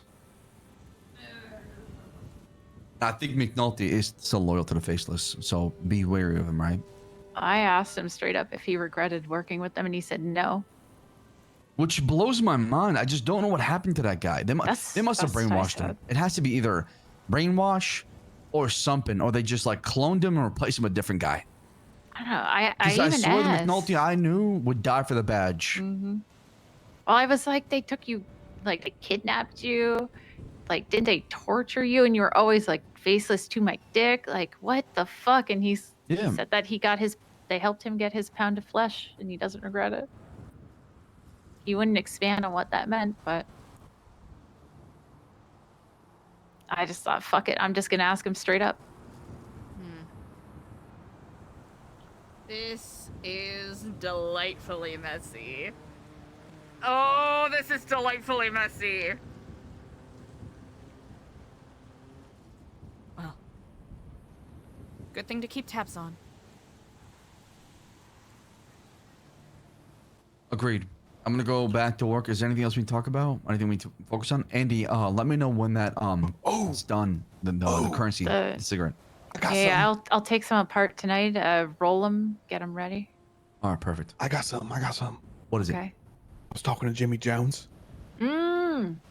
and Brother Jones. Yeah. What about him? yeah. Well, he found a fake ID, and he already had an MDT profile set up and everything, right? He found this, and then what he did was, he came up here, and asked to join the DOC, and he got an interview, and they said he said he crushed the interview. Yes. No way. Yes. Isn't it amazing? Oh my God. Now, Sap, We need to figure some things out from them. That's what Max was talking about before, you know. Mm-hmm. Oh Yeah. my god, that's amazing! Wow. So he already so had an interview, good. right? And our just worry is, Seb, you were DOC, right? Yeah. What's the onboarding process like? You know, do they fingerprint him or like what's They don't. They take your DNA though, because they can differentiate between your DNA on scene. So if like a crime scene happens, right? They have your DNA on file already versus a criminal if they have to investigate. How can he get around that? What can we do? Fuck. He has somebody else spit in his mouth. I don't know if it's possible. Damn it. I might know a way. Okay, listen. Okay. The warden is already on his way out, right? What if we try to convince him to hire Jimmy Jones? He's going by Paul or something now. I don't know. Convince him through this like recording process to let him get hired. He's not going to have an issue getting hired. It's the DNA. It's that check. Well, the DNA is just for DOC, right? Unless the cops check that shit, right? Right. But when when they check it, run the DNA against it, it's not going to be Jimmy Jones. It's going to be Jimmy Jones. It's not going to be fucking Paul, whatever his name is.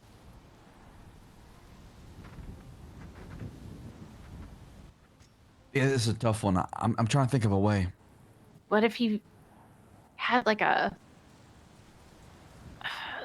almost like a Tide Pod kind of thing in his mouth? Kind of like popped it open right before. Well, the problem is But like it's filled with spit. Yeah, but they're gonna see it though, right? Because they're gonna walk up to you, pull out the Q-tip, and swap the inner walls of your mouth. I mean, like, that what makes- the fuck is this? I mean, Tide Pods they dissolve but, in like- water. So Yeah, but how do you turn that? Like, yeah, but his own DNA saliva is gonna be mixed in there, right? So I mean, inconclusive result because it's gonna be mixed between his DNA and the other person's DNA. Okay. DNA, right? He asks for a urine sample. And then he brings in someone else's pee. They're going to go to the bathroom. He's going to take a piss in the That's cup. a drug test. Oh, that's what that is? Oh, okay. Yeah. Yeah. You've probably done enough of those, huh? DNA is only a mouth.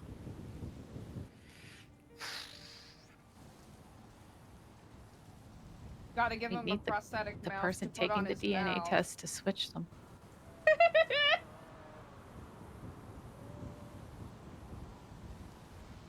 Or we just need the warden to be on board.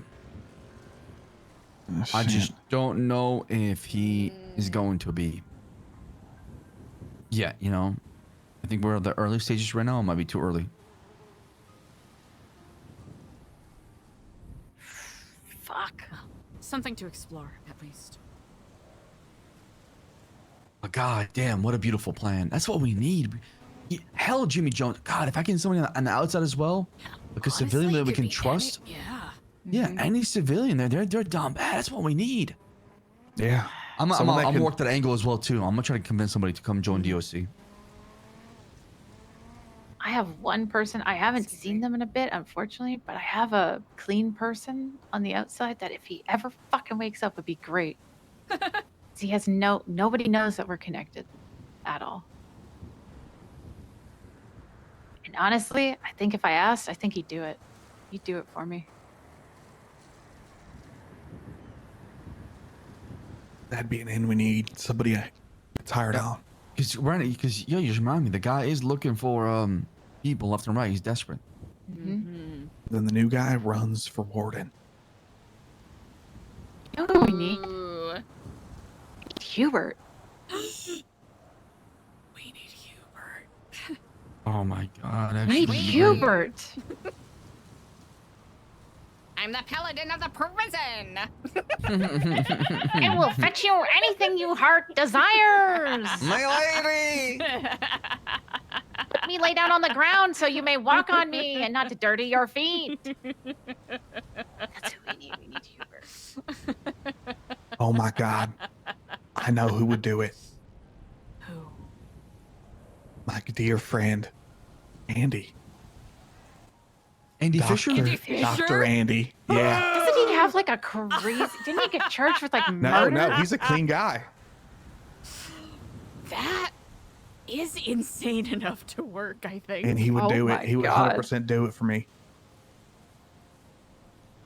I mean, he still has a Talk to still him. has a criminal Talk to him. history right now. Could get expunged pretty easily. I think he has enough good standing with the social projects he's been working on. Yeah, he's always into something. My only thing is he would really do it for me because he doesn't really like any of you guys now. Yeah, very understandable. He kind of felt shunned. Yeah. I did yell at him and tell him he's fucking useless, but he was that day, so I stand by it. Now, would he do it? Yes. Would he be dependable? That's another thing. That's a Because he could different thing. very easily flip a coin if he feels slighted, even in the smallest amount. So we'd have to put a little extra care in making sure that he is entertained. Exactly.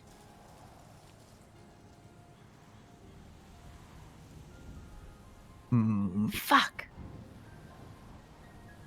The two people I can think of, and neither of them are around.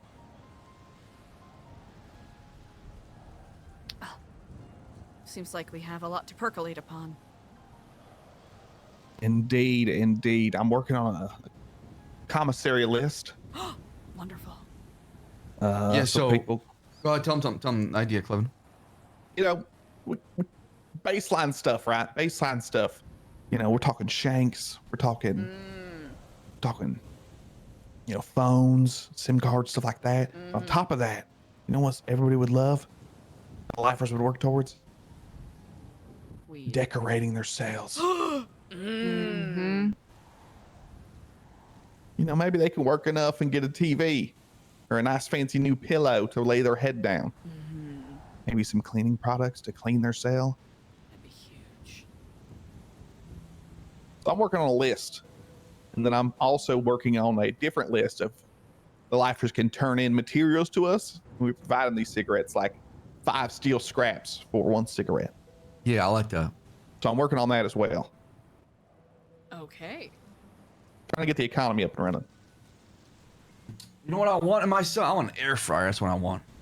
In your cell? Air fryer. Yeah. Yeah, safer Okay. than a regular fryer. That's no different so than true. having a microwave in your dorm. True. Potentially healthier too. All right, y'all, I'm going to go percolate. All right, I'm gonna get back to work as well. Is there anything else you guys need from me? Nope. Been given a lot to think on. Oh, new Chronicles out. Already? It's Wait, Wednesday. Wait, no, hold on. This is the old one. Never mind. Lot. Okay. See. Um, I'll be checking on my toilet line in my cell, so if any of you need me, do not be afraid to call. Understood. All right. Okay, so couple things by the way. Ravens, Dax Marshall killed Zelda over the fact that she broke his sister's heart. That's crazy. Apparently, the Ravens are claiming that Zelda was playing them in GSF and was showing like snaky behavior. So that's why they stabbed her and killed her. But the part I'm trying to understand is like, why, you know, degrade the body and scoop up both the fucking eyes out of it? What's the point of that? What? Yeah. Jeez.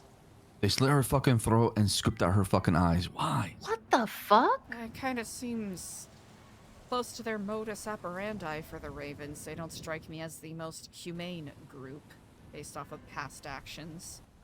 Yeah, they're true. they're definitely a bunch of savages sometimes. I guess ravens would peck out eyes, would they not? Oh, Of a body? maybe there's some reason Yeah. behind it. As Corvidae, yeah, that makes sense. So I'm thinking about politics here, right? We got a bunch of lifers who are pissed and want revenge. Personally speaking, I like Zelda, but at the same time, I'm not gonna start conflict over it, right? However, if the Ravens do come in here, I think we support the lifers and show them we got their back and we care about Zelda. Turn some favors with them and to show them, hey, listen, we care about the community right here. If one of you does get attacked, we have your back. You're one of us. Ironically enough, Raven has specifically asked that she be given the opportunity to land any final blows. I told you, yeah, hey, lead the way. We'll support you. So I'm trying to empower some of the lifers to feel like they're part of this and not, want to think about betraying us or just being in our way. Exactly. Now that'll be a couple of them. It'll be more of a project, but I think that'll be quite easily achieved. One step at a time. So if wasn't Raven supposed to be like The PR person? Yeah. Yeah, I don't know. We do also need to find like roles for some of them so they feel like they're busy or actively working for something. But in due time. Brilliant. We got Stu for librarians, so that's a good start. Yeah. Andy, you'll help lead with guarding. I'm gonna be working on that actually. Funny enough, I'm gonna need some help too as well if you guys want to help shovel some shit. Absolutely. Sure. When I finish with checking on my toilet wine, I will make my way on over to the garden. All right, perfect. Meet me at the. I'll be at the yard. It's north Excellent. yard between 2 and 3. Wonderful. Okay. I'll see you All guys right. shortly. I do also have a map that I'm starting. So that we yes, can. good excited to shit. see All it. right, perfect. Excellent. All right. Eliza has a lot to think about. Okay. I tried to make sure I played up enough that Eliza was, like, denying knowing about a lot of that stuff, while also trying to make sure that we had enough physical cues that kind of gave away that she did know more than she was letting on. Just for, Warren!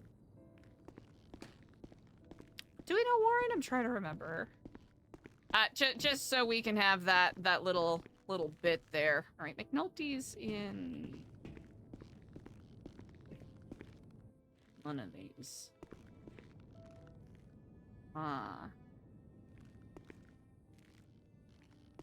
Okay.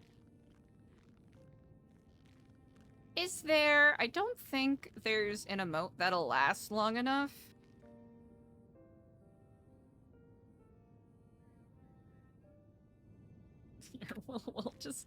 We'll do this. This makes a little more sense.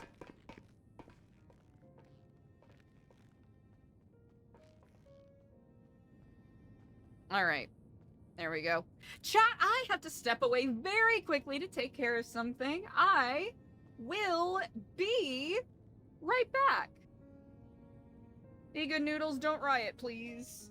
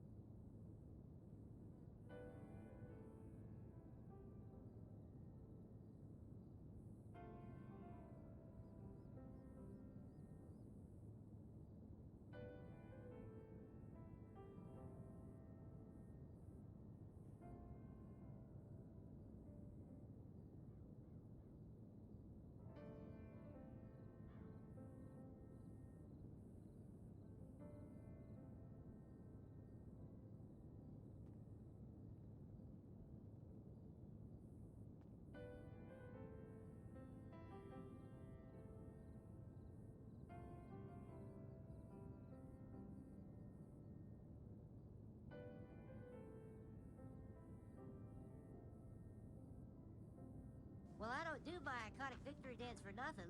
Okay, I guess just this once I can do it for nothing. Ooh, ooh, ooh. Okay, I guess I can do one more for nothing. Ooh, ooh, ooh.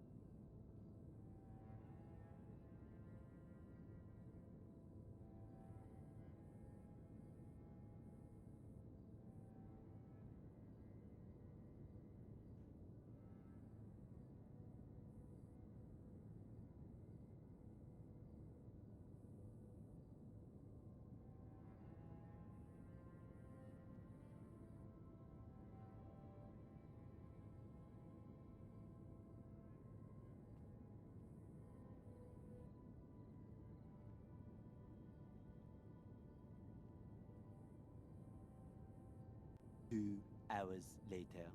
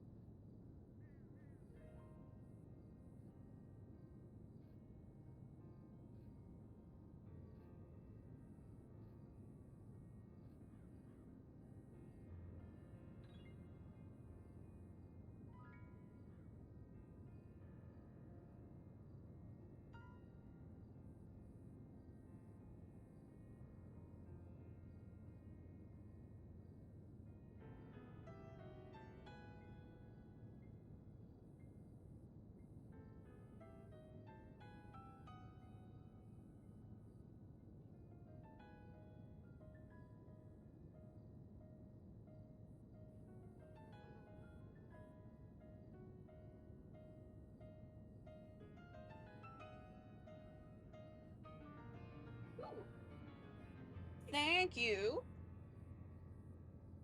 so much for your patience, everybody. One moment.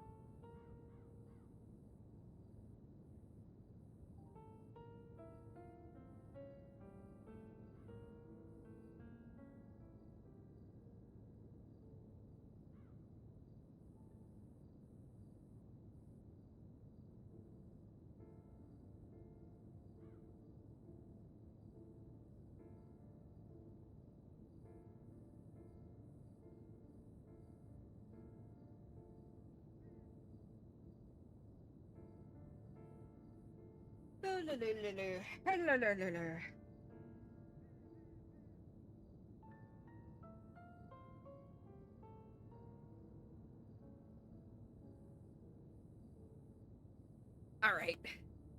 All right. Sorry, chat, getting my shit together.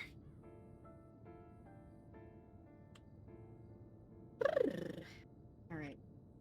I doubt Eliza has any calls, because almost no one has her number, but I'm intrigued.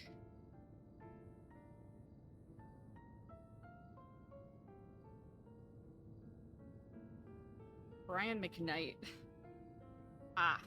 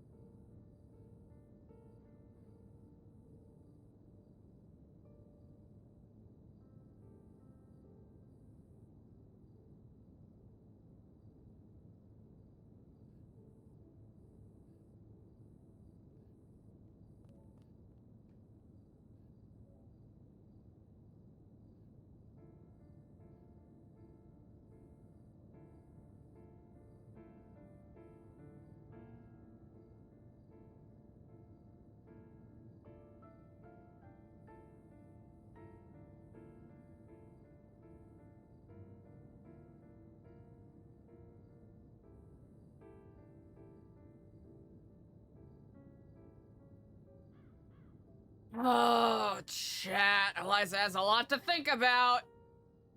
Eliza has a lot to think about. Ooh. Oh, no. You know what? Hey, it was state-sanctioned rioting. I can't be too mad.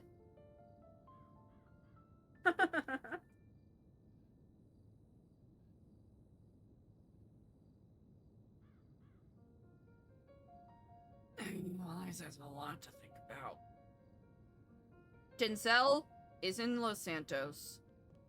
There is no reasonable way for Eliza to reach out to CJ to talk about this, nor do we even know if CJ wants to talk about this.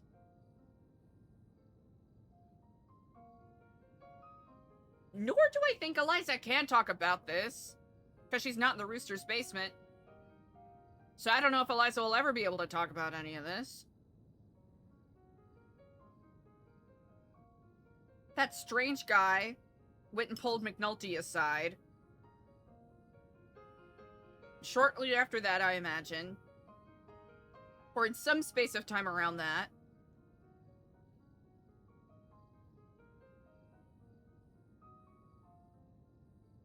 But obviously Alfonso knows, so Alfonso will at least make sure that Lang knows.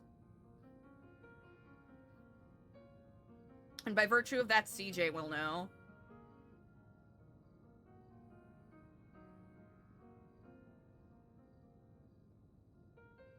So there is a path to Denzel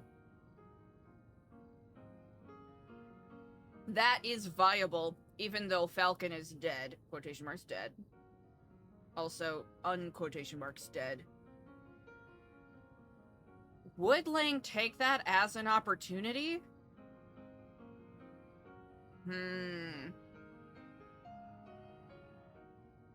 I wonder how long he's been in Los Santos. Chat, if you know the answer, don't tell me. And on the phone, he said he was in the building with him? On that phone call?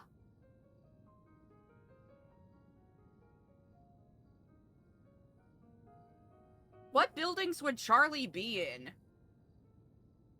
Echelon, Hollow. So Denzel very well could be in there.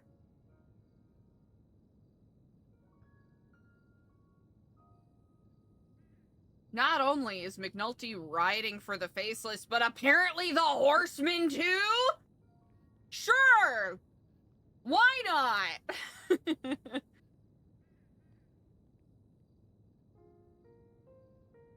Now, the Horseman is not Eliza's deal, right?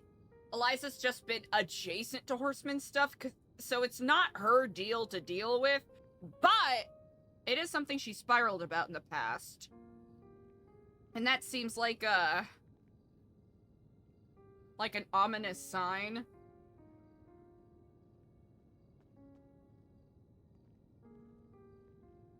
Because if Horsemen are on their bullshit again, that means that other people are going to be on their bullshit again.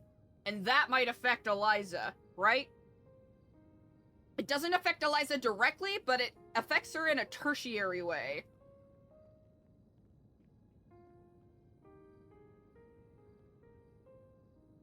Which has Eliza a little concerned.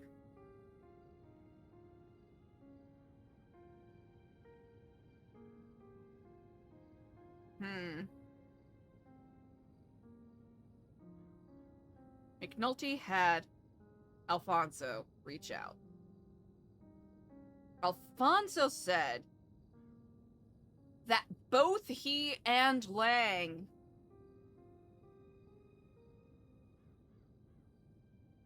were getting blackmailed? So Alfonso is a lot more involved than we previously knew.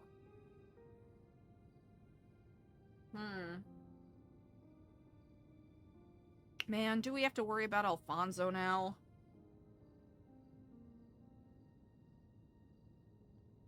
This is a fun scenario because I think it'll really test Eliza being able to keep her cool and assess the situation as it comes. Because with the way that the Faceless act, they already have a plan in motion, and it doesn't matter if Alfonso plays along or not. I think that's what Eliza's thinking right now. Right? Because if Alfonso doesn't play along, McNulty's gonna play along, right?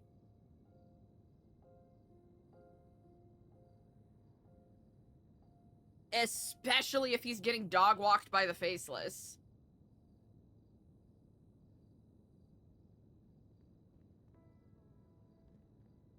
Like, that's not even a question.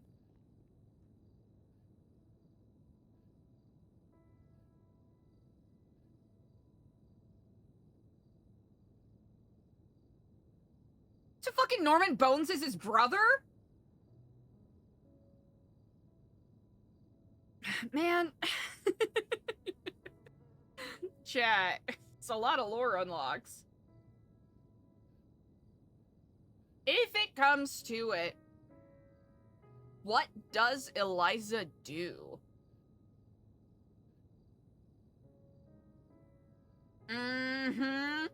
Yup.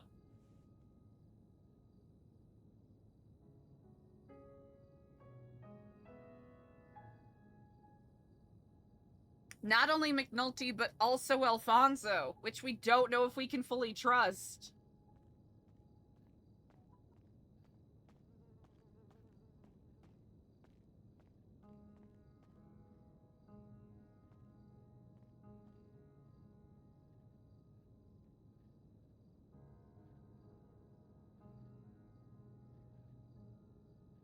All Eliza can hope for right now is that the Faceless actually don't give a fuck about her. I think Eliza's best case scenario right now is that literally the Oracle forgot about her and the Faceless don't give a fuck about her. I think that's all Eliza can hope for right now, because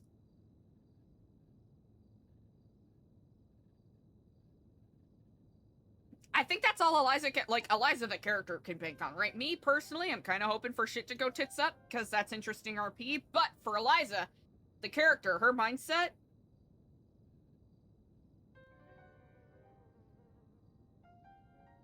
Let's say it was Eliza from like 5 months ago, right?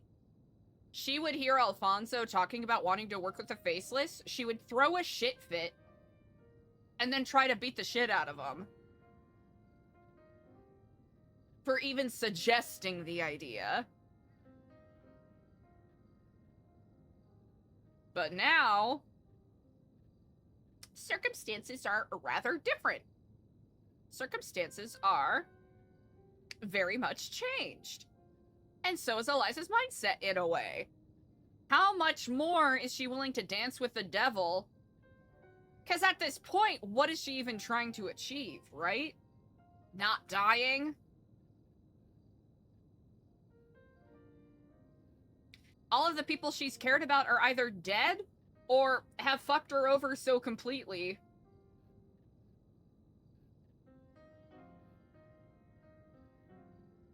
Mm-hmm. LJKs, exactly, which Eliza's not really doing a great job of right now, but that's also because, chat, I'm gonna be so honest. I have a piece of, like, a Bruce Bogtrotter ass, like, from Matilda Chocolate Cake, so I'm using that as an opportunity to kind of do some lore musing right now. Eliza's in a situation where she truly is not in a position where she can depend on anyone. Like, she's got to figure this shit out herself.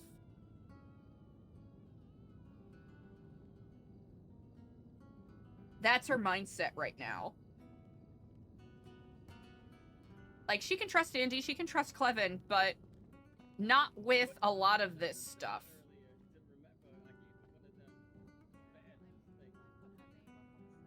And Alfonso seems to already be under the impression that Eliza has worked closer with the Faceless than she already has.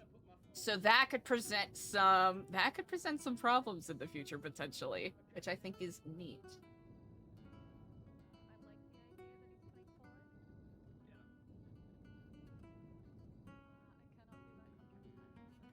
Now, who else would Charlie have reached out to? Especially if Matthew Colby's back in prison.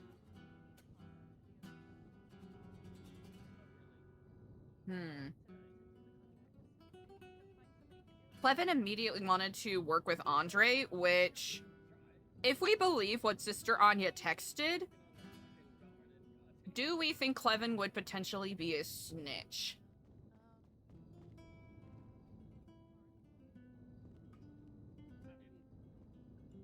Andre Tyson of the KTB?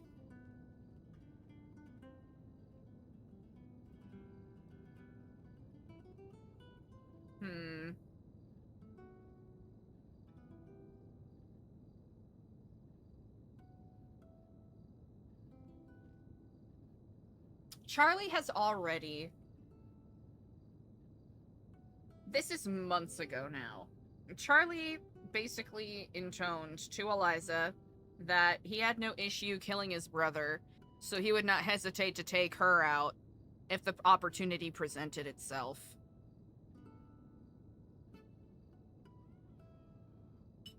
And I don't know about you, chat. I don't particularly want Eliza to die yet. Oh, yeah, Matthew Colby. Yeah, we said Matthew Colby. I don't know if he's back in prison, but from the way Alfonso and Andy were talking, it sounded like it. Which is a whole other fucking problem. Like, that's a whole other can of beans. Oh, wait, really?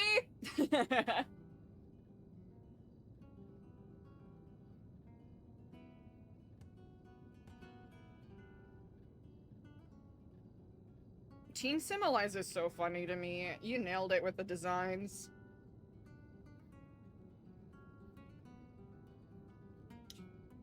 Alright, let's get Eliza some food.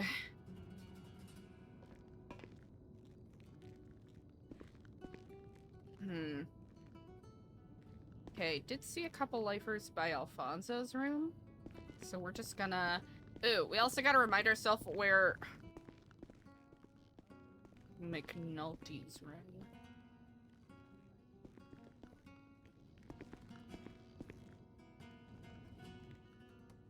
Ooh. Well, we'll keep that there. We're not gonna be that guy. Oh.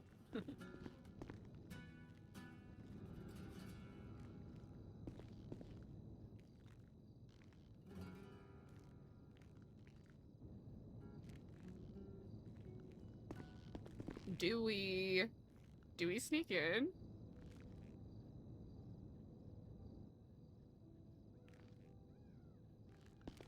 We'll do it later. Yeah, we'll do it later.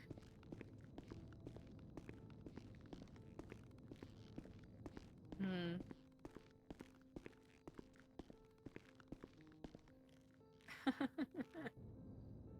Warren. We've met Warren before, right? Okay, Andy.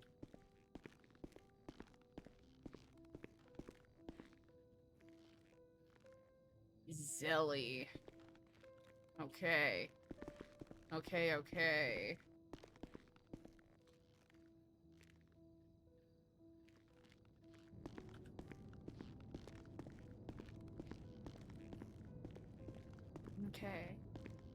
And then whoever that is.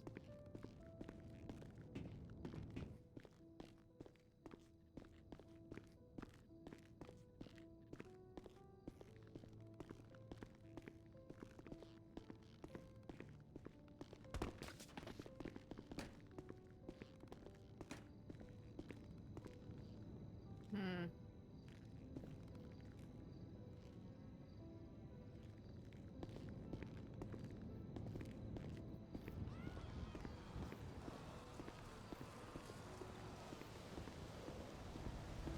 Alright, we gotta keep tabs on people. Raven, possible asset. Warren, I think Eliza's met him once or twice.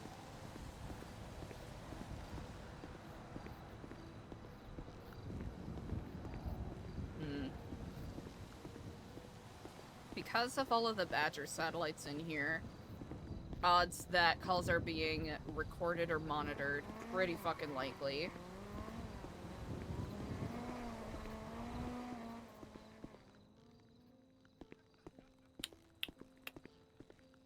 Ooh, what a tricky pickle.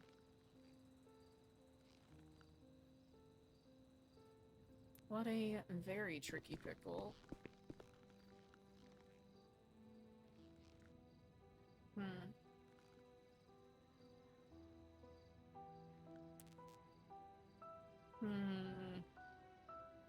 We'll also have to do like a twatter speed through later to see if there's anything interesting.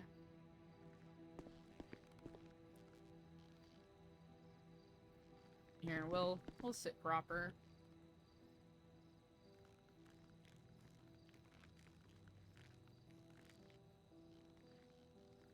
What is this? Wow. English breakfast. Oh, you posted pictures?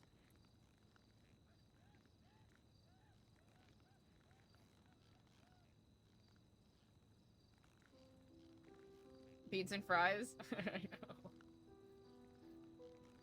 Certainly unpredictable. Oh, look at that! Okay.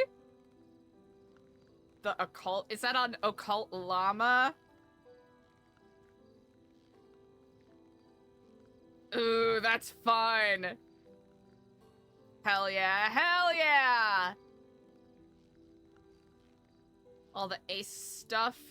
We love it. 10 out of 10. Of course! Why wouldn't she?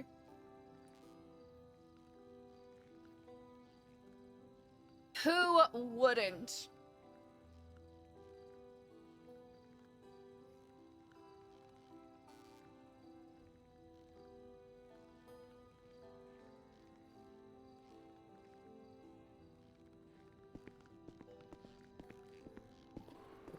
All right, let's make our way to, pardon me, the north.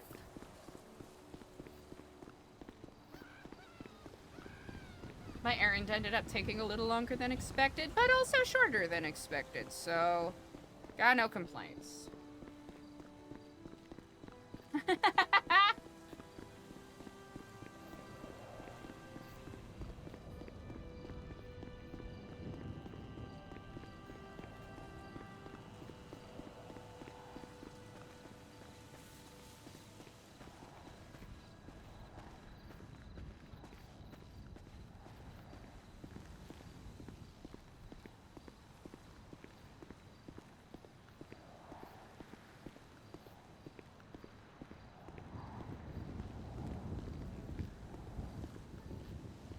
Damn, that's a lot of dirt.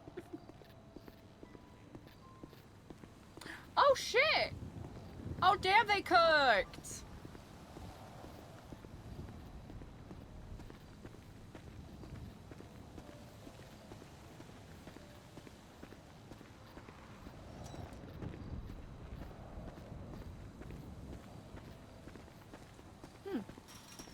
I presume we are filling in the plots here? We are. Ah, remarkable. Then I shall assist. All right.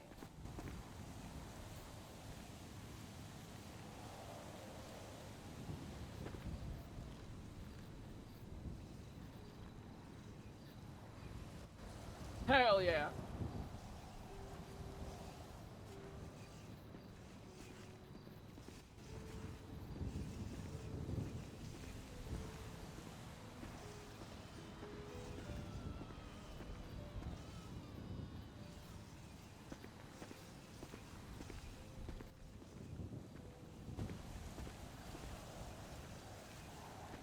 Eliza, Ah, yes. Edgar called me. Apparently, he went back to New Babylon, and he went to go dig through the tunnels, and then found that the tunnel's been opened up and cleared. It seemed like somebody must have moved the gold.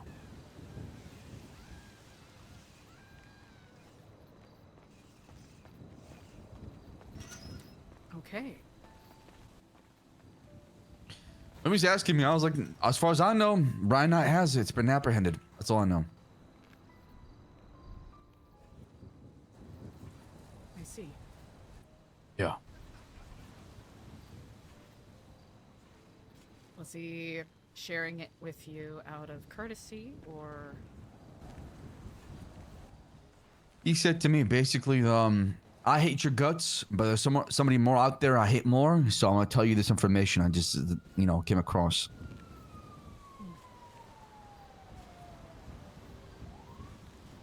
How do you sound? Healthy? Mm-hmm. Okay. I'm gonna go back to work. I think almost all the beds are filled with soil. Ah, perfect. I'll finish up filling up my bucket here. All right, and McNulty's working on fertilizer, so we can move to. I'll move on to that after this one. Andy, is there anything else you need help with? No, I think this is pretty good. Put the seeds down shortly.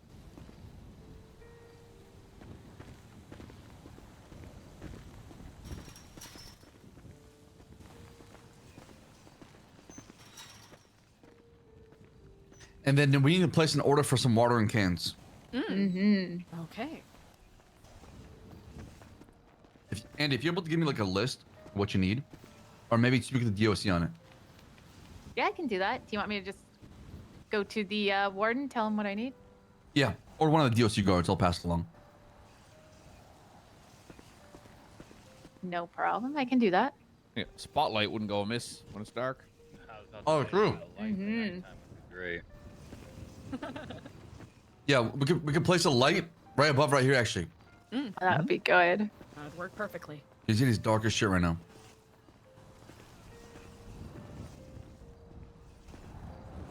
I think we just have to put fertilizer in the beds now.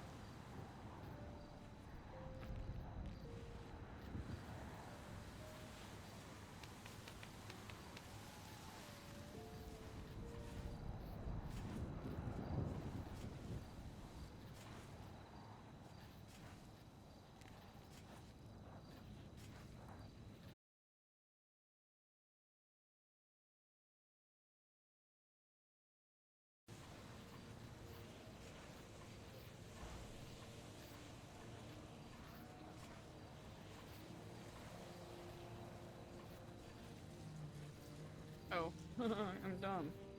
Okay, that's why.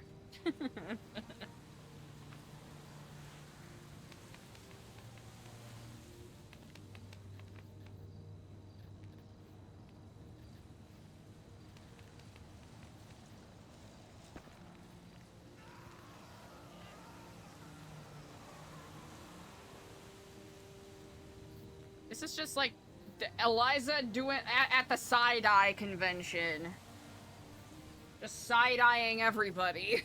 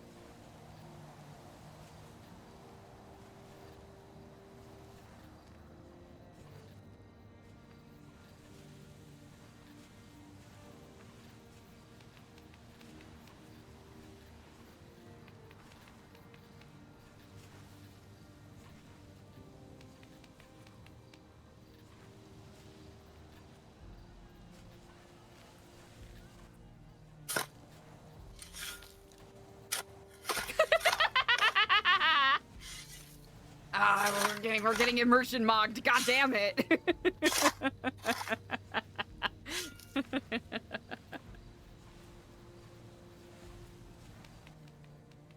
Andy, is there anything else when you place down? I think this is good for now, and then we just have to plant some seeds. All right. And then as far as the watering system, I'll have to get some watering cans. I can get some barrels of water over here. And then that way we can fill them up, right? Yeah, that works.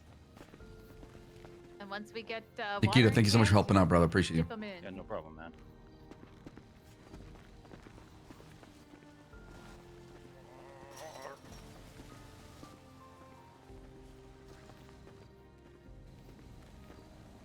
I'm gonna go check visitation. I'll be back, all right?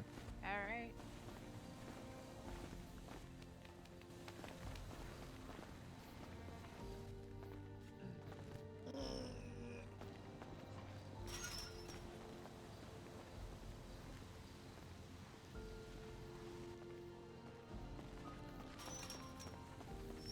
Is he just do?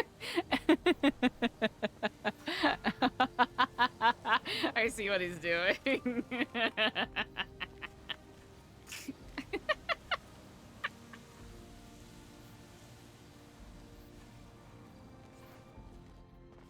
Is there something in this world that's small and insignificant but irritates the shit out of you?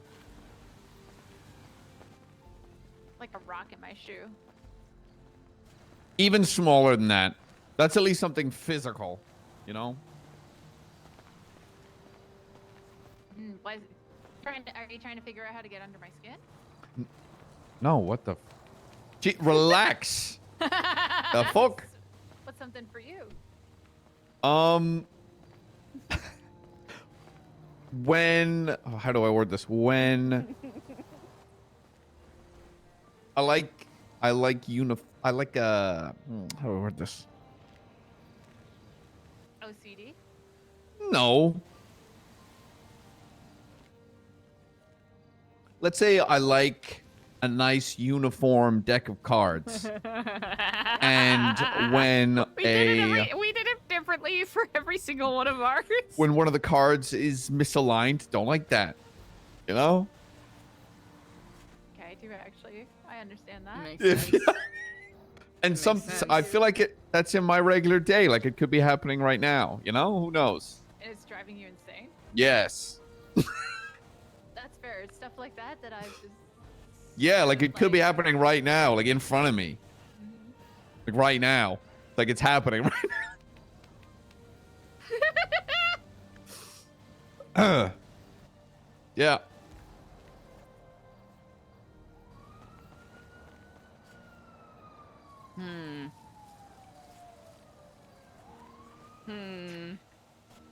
I think he's trying to say he likes his fertilizer completely leveled.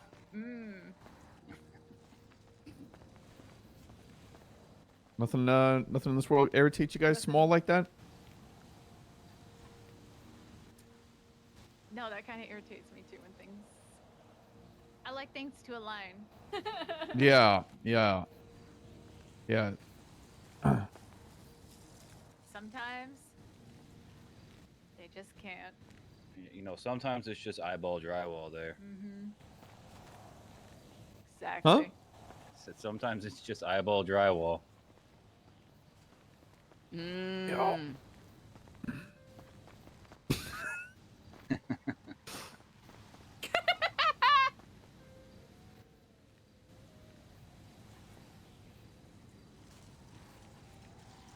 All right, we have 29 beds.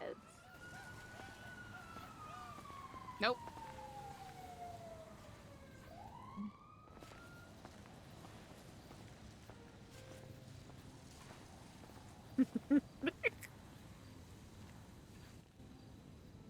Oh. 29. Why 29 beds? Hey, job well done. All right. Yeah, it looks great. Ah, thank you very much.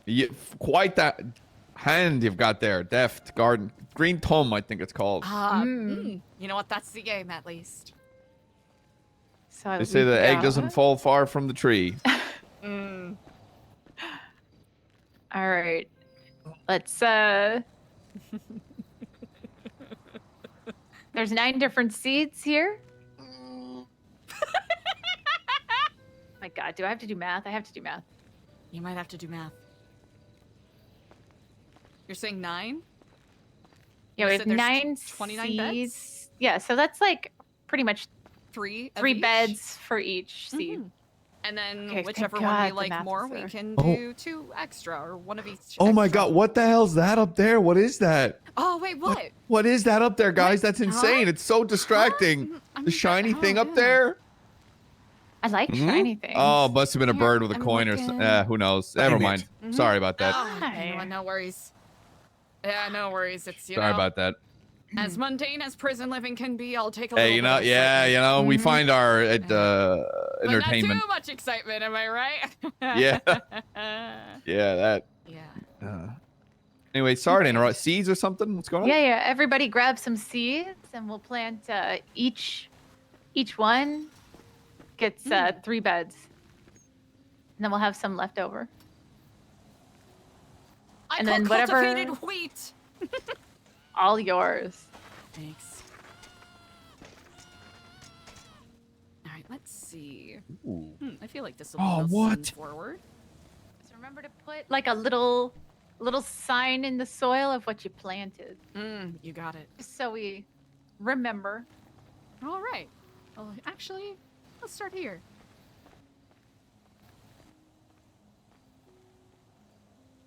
Six. That's gonna piss me off. Did I say that out loud? You did. Huh? I heard nothing. Man.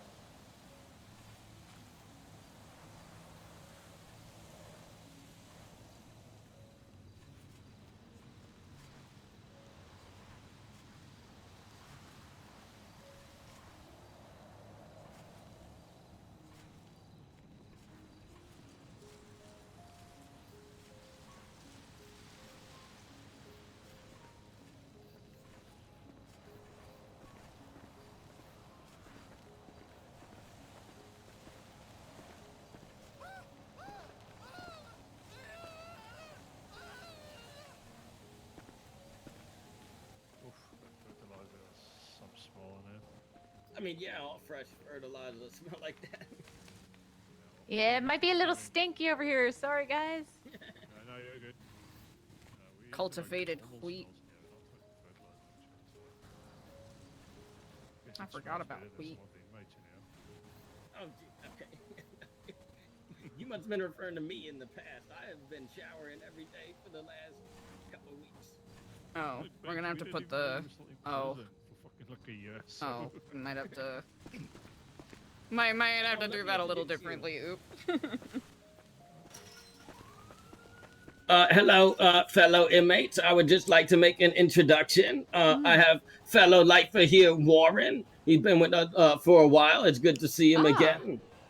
Warren, I believe we met Oh, each yeah, other brother. perhaps once in passing a while ago. It's Eliza. Oh yeah. When you're still with New Epsilon. Ah, that was a while Nice ago. to see you. Yeah, Indeed, it's been quite a while.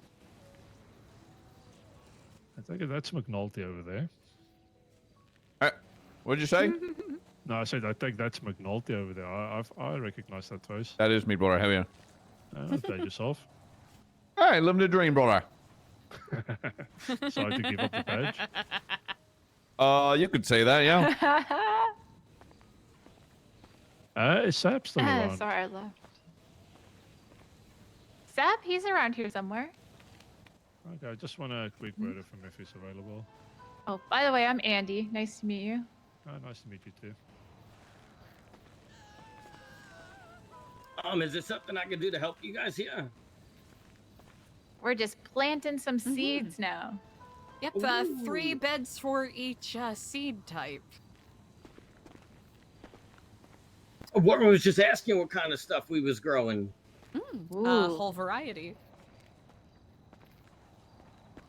Yep, we're gonna be Okay. growing a bunch of stuff. Hopefully to get some, better food in here. Healthier food in here. I think we've got, carrot, pumpkin, sunflowers, cabbage. We could sell radishes. sunflower seeds. You know, like the eat ones, the ones you pop in your mouth. Yes. That'd be so good. Like some Grace ranch would have loved the sunflower sunflowers. seeds.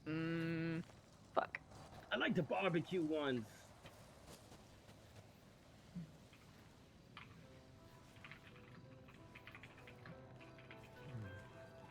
That's looking good. Gotta start somewhere, right? Yep. We were promised so many things in this prison before and never saw any of it, so this is a nice change. Oh my god, pickles! Oh, we gotta That make was pickles, so cute. we Yeah. have to. Yeah, we gotta get the dills up in here. You know how it goes. Remember a while back- Stu, they for eating. Okay. No. A while back, wasn't Baron? Didn't he have his own brand of pickles? Didn't they Really? want to do like pickles for like the thing in the warehouse that we had? Yeah. I think that's how Baron got his pickles. Jesus Christ, okay.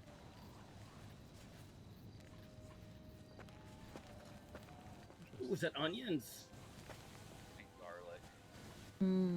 Garlic! Planted onions. Perfect. There. Do we got tomato? Andy, right? Yes. Not you mind too if I sure. quickly have a word with Andy you? had all this. Sure. Oh, okay. Just a quick word. Nothing serious or anything.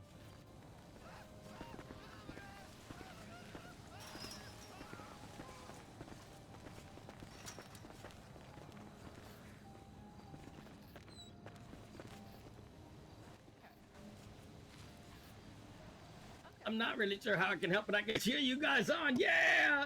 Go people! I appreciate you! Thank you! I think I might have.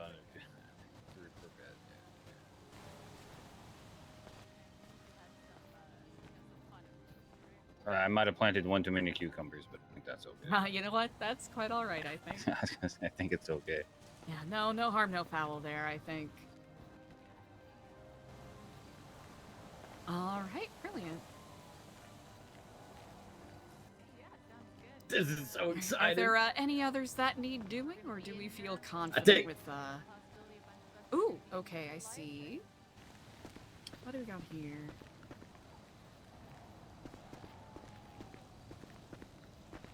I don't see any radish. Ooh, okay. Seeing sunflower, cucumber, onions. Brilliant. I got the radishes scooped up. Possible I'll wheat place or them all here. corn. I think there's also two McNulty's plots right putting in there. corn right now. Yeah, I think we need radishes now. That's some wild-looking corn, my man. I can't. Yeah. I'm colorblind. Oh, my bad. My bad, girl. My bad. You're good, Kingsley.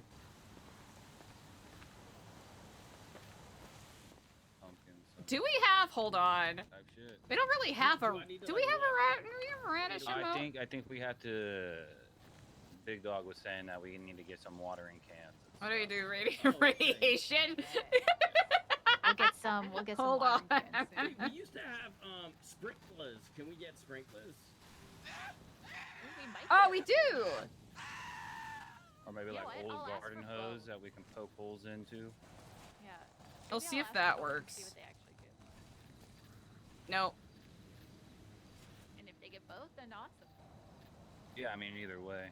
I mean it would be nice to have just the watering pots, just most of the time, like sprinkler systems. The power goes down. What the fuck are you growing there? They probably won't. Radishes. Run more power this way.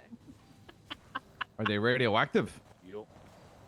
Wait, I just realized. I hope not. That would be rather concerning. Well, a little bit, but it should be okay during the day. Okay. You can always get grow lights if we need to. Oh, that would go hard. Yeah, you know what? Because there isn't a. Actually, What do we do? Like a skateboard? Like what else is radish enough? At night, but maybe maybe we just put grow bulbs in them instead. Ooh, wait, I shoulda. I didn't do the thing. Angela Bassett did the thing. Perfect. Anything's gotta be better than what's going on in that kitchen right now. Who broke the sink? Who did it? Is the sink broken? Yeah, someone clogged it. Oh my god. Again? It was making crazy noise the other day. I will have to say, it was being really concerning. I was gonna stick my hand down there, but then I thought, wait, I don't want to lose my hand. Yeah, generally not ideal.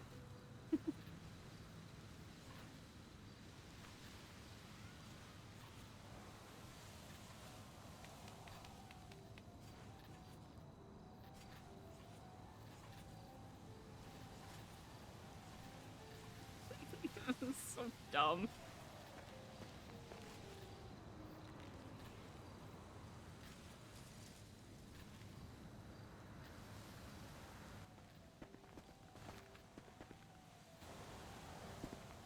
Do you not like radishes? Hmm? Do you not like radishes? I love radishes. You know what? Am I planting these wrong? Here, would you? No, It seems I as don't though you think have so. quite the green thumb. Could you? Can I It's see not. you? No. Well, there's unless I need a Geiger counter. Oh, I'm so confused. Here, why don't you show me how one is supposed to plant them? Nah, you wanna you pipe up, you get to say it. No, I really do wish to learn, McNulty. I know that you are a gentleman of many insights and skills, and I think what better time than the present than to learn. I'm just confused. Are my radishes not rad enough? Is that what the issue is? Oh, you're doing. Oh, I get it. I get it. You're good to go. I get it. Do you have any tips or pointers? No, I'm very happy you're to doing learn. great. You're doing great. Went over my head. Went over my. Yeah, you're doing great. I really appreciate it. Thank you. I will say I do enjoy radishes. Never grown them before. I love that prison is just like the little shit convention. Hey, well, good work, everyone. Good start. Indeed. You had to start somewhere.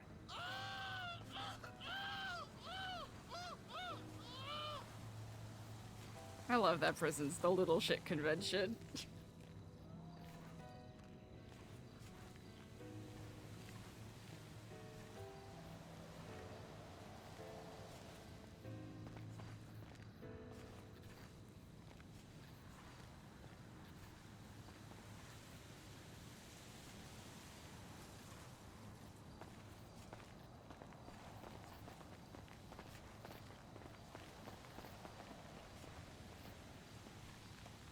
All right. Are we putting any leftover seeds in the storage bin over there?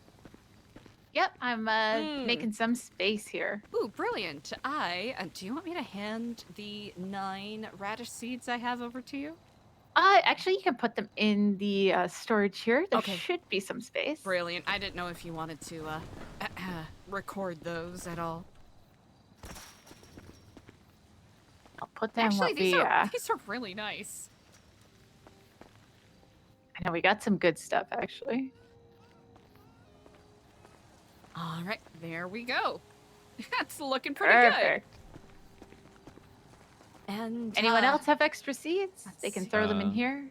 Yeah. One second. Not too shabby.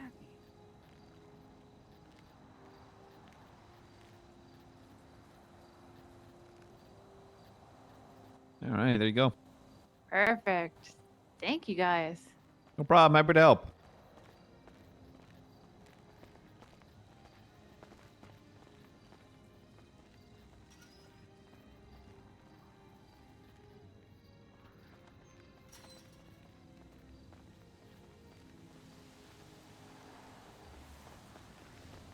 Let me see what's going on here.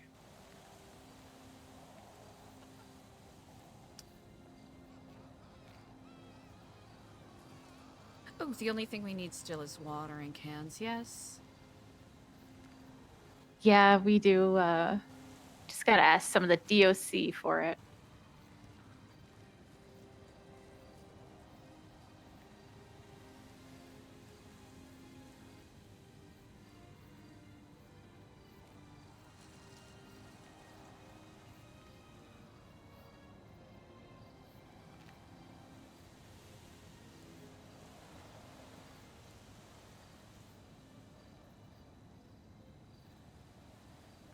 All right. Oh, man, I'm gonna put this other fertilizer down here.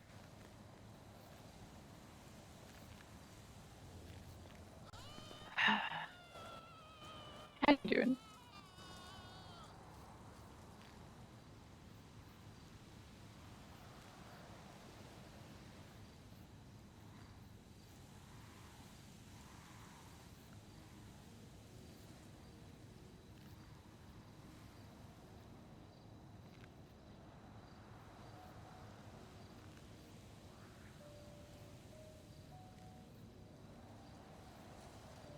I would love to talk to you about what Sab brought up. Yeah. What are your thoughts?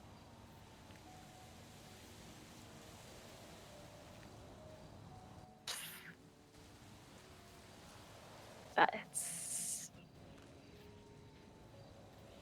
I mean, my immediate thought is like, what the fuck are we? What are we doing? Yeah. Precisely.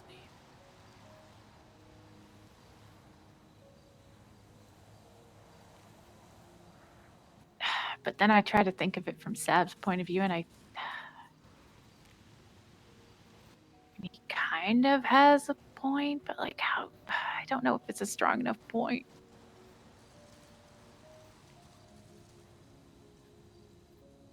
I'm trying to figure out what the angle is here. From their perspective. Like, is it because it's Alfonso specifically, or is it because they just want the prison to be a point of contention, period? Yeah, if we take heat away from everything else, the focus is on us and what they can do whatever they want, no?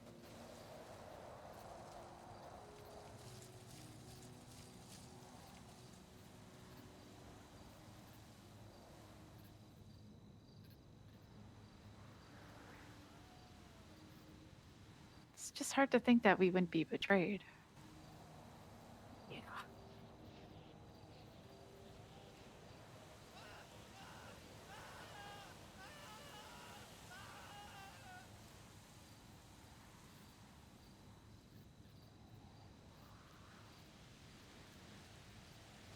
How comfortable are you with flipping the script and going with it.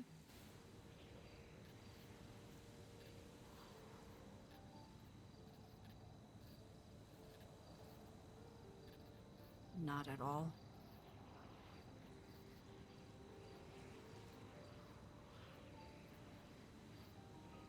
Yeah, I didn't think you would be, to be honest.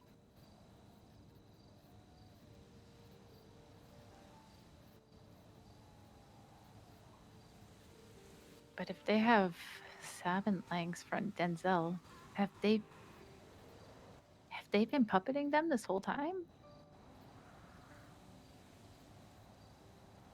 I don't want to believe they do. My initial thought is no, but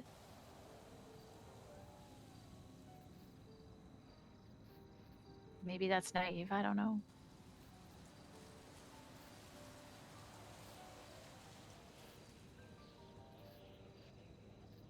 I wouldn't call that naive. I think the tricky thing is knowing how multi-layered these things can be at times.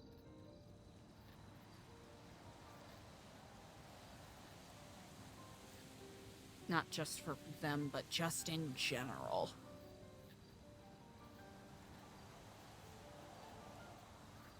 I don't think they'd make that offer without a contingency plan, right? And with that offer, is there a secret consequence if it's not accepted? Yeah, that's what I'm worried about. They don't seem like the kind of people to make an offer that you can refuse.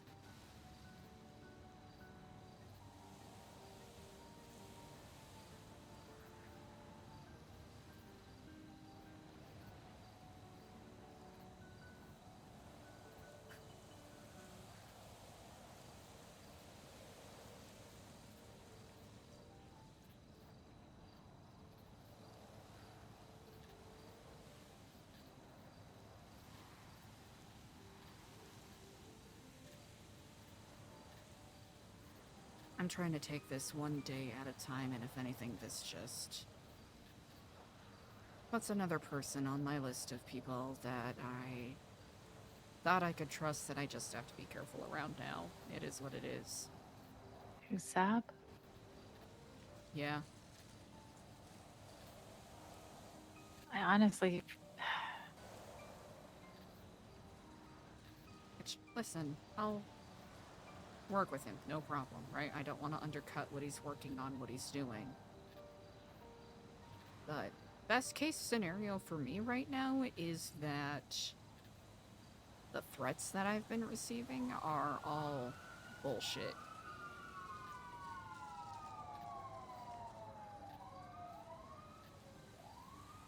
That's really what I'm banking on right now.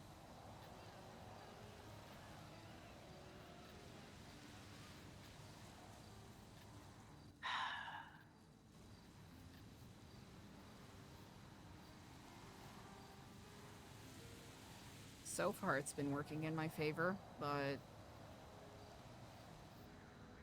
I've been blindsided enough times that I can't let down my guard. Yeah, that's fair. We have so much else to focus on right now, I don't want this to be something I have to worry about.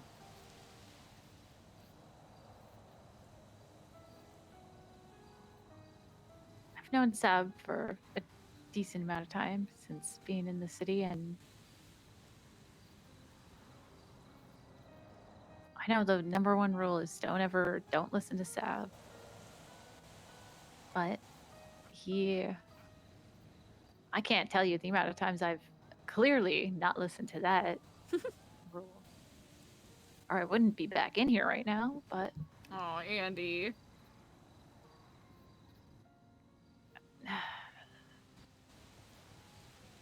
I can't understand where he's coming from. But it makes me nervous how gung-ho he was to jump in on that. Like, if he didn't have to say something to us, I feel like he would have taken that offer immediately. I think it's good that he did say something to us. 100%.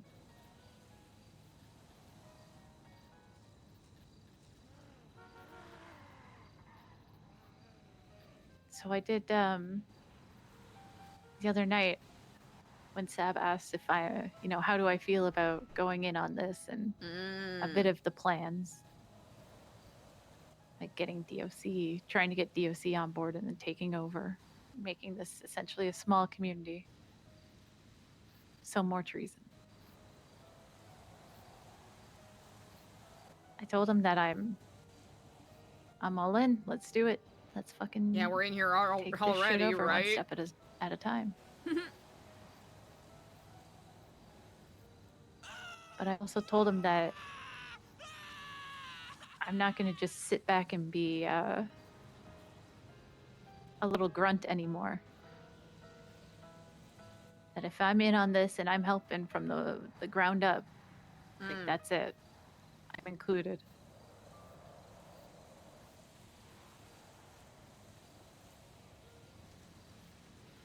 I'm not going to be pushed around or pushed out of something as soon as someone who thinks they know better steps aboard. Damn.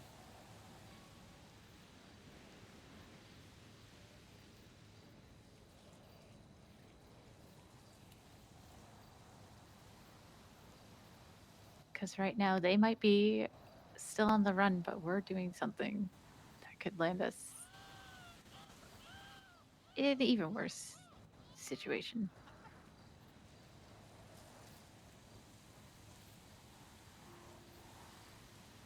Yeah.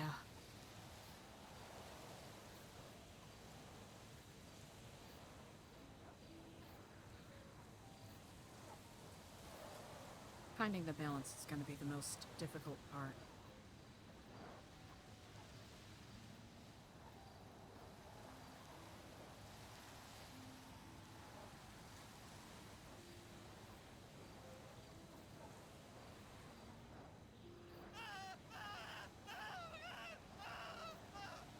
And now this.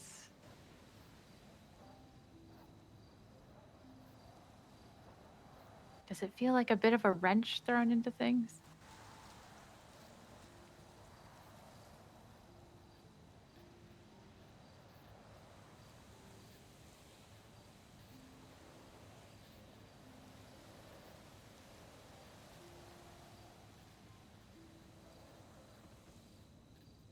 The question is, what happens if someone in here pisses them off and then they decide to retaliate, right? How well equipped will we be to defend against that?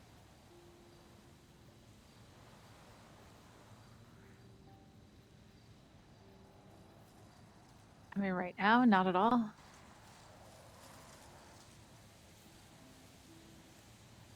Because, like, let's say, right, let's play chess, right? Let's do, Queen's Gambit or whatever. Mm-hmm. Try to Uno reverse. Right? Take advantage of the help that they're showing us. Take. And then use it against them when the time comes. Mm-hmm. What are our abilities to successfully do that?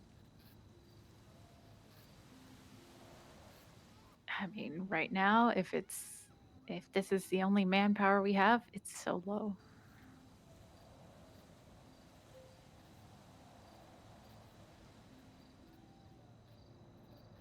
Like, could we rally other people that are against them into here? Maybe.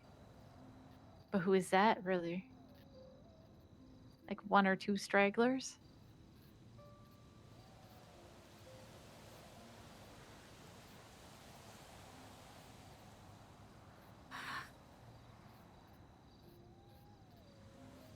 I think that's going to be the biggest trouble. There are going to be people who are so galvanized and ready to go that they won't have the patience that this dictates. Ah, I'm getting a phone call.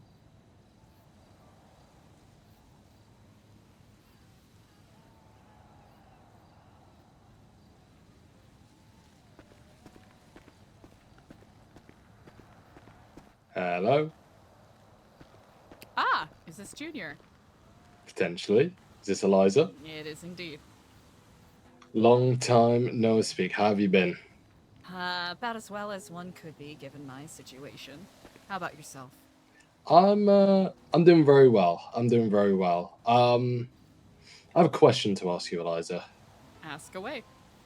And I hope you don't mind me asking, but I feel we've known each other probably well over a year, if not longer now. So A little longer. If you don't want to answer it, I understand. But do you have any regrets with in the position you're in now?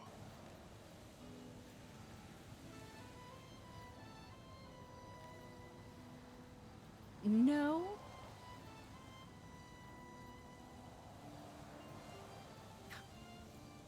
I didn't do anything wrong, so I really don't have regrets, if that's what you're asking.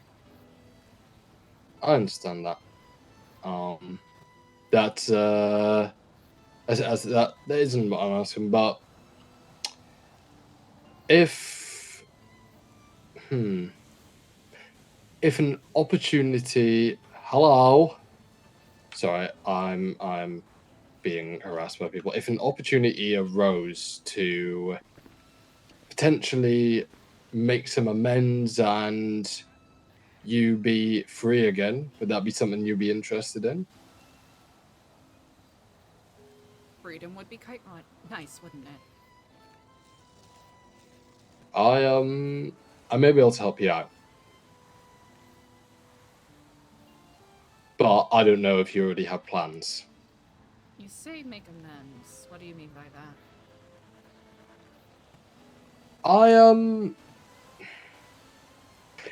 When you first met me, I was running Arcadius, right? It was before, actually, that you established Arcadius. It was SecuroServe. Oh, it was SecuroServe. You probably remember Johnny Paps then, huh? I very much do, yes.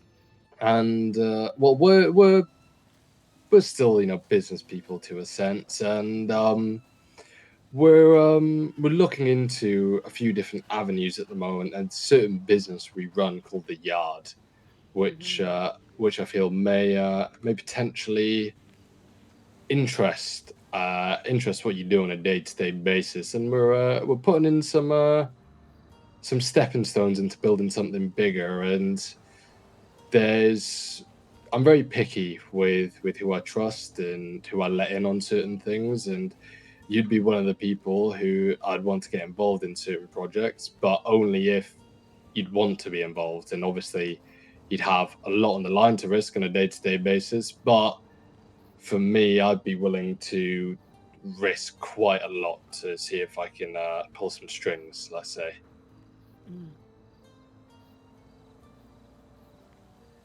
Why me? In terms of out of all of the Babylonians? Just in general.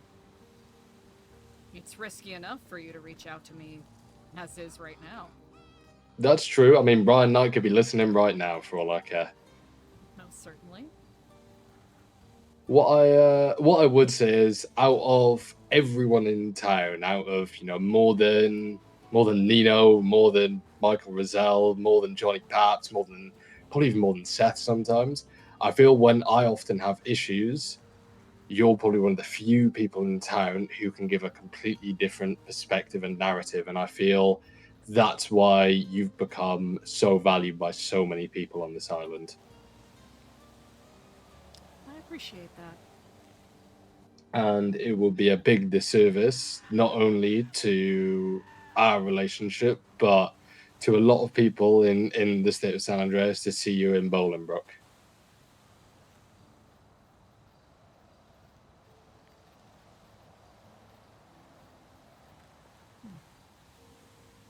So give me 72 hours and I'm going to be contacting you on a different number. You got it. Mm-hmm. Always good speaking to you, Eliza. Hey, Tara Jr. Bye-bye. Huh. Curious. You overheard that, yes? A bit, yeah. Former business associate wants me out. Why?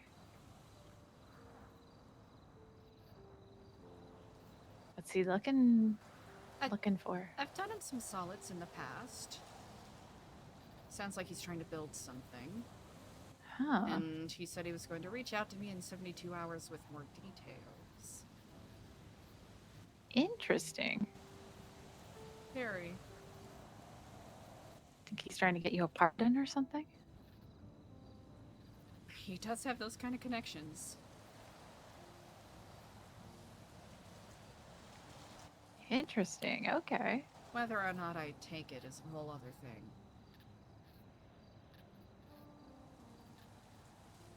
I guess you'd have to weigh your options, right?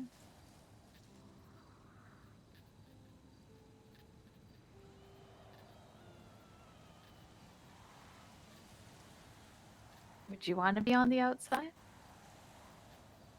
Wouldn't you? Yeah, that's true. Here's the thing. On the outside, with you all still left in here,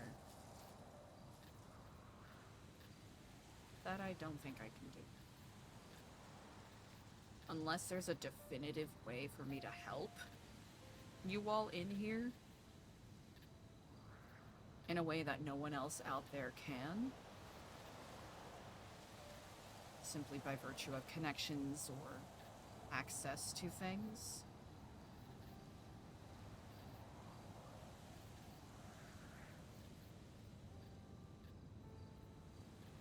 Curious about what he has to say. But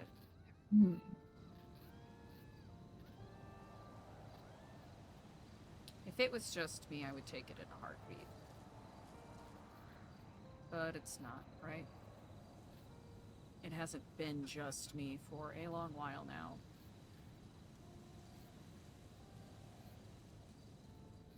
You still feel responsible for everybody?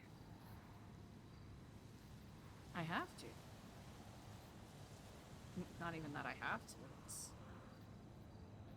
like, sure, there's some people who, if they make their bed, not much I can do.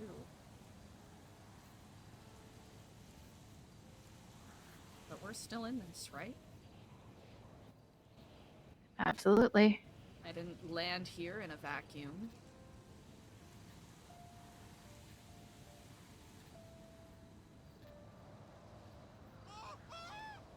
Just because they took something from us, just because they took what was labeled Babylon, doesn't mean that they took it. It's not Exactly. over. Yeah, it's not land, it's people. Mm-hmm.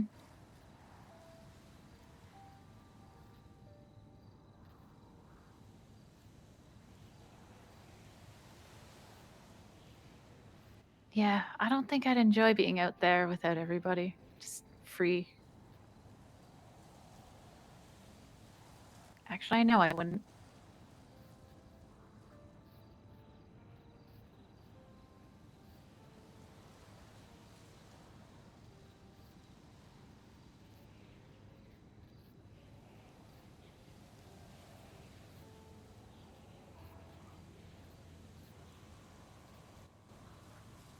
I guess that's the other thing too, though. If we did this, if we accepted their help, how is everyone else going to feel when they come in here and hear that? Yeah. Or do they know? Do we tell them? No, in that case, they would have to be in the know. Yeah, that's a big thing.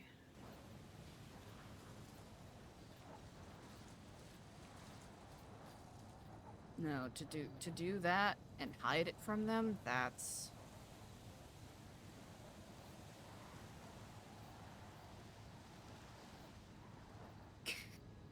probably the quickest way to end up on the chopping block.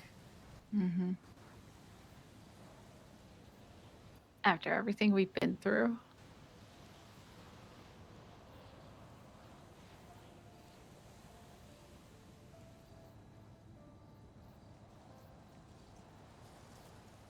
I'm gonna be honest, I almost feel like it's damned if we do, damned if we don't.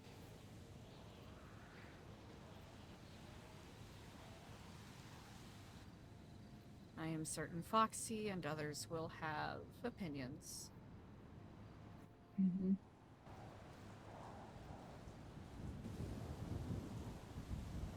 Well, you've talked to Foxy way more than I ever have. What do you think he's gonna? How do you think he's gonna take it? I don't have insight like that. Truth be told, we've mostly just... Anytime I've disagreed with him publicly about something, we've discussed it and moved on. I couldn't tell you his favorite color. I couldn't tell you... I don't think anybody could.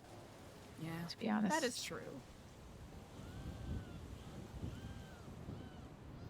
You'd probably say it's a dumb fucking idea, but... You never know, right? It sounds like there are other factors that we were not aware of before. Yeah, he talked about it so factually. I've never heard any of this before.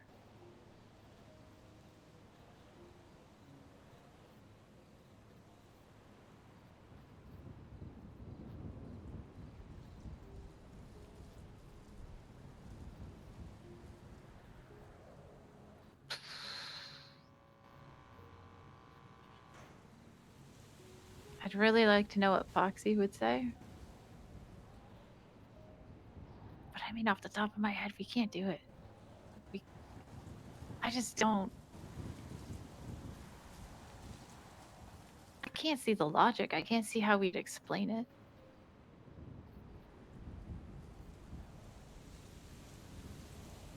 Even if it is to control who is getting the assistance. But I don't even know how far that would go. And they still have the control. That's the thing. Yep. They'd get exactly what they want. They'd get control of Babylon, essentially.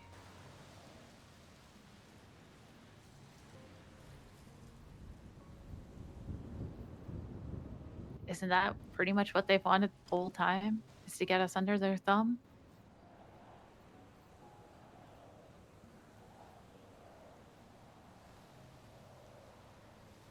Outliers that fought against them.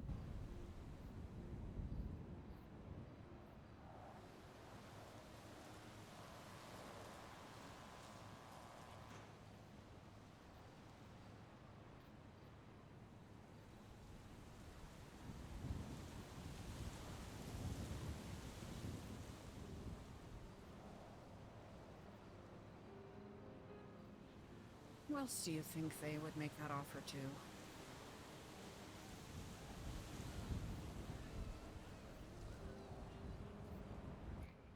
Offer to help take over the prison? Yeah, or, you know, take their offer to help, right? Like, let us presume Alfonso's not the only one they spoke to.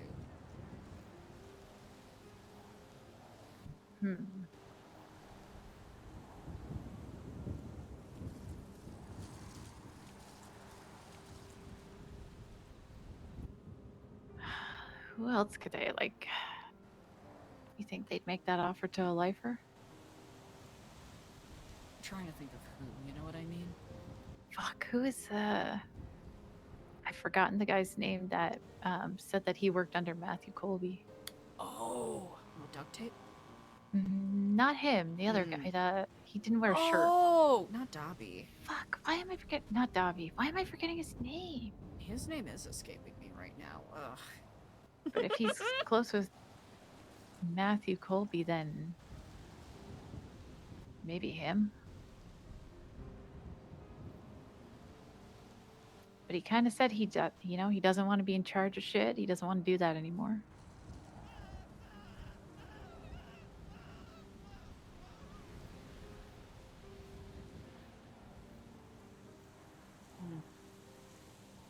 Maybe Raven?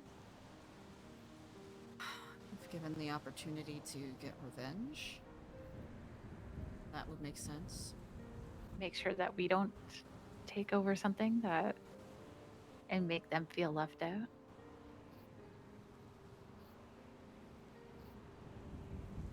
That is a really good point.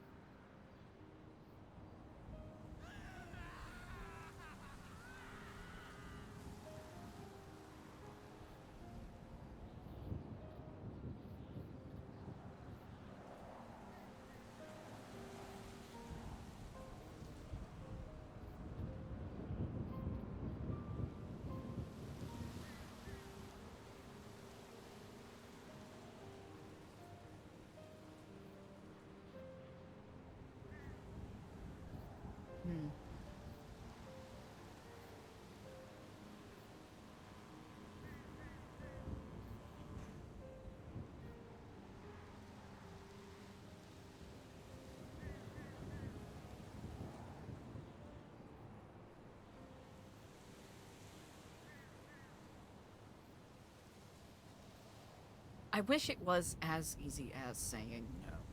Simply. Right, we could say no, wash our hands with it, move on. Mm-hmm. But now we're on the radar. I don't think they're gonna let us move on, if I'm being honest. That's you read my mind. Excuse me. I think saying no is... I think saying no is the route that we should take after everything we've been through and everything we've done and preached.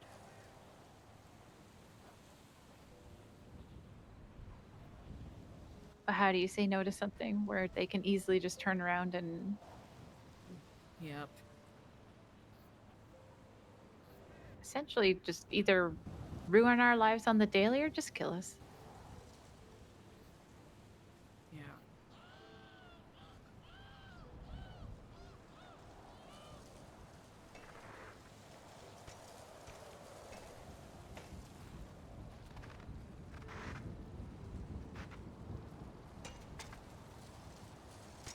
Who's to say they don't make that offer to McNulty? That's what I'm thinking. And then he takes over. Especially if McNulty is the one that basically passed that message to Alfonso.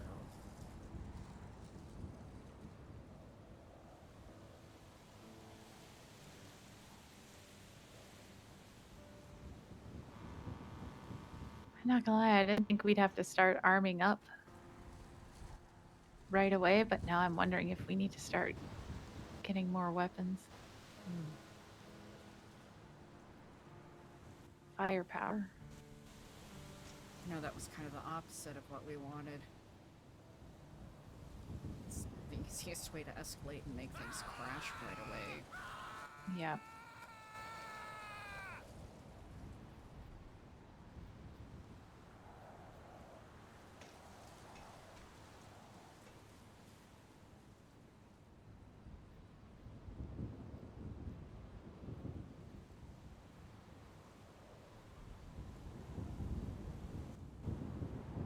This Nikita guy too. What do you feel about him? Haven't spoken with him a lot. I do see him working a lot around the yard, or riding bike as we see him doing now. Had only short conversations with him so far. I haven't wanted to press it. Yeah, same.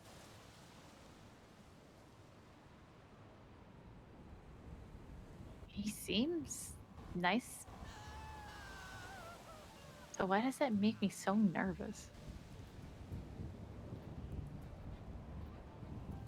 It's always the quiet ones, isn't it? Yeah. The loud ones at least just say it.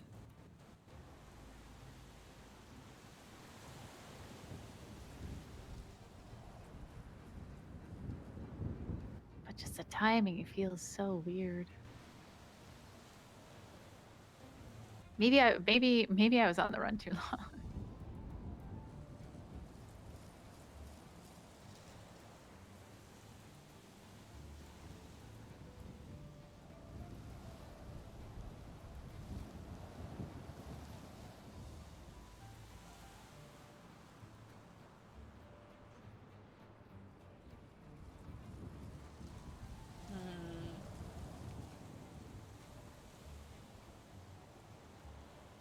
Suddenly feels like we have to be on guard again.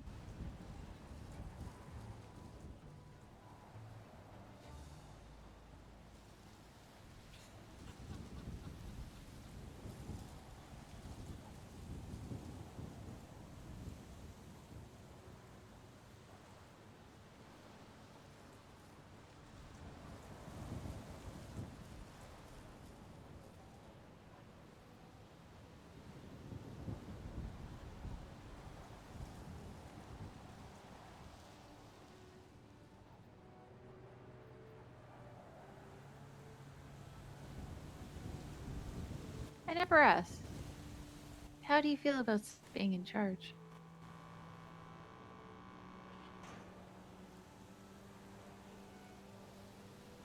Initial thought, man deserves a fucking break. Fair. He has Very really fair. good ideas some of the time. Mm-hmm. Others, I don't think he fully registers what the consequences might be for other people when Sort he of takes like risks. this situation right now. Yeah.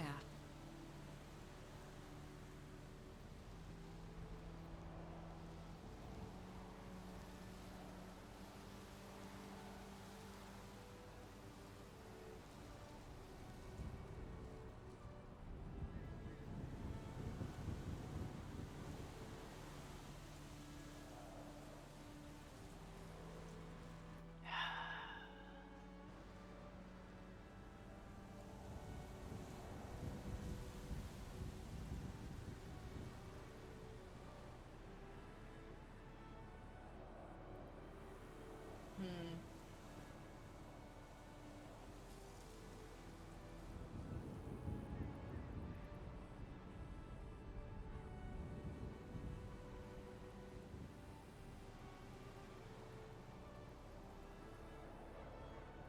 I'm at a loss. I really wish I knew what to do about this. Every slim moment that I feel like we wrest a little bit of, I don't know, autonomy back. Once again, we're pushed back onto the back foot and being reminded that there are many other peoples playing a game that have rules that I know I'm not privy to. Yep. Whether we like it or not, we're part of the game. Whether we know it or not. I had to learn that the hard way. Not just a part of the game, but just don't even get a say. Yep. Like, I hate to say it and I hate to think like this, but it legitimately doesn't matter what the fuck we do. It doesn't fucking matter. Because it just lands us here. Again. And again.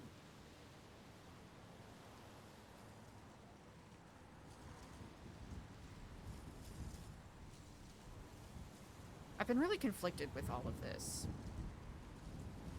Because With at the the faceless start of stuff? just all of this, I'm gonna be very plain.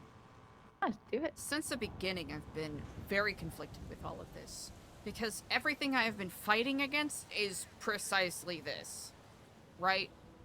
That got me started. Just against shit like this happening. Becoming a sovereign nation, essentially. No, before Babylon, too. Oh, God.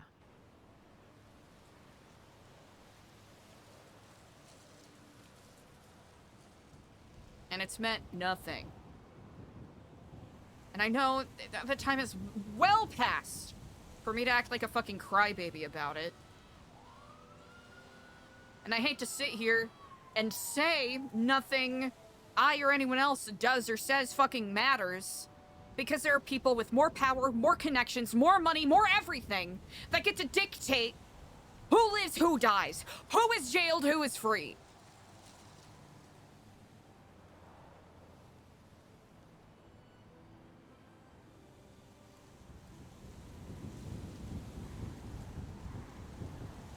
With all the power that people think I have, I don't even have the ability to protect the people I care about. So what the fuck is all of this for? Like, I know I need to stay focused and take one step at a time, but what other options do we have? Me planting radishes isn't gonna protect you, Andy. Nope. It won't.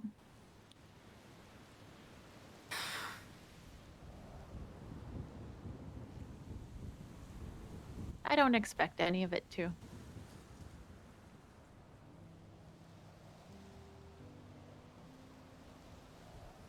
And I don't expect anybody to try to, I guess, save me from whatever's coming. We just gotta do it. We just gotta keep going. And I mean, thinking about the past and where you've come from, where the path has taken you, I don't think there's anything wrong with that. Because I think there's parts of ourselves that we lose along the way without even realizing it. I'm getting a phone call.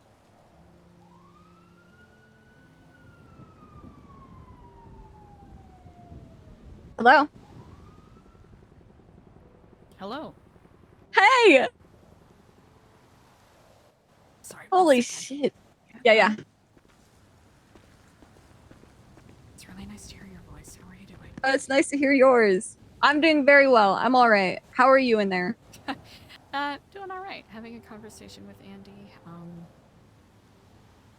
I learned some things today that Ooh. I'd like to tell you, but I'm not going to tell you over the phone. And I don't think you Yeah, should visit that's a good either. idea.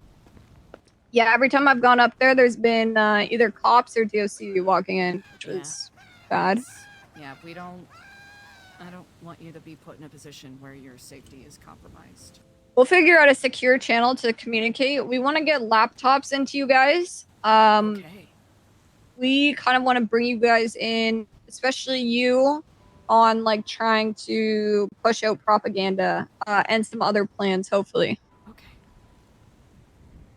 Yes. So if we're gonna try and make that a priority tomorrow, if possible, to try and get some laptops into you guys so that you guys can work on like newspaper and shit like that. All right. Excellent. We've been building a foundation in here. I learned some things that I think is vital for you to know. You'll probably hear it at some point tomorrow. Okay. Do you know what the text that Sab received was? If it is about an offer, then yes. If it is about a phone call, then double yes. This I do not know.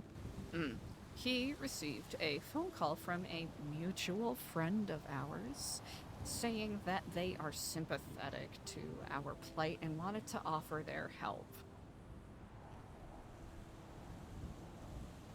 I say our, I mean specifically, No. yeah. What? Big Dog got told by a red-headed fucking menace to go and make a phone call to a certain someone. Big Dog didn't know at the time. Certain someone picked up, familiar voice. Think you and I can What the recognize the fuck? name Stealer. Yes, I can recognize that stupid bitch. Yeah. And Alfonso ended up relaying some of the details of that phone call, and he heavily implied that a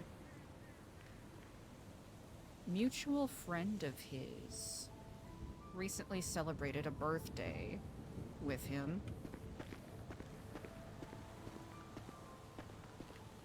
Oh my god.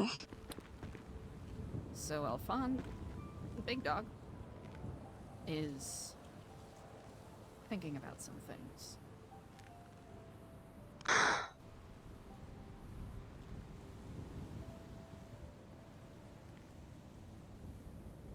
Okay.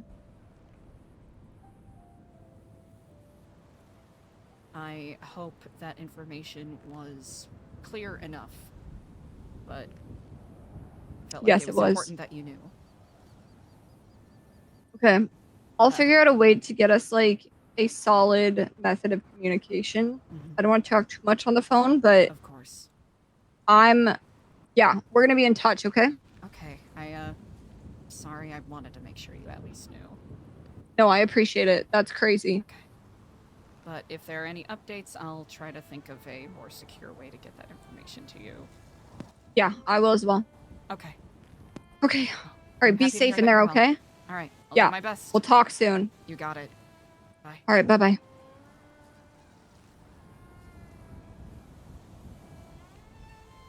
All right, hopefully that information was good for CJ.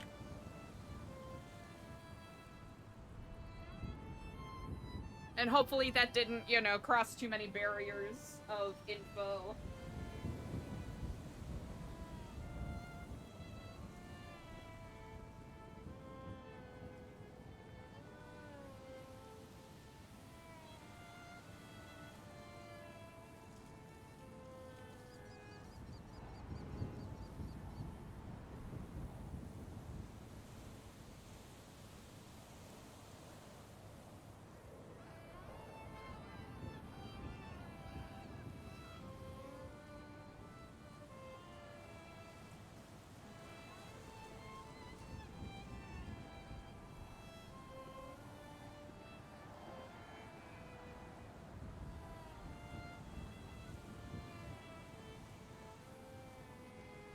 I think we saw Tom over there, so we're just gonna chill for a moment. Man, hopefully Eliza didn't fuck up telling CJ that, but it's important that CJ knows, you know?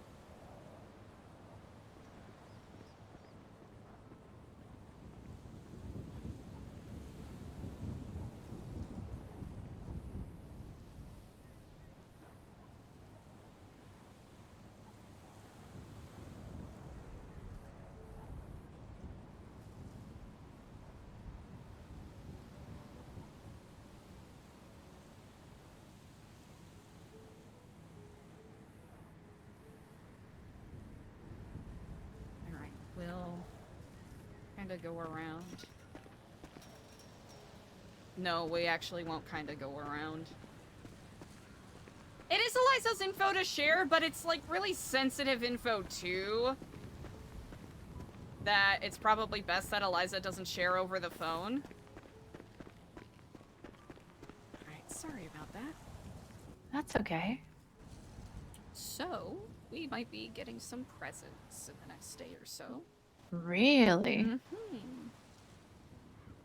Computadoras. Wait, what? Etc. You know, computers, laptops, etc. Oh, shit, yes. Apparently, propaganda stuff is ramping up in a different direction, and they want some additional assistance with that. Oh, shit, okay. What direction are they going now? Not sure. I'm certain we'll get more details later. Details were sparse over the phone, just to, Fair. Good call. just in case.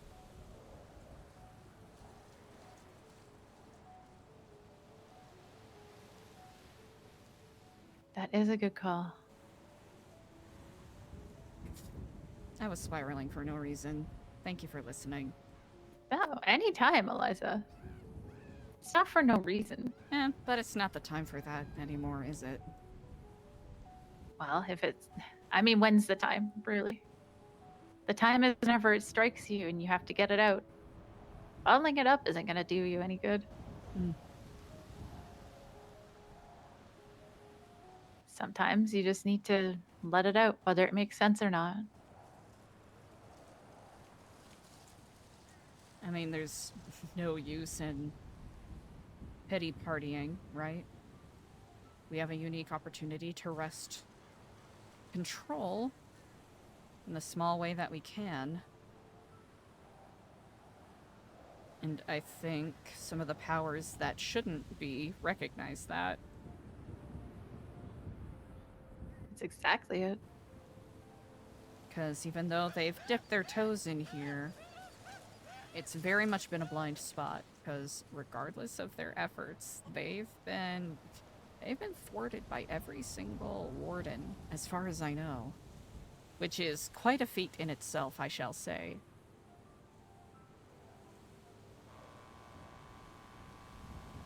I didn't even think about that. What if they went after this warden, since he's so tired of all the bullshit? Yep, easy target.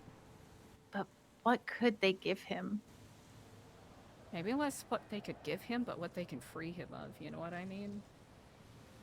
I mean, if they could get his presumed girlfriend out.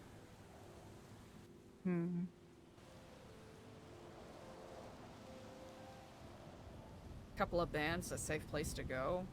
Scot-free. That's fucking true, actually.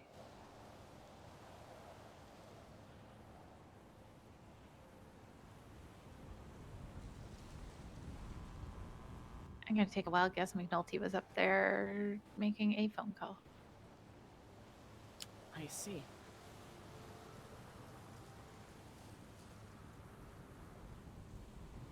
I didn't want to mix words with him yesterday or the other day. That's why I just straight up asked him about the faceless. It's honestly smart. I figured, fuck it. This is prison. What's gonna happen?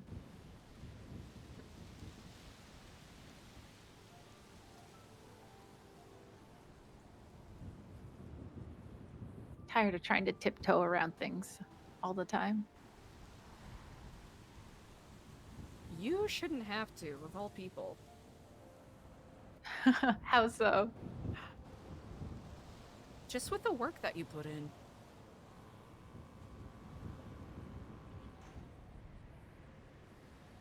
It's been funny hearing recently from Foxy and from Vlad that one Foxy was trying to lift me up into something else, into more, and that I meant more than I knew. If only I had known that.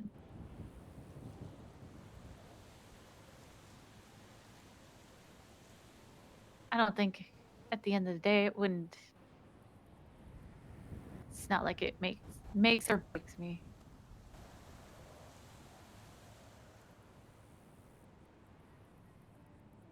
But it's nice to know.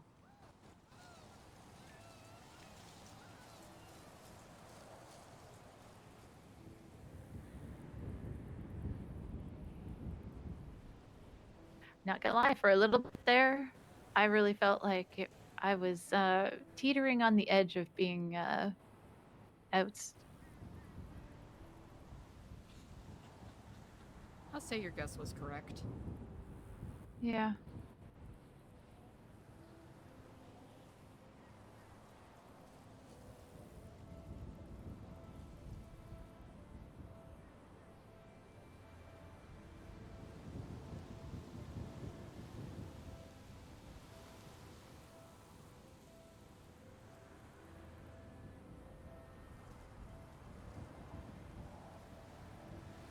Thing is, I'm always, if I fuck up, I'm gonna accept that I do it. It's happen. Now you take responsibility. And that's worth a lot. At least try to take responsibility and be honest about something. If I don't have an answer, I don't have an answer. I'm not gonna fabricate. I'm not gonna silver tongue the people that I care about.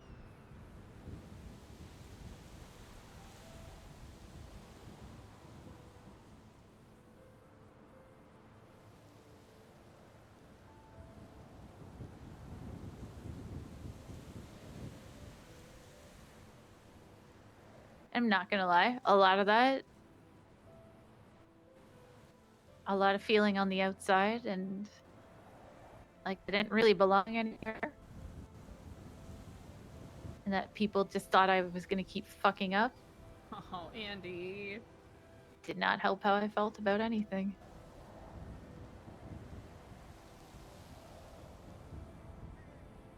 So understandable. Especially after everything I've done. Everyone I've helped.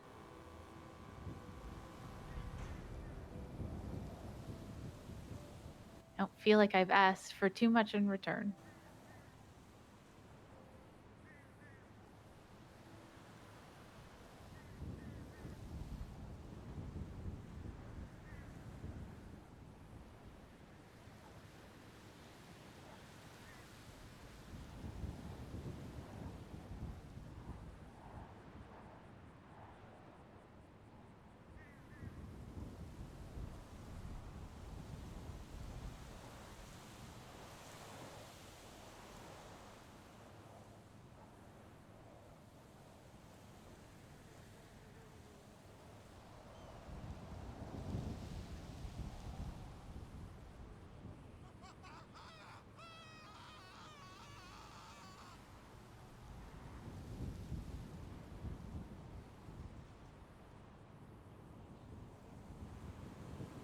I guess now all I ask is that people can trust that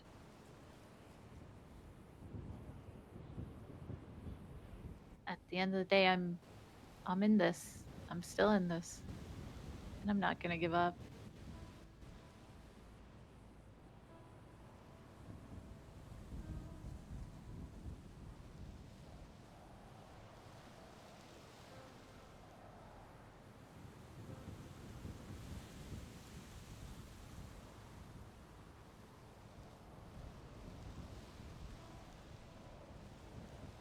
That's the exact kind of energy we need.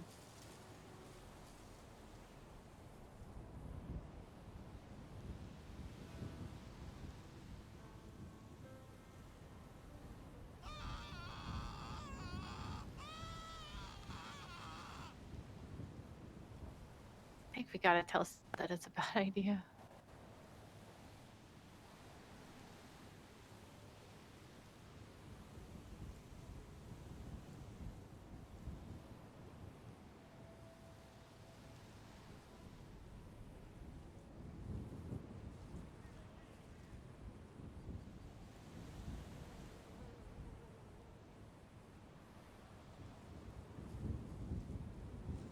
What if tomorrow Foxy says that he wants us to do it? And it's time to dance. Are you down for it?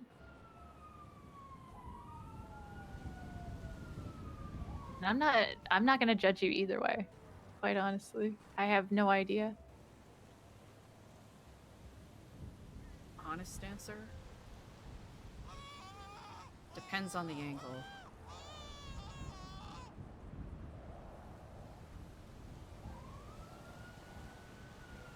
I just don't know how we would betray them and actually get away with it.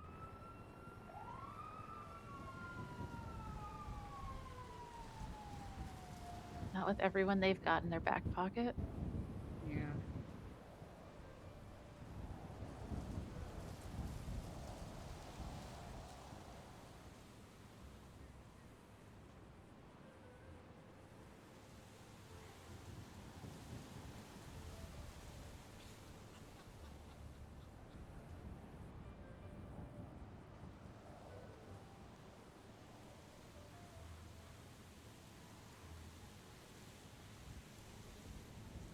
Loyalty is important. I know that. But I also have to acknowledge whether or not I would be a liability if that was to be the angle they wanted to work.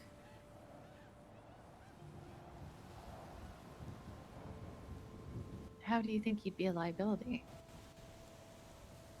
Because they've actively multiple times said that they want me dead. Unless it was all a ploy to get me to obey something.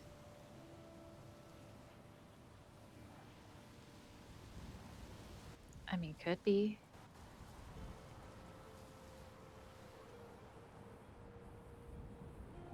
There's probably other people in Babylon that they've said the same thing to. Definitely. Other people in Babylon can aim and shoot a gun, though.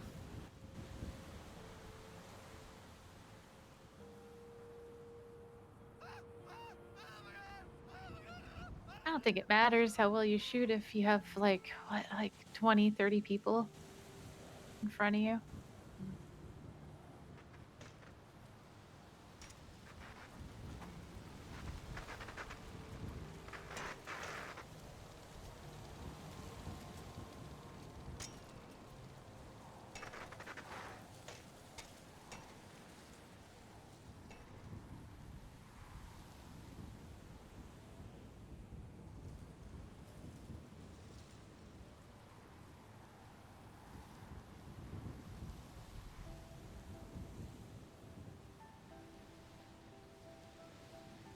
Oh, it's so. I'm honestly like. I kind of want to scream out loud. Like, what in the fuck? This is fucked. Yeah, do it. I had my moment. You should get yours. It's just so. It's so fucked up. What the actual fuck?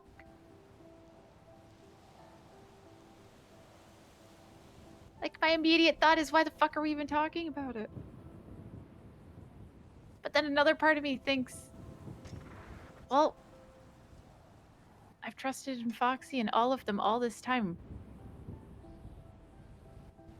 If Foxy says to do it, then we're doing it.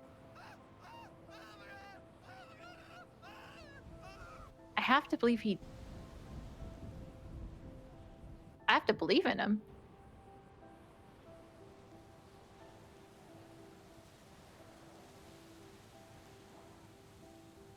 I mean, against all odds, we've been able to survive this long. All things considered.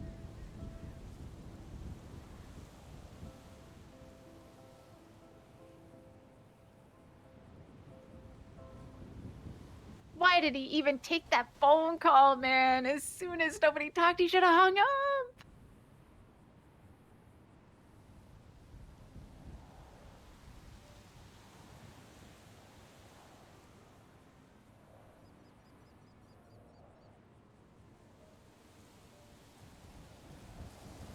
I'm just trying to see it from from outside too.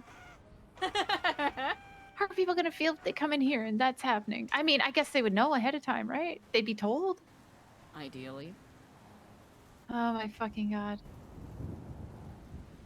I mean, if they weren't, that'd be omega fucked.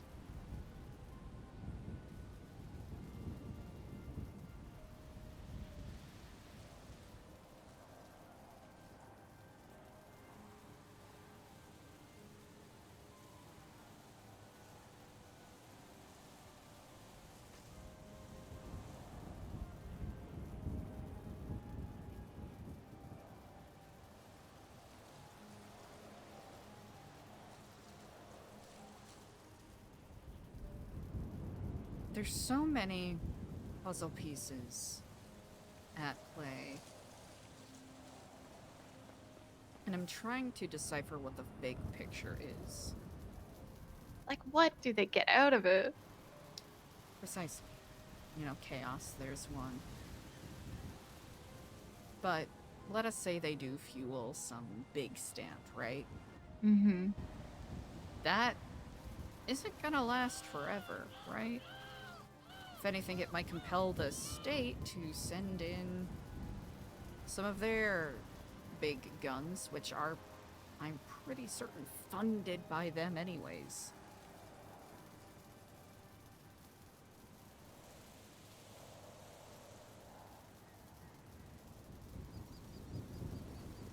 So, okay. I mean, some of it is funded by them. Some police are obviously bought by them.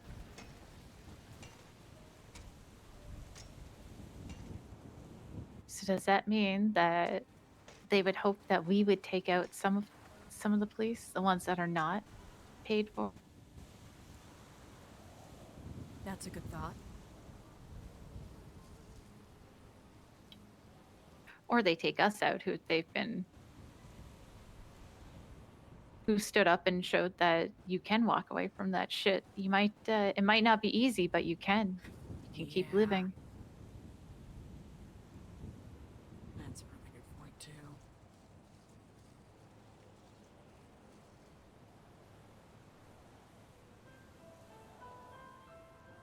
But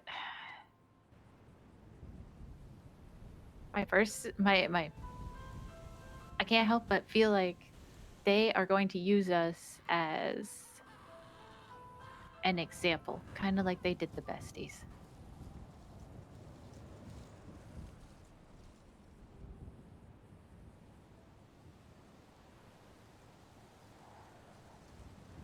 Wouldn't be the first time. We're certainly better protected here than in Babylon. That's for certain. We got the infrastructure working to our benefit.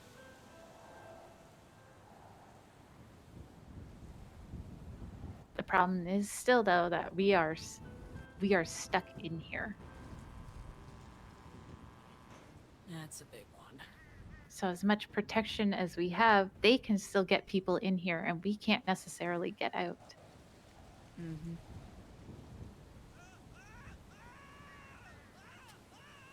That's a big thing, right? Like, let us say this offer was granted elsewhere, right? There's at least more opportunities to avoid consequences in a way. Consequences, heavy quotation marks. But here, they know where we are. And Yep. they know what they need to do to pull whatever strings to make life even worse.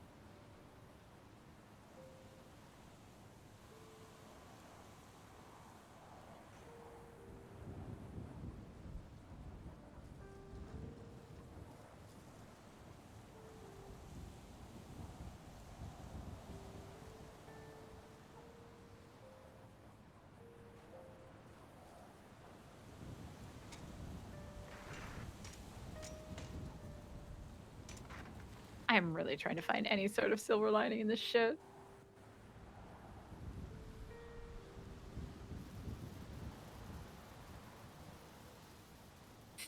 The fact that he mentioned Alfonso's friend means that leverage is being used. Mm-hmm. I don't like that.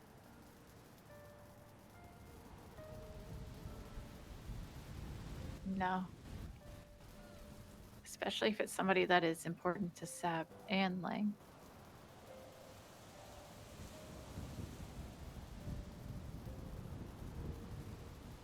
Would they sabotage everything that we worked for like, what, 10 months?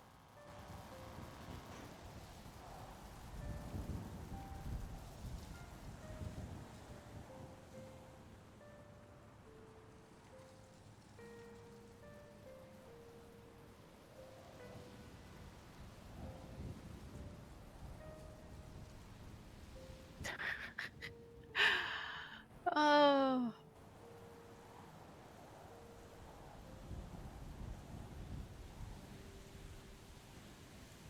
I can't help but keep thinking we're fucked.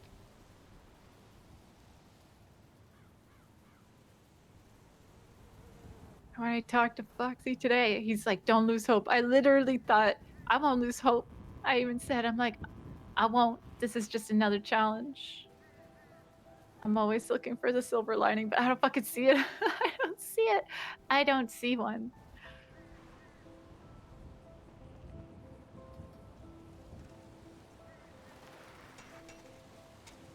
Interesting.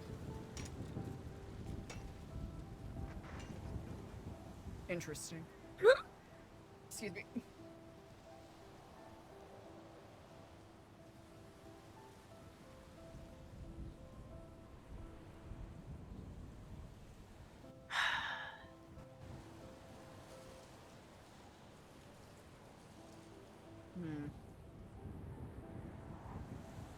Right now I'm just trying to think through all of the possibilities.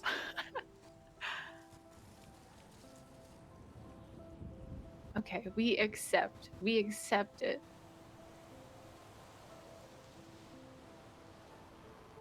Then they, what, gear us up?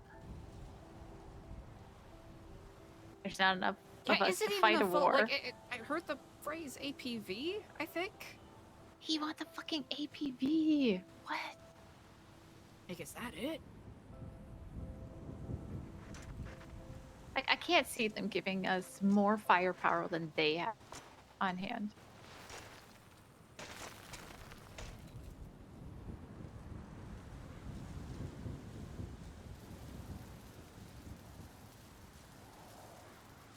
So, okay, so they gear us up, but for what? We don't have enough people, we don't have enough manpower to fight like anything right now. Definitely not. Could be a trap, could be setting us up, right? Because right now it's, you know, treason with dubious evidence supporting it. Doing this, that's undeniable, and a reason for them to amp up the stakes and the punishments that they're looking to get. You saw what they did to Jose Gerardo. Yeah, if they get Sab on on recording agreeing to help them? Who's to say they don't just take that and sell them right there? Easy, done.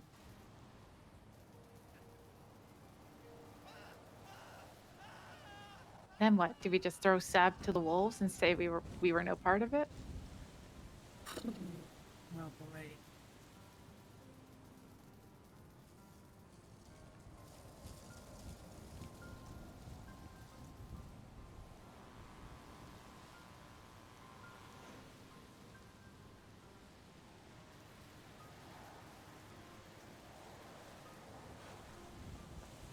We say no. The manpower or the firepower to do anything. And they just come in here and just take us out? Mm.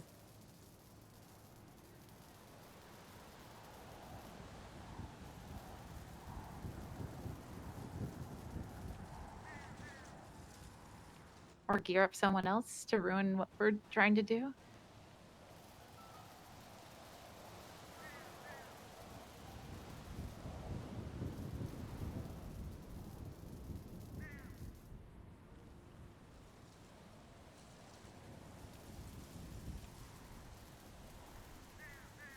Oh man, there's a lot of thoughts going through Eliza's mind.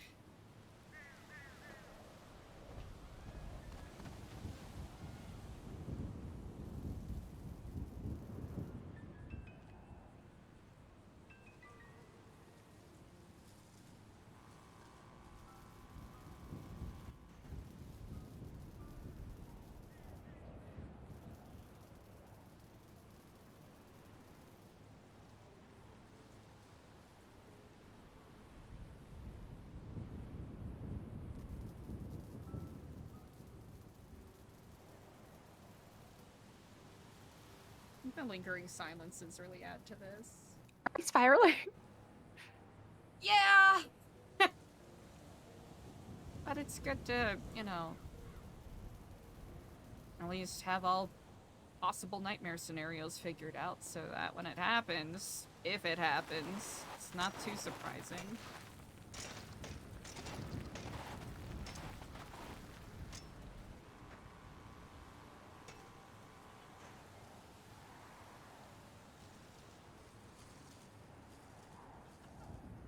Not only that, we could have just brought a whole world of shit to all of the lifers.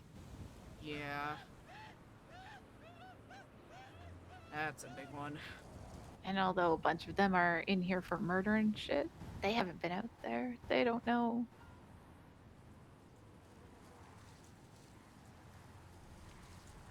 Who's to say with that allure of potential freedom or whatever else can be offered, they wouldn't do whatever it takes.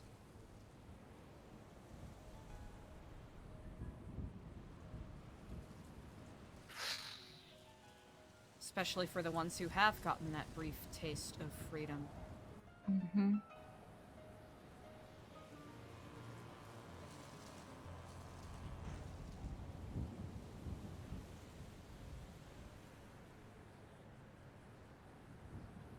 I feel like you said, we were, you know, the puzzle pieces were aligning and shit, and I feel like they just came in and flipped the fucking table. You know what? That's a better way to phrase it. They're just like, you know what? Fuck your game.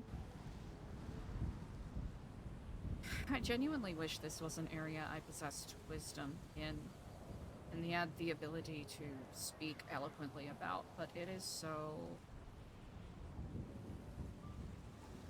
I'm trying to move with gratitude that I get the opportunity to learn and not, you know, die right away because of all of the stakes that we're facing, but it really...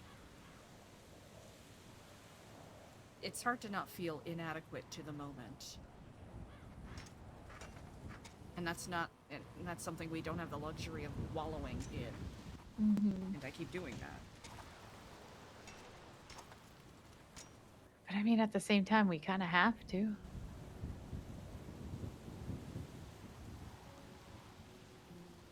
let's face it, look at Sab. He was ready to just fucking jump at it.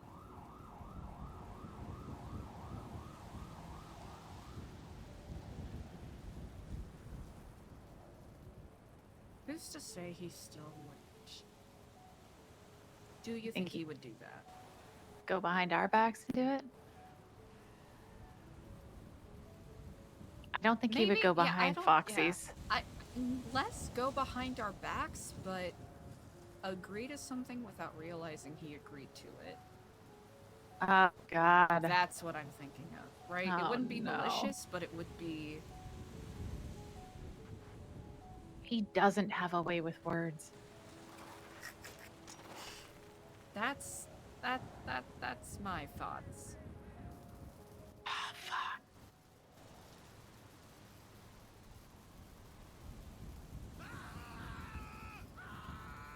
Okay, what I'm gonna say is not meant to be offensive in any sort of way. But look at the team that we have. No, I get... At the same time, you know what I mean? Listen, we've got...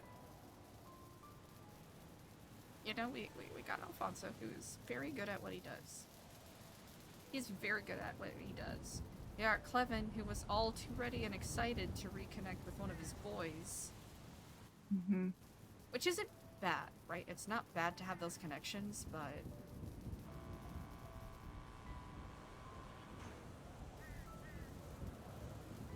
worry about him. He has good ideas. He does good work. Mm-hmm. He's a little too gung-ho to go with that plan. At least, initially, before he backed off. I could be reading that wrong. No, I hope I'm reading it wrong. I don't know if maybe he was just trying to find the bright side to it, but...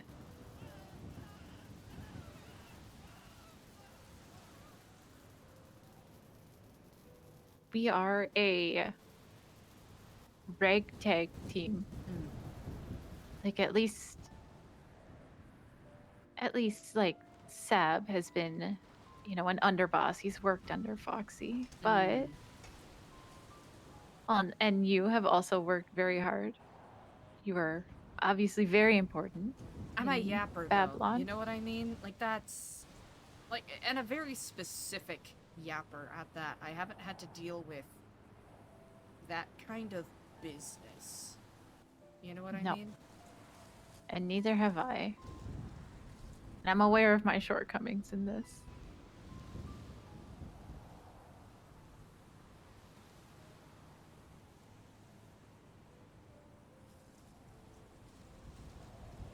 I mean, I'll jump into action when told to, or when needed. But I feel like all I can do is just, in a situation like this, is come up with the scenarios of how this could or will play out.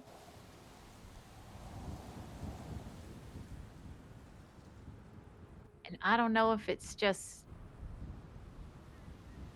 maybe it's morals, but I just don't know how we justify doing it after spending so long fighting them. And making such a big show to everyone that we're not with them.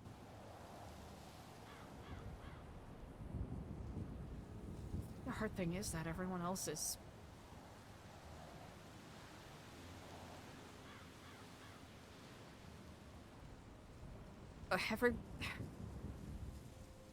Not everyone, but so many people seem so desperately apathetic to just about everything that's going on.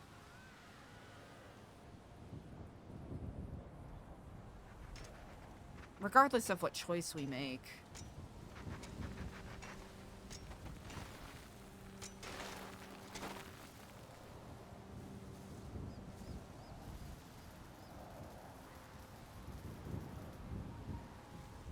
Is it gonna be enough to get people to give a shit?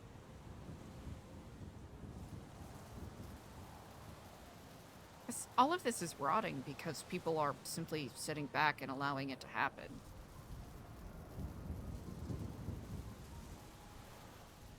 very true. Like, we're only 30 people.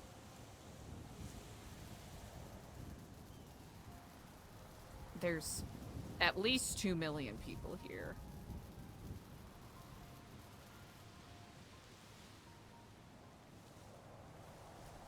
I feel like a lot of people have offered help. A lot of people that have, you know, come through here, just being put in jail, offer if we need anything, that they'll throw stuff in if we need. Like, that's good. I just wonder how much of that goodwill will we lose if we back down from Yeah, that's what a we big say. thing. That's a big thing, and that's a good thing to note.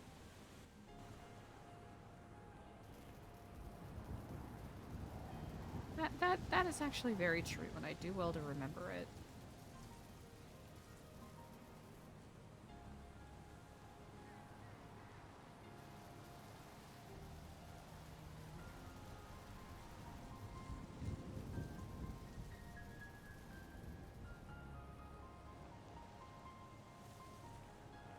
Okay, bright side.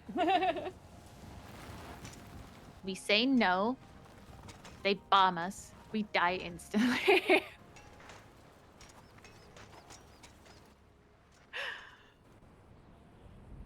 I'm sorry, bad. No, that's it. That's it. That's Okay, not yeah, great. that is an option. Not ideal. Not Bright- not at bright the top of my side. list. Bright side, we say no, and they leave us alone for a while. And then we get time to come up with a plan.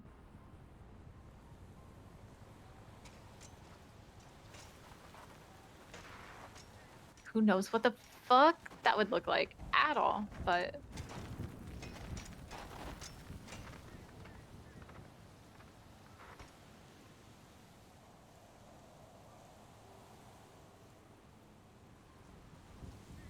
Your guess is better than mine.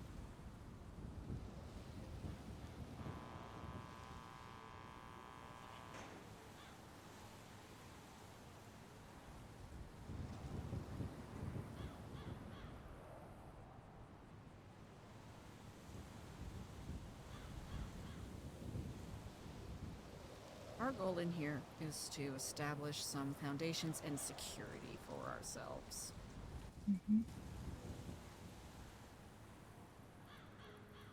And then to use that to establish a sense of control, or at least ability to defend ourselves and have some ability to manage our own destinies.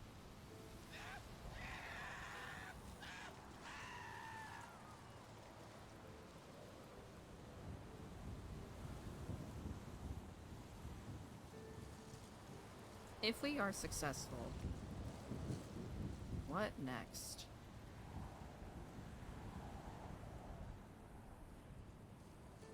if we successfully kind of install ourselves in control. Yeah, like, is it going to be a constant battle of attrition with how many tanks Los Santos can throw at us? Maybe.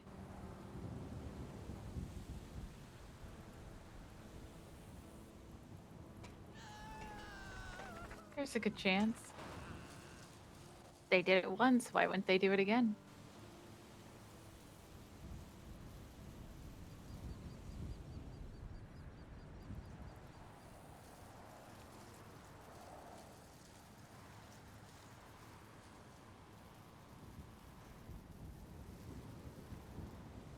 Sav essentially wants it to be like its own little city, right? Yeah. Open and close the doors, have people come in and out.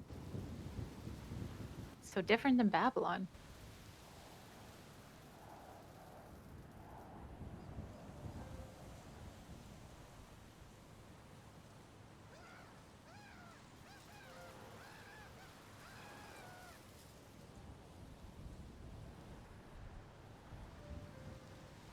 I just can't imagine Like Foxy keeps saying he'll be in here soon enough with us, so to keep working and keep getting things ready. How would he or anyone else, even if they know, how would you feel showing up somewhere to eat, and then your worst enemy is there sat across from you at the dinner table? Definitely felt that before.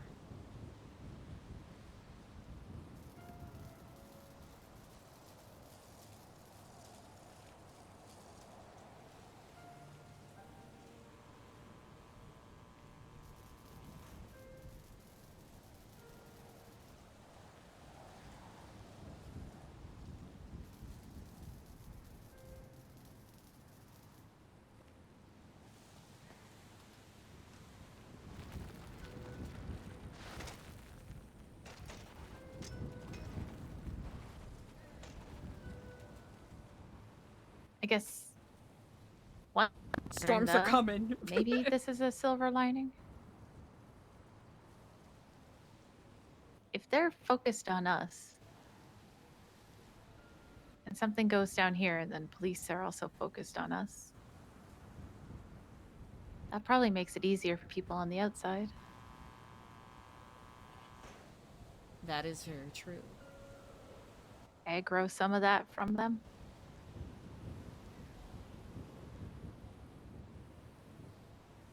I'm very good at aggroing some for some reason.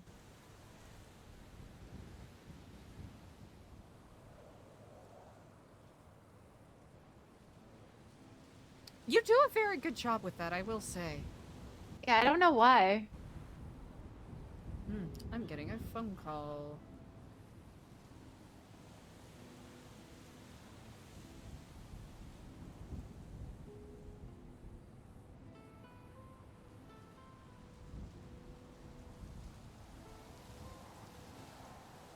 Huh?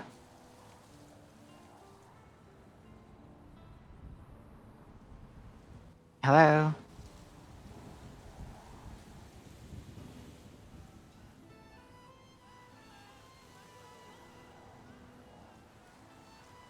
I didn't recognize it.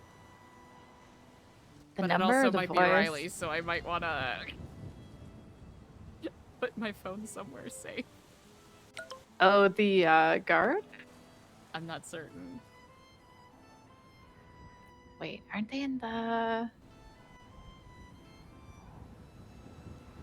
Oh. She's not in... Wait, how does she spell it? Riley? Ooh, okay. It's not the number that's in the,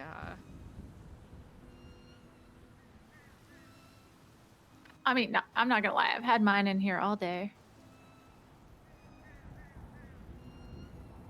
Yeah, I figured I was, tempting it a little bit with my little rain cloud twat. That's fair. Silver lining and all that. I'm trying. I'm really trying. I'm usually very good at finding a silver lining. You are very good at that.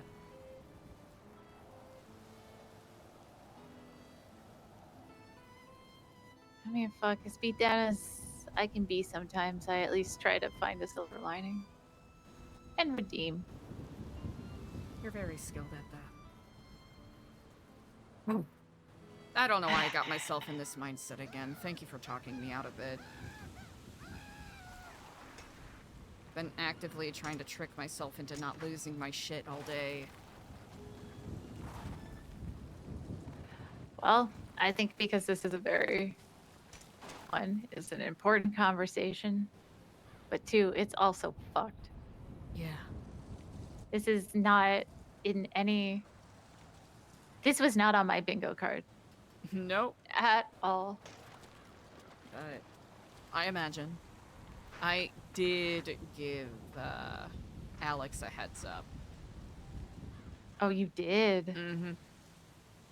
I completely forgot to mention that. Yep, my bad. I completely forgot to say that. I legitimately don't know if I said it out loud, but yes, I no, did. you didn't. I did give Alex a heads up and gave a brief rundown of what Sab said. What he said, just in case there's things emitted tomorrow.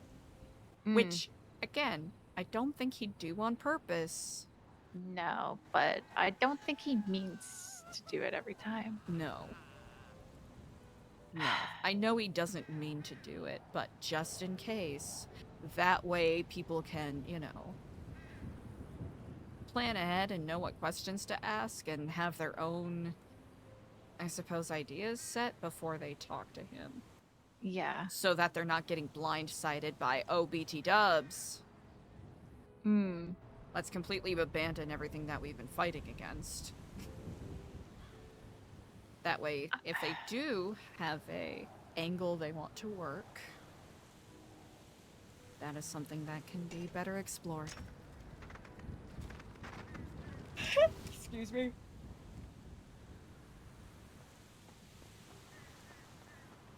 I don't know about you, but I love to hear that conversation tomorrow. I left a bunch of supplies out here for you guys. Hey, thank you. Thank you so I much. saw that the storage was all up. You guys need like tourniquets or IFAKs or anything? Well, I'm about to go to sleep. Oh, wow. I'm good right now, thank you. Yeah, I'm actually good for now. Thank you, though. Alright, you guys have a good night. Rest Hey, you well, too. Thank you. Yeah, take care. Oh, he's pretty cool. Seems very nice. I'm still so sus. I imagine, they probably feel the same about us and are probably just, testing the waters. Yeah, they probably are sus of us always. I mean, to be fair, we knew each other outside beforehand, so I don't think Really? like, I think it's fair that we go off and do our own thing just as much as they do. Oh, 100%. So, although, you know, it's been pointed out that, you know, maybe they don't feel included and stuff, I have to think back to how many times did I see you guys go off by yourselves and do stuff? Oh, 100%. Or talk about things. 100%. So, yeah, it might suck, but at the same time, not everybody's going to be privy to everything. I think that's gonna be the big thing. Really getting a litmus test on who is comfortable. Not being 100% in the know. And who understands that discretion will have to be levied in some ways. Yeah. Too many cooks spoil the stew and all of that. And I'm not gonna lie, it feels out of character for me to run in when you guys are meeting with people, run into visitation, or I feel like I almost kind of put my foot down with Sab. Like if I'm in this and I'm in this and I'm not being pushed to the side for someone else later on. No, it's a good thing to establish, I do believe.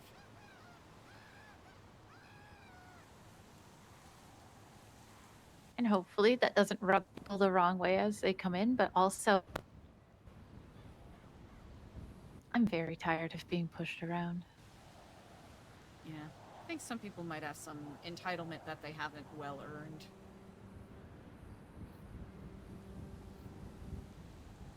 And I won't lie, I still have a lot to learn. Who doesn't? But if I'm agreeing to do this just as much as everyone else, then I think I deserve a seat at the table just as much.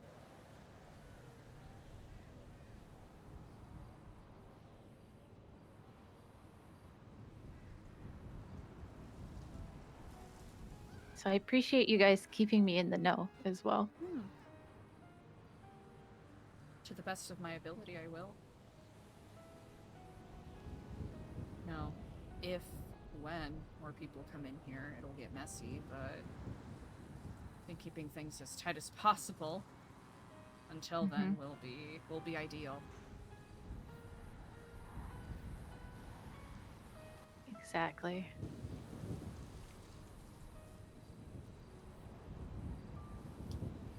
I think I spiraled myself out for today. Hopefully I'll be more productive tomorrow. It's unfortunately a very big one. It's, yeah. Well, we'll see what resolution we can reach. Hopefully reach tomorrow, but I doubt it'll be all be simply solved in such a short amount of time. No, I doubt it. Let's take a look here. Oh, wow. Oh. Alright, I think I will grab these and drop it off. All right. For Big Dog. You can take the bike if you like. You sure? I'm gonna be taking to my rest now. Oh yeah, that's fine. I'm gonna just walk myself over and get food. Oh, brilliant. Do you need any tokens? No, I've got so many. Okay, excellent. So many. What are these jail receipts at this point? Receipts. Excellent. Yep. Thank you for talking through that with me. It's a lot to wrap one's head around. No, I was kind of feeling the same way. Mm-hmm. Because it just feels so... I know, for myself, which you know all too well, sometimes you gotta Yeah. spiral it out so that in the future you can focus and just work around it when it comes. Look, I'm always here if you need to spiral because I will always pull you back out of it. No, you always do. I thank you for that. Anytime. I will admit that's one thing I've always at least been good at. Mm-hmm. Trying to find the good. I think that general mindset will be needed now more than ever. And I know I definitely need to tootle myself into doing a better job of that.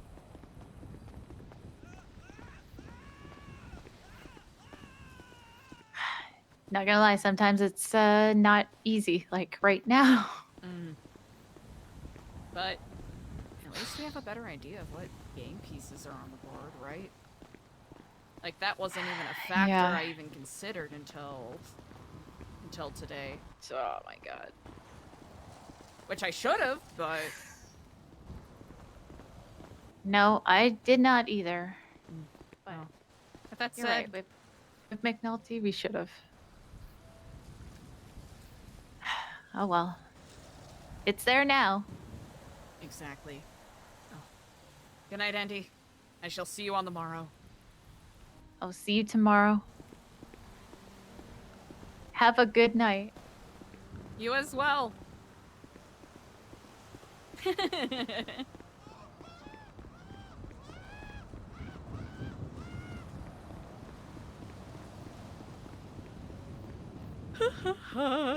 Excuse me. Alright, no one else is signed up for that, so...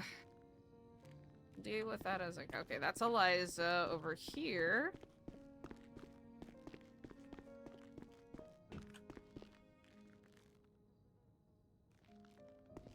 Alright. Does Eliza have access to this? Let's see.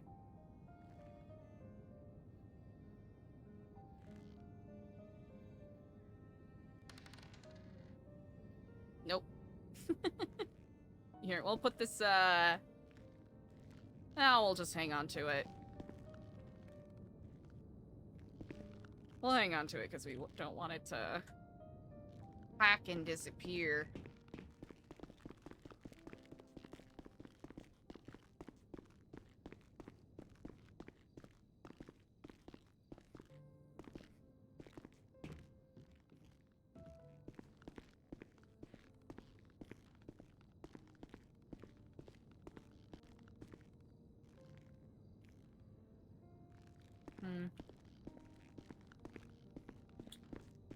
Interesting, interesting, interesting. Interesting. Do we wanna... I don't think I really wanna here. We'll do this.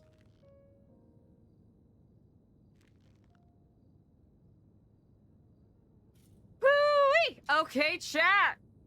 probably shouldn't have spiraled so much, but I think it's good to try to see if we can play out Eliza getting out of old thinking patterns. I think it is kind of funny and kind of poetic that the second Eliza started losing her shit, CJ ended up calling. Like, that just felt appropriate, funnily enough. Alright, we'll do more yeast.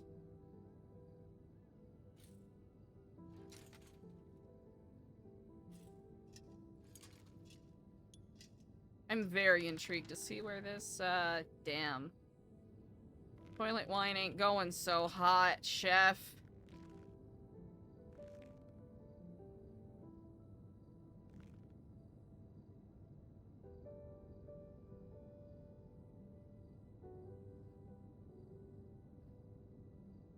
Yeah, technically we still don't know where Eliza sits on a lot of stuff, so Eliza's just gonna play it cautiously for the time being.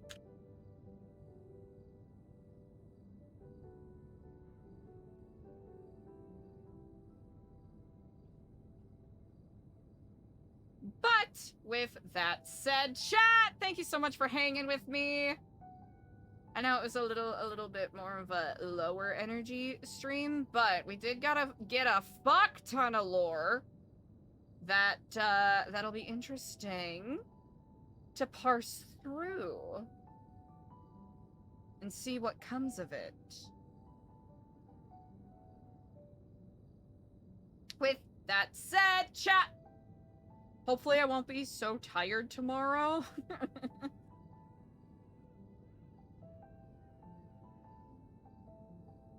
I am going to send you on over to... you know what? You know who we haven't had a chance to send some love to in a hot minute.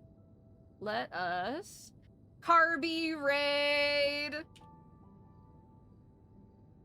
Chat, let's go send some love to Carby, who's phenomenal, plays JoJo Golden amongst other characters.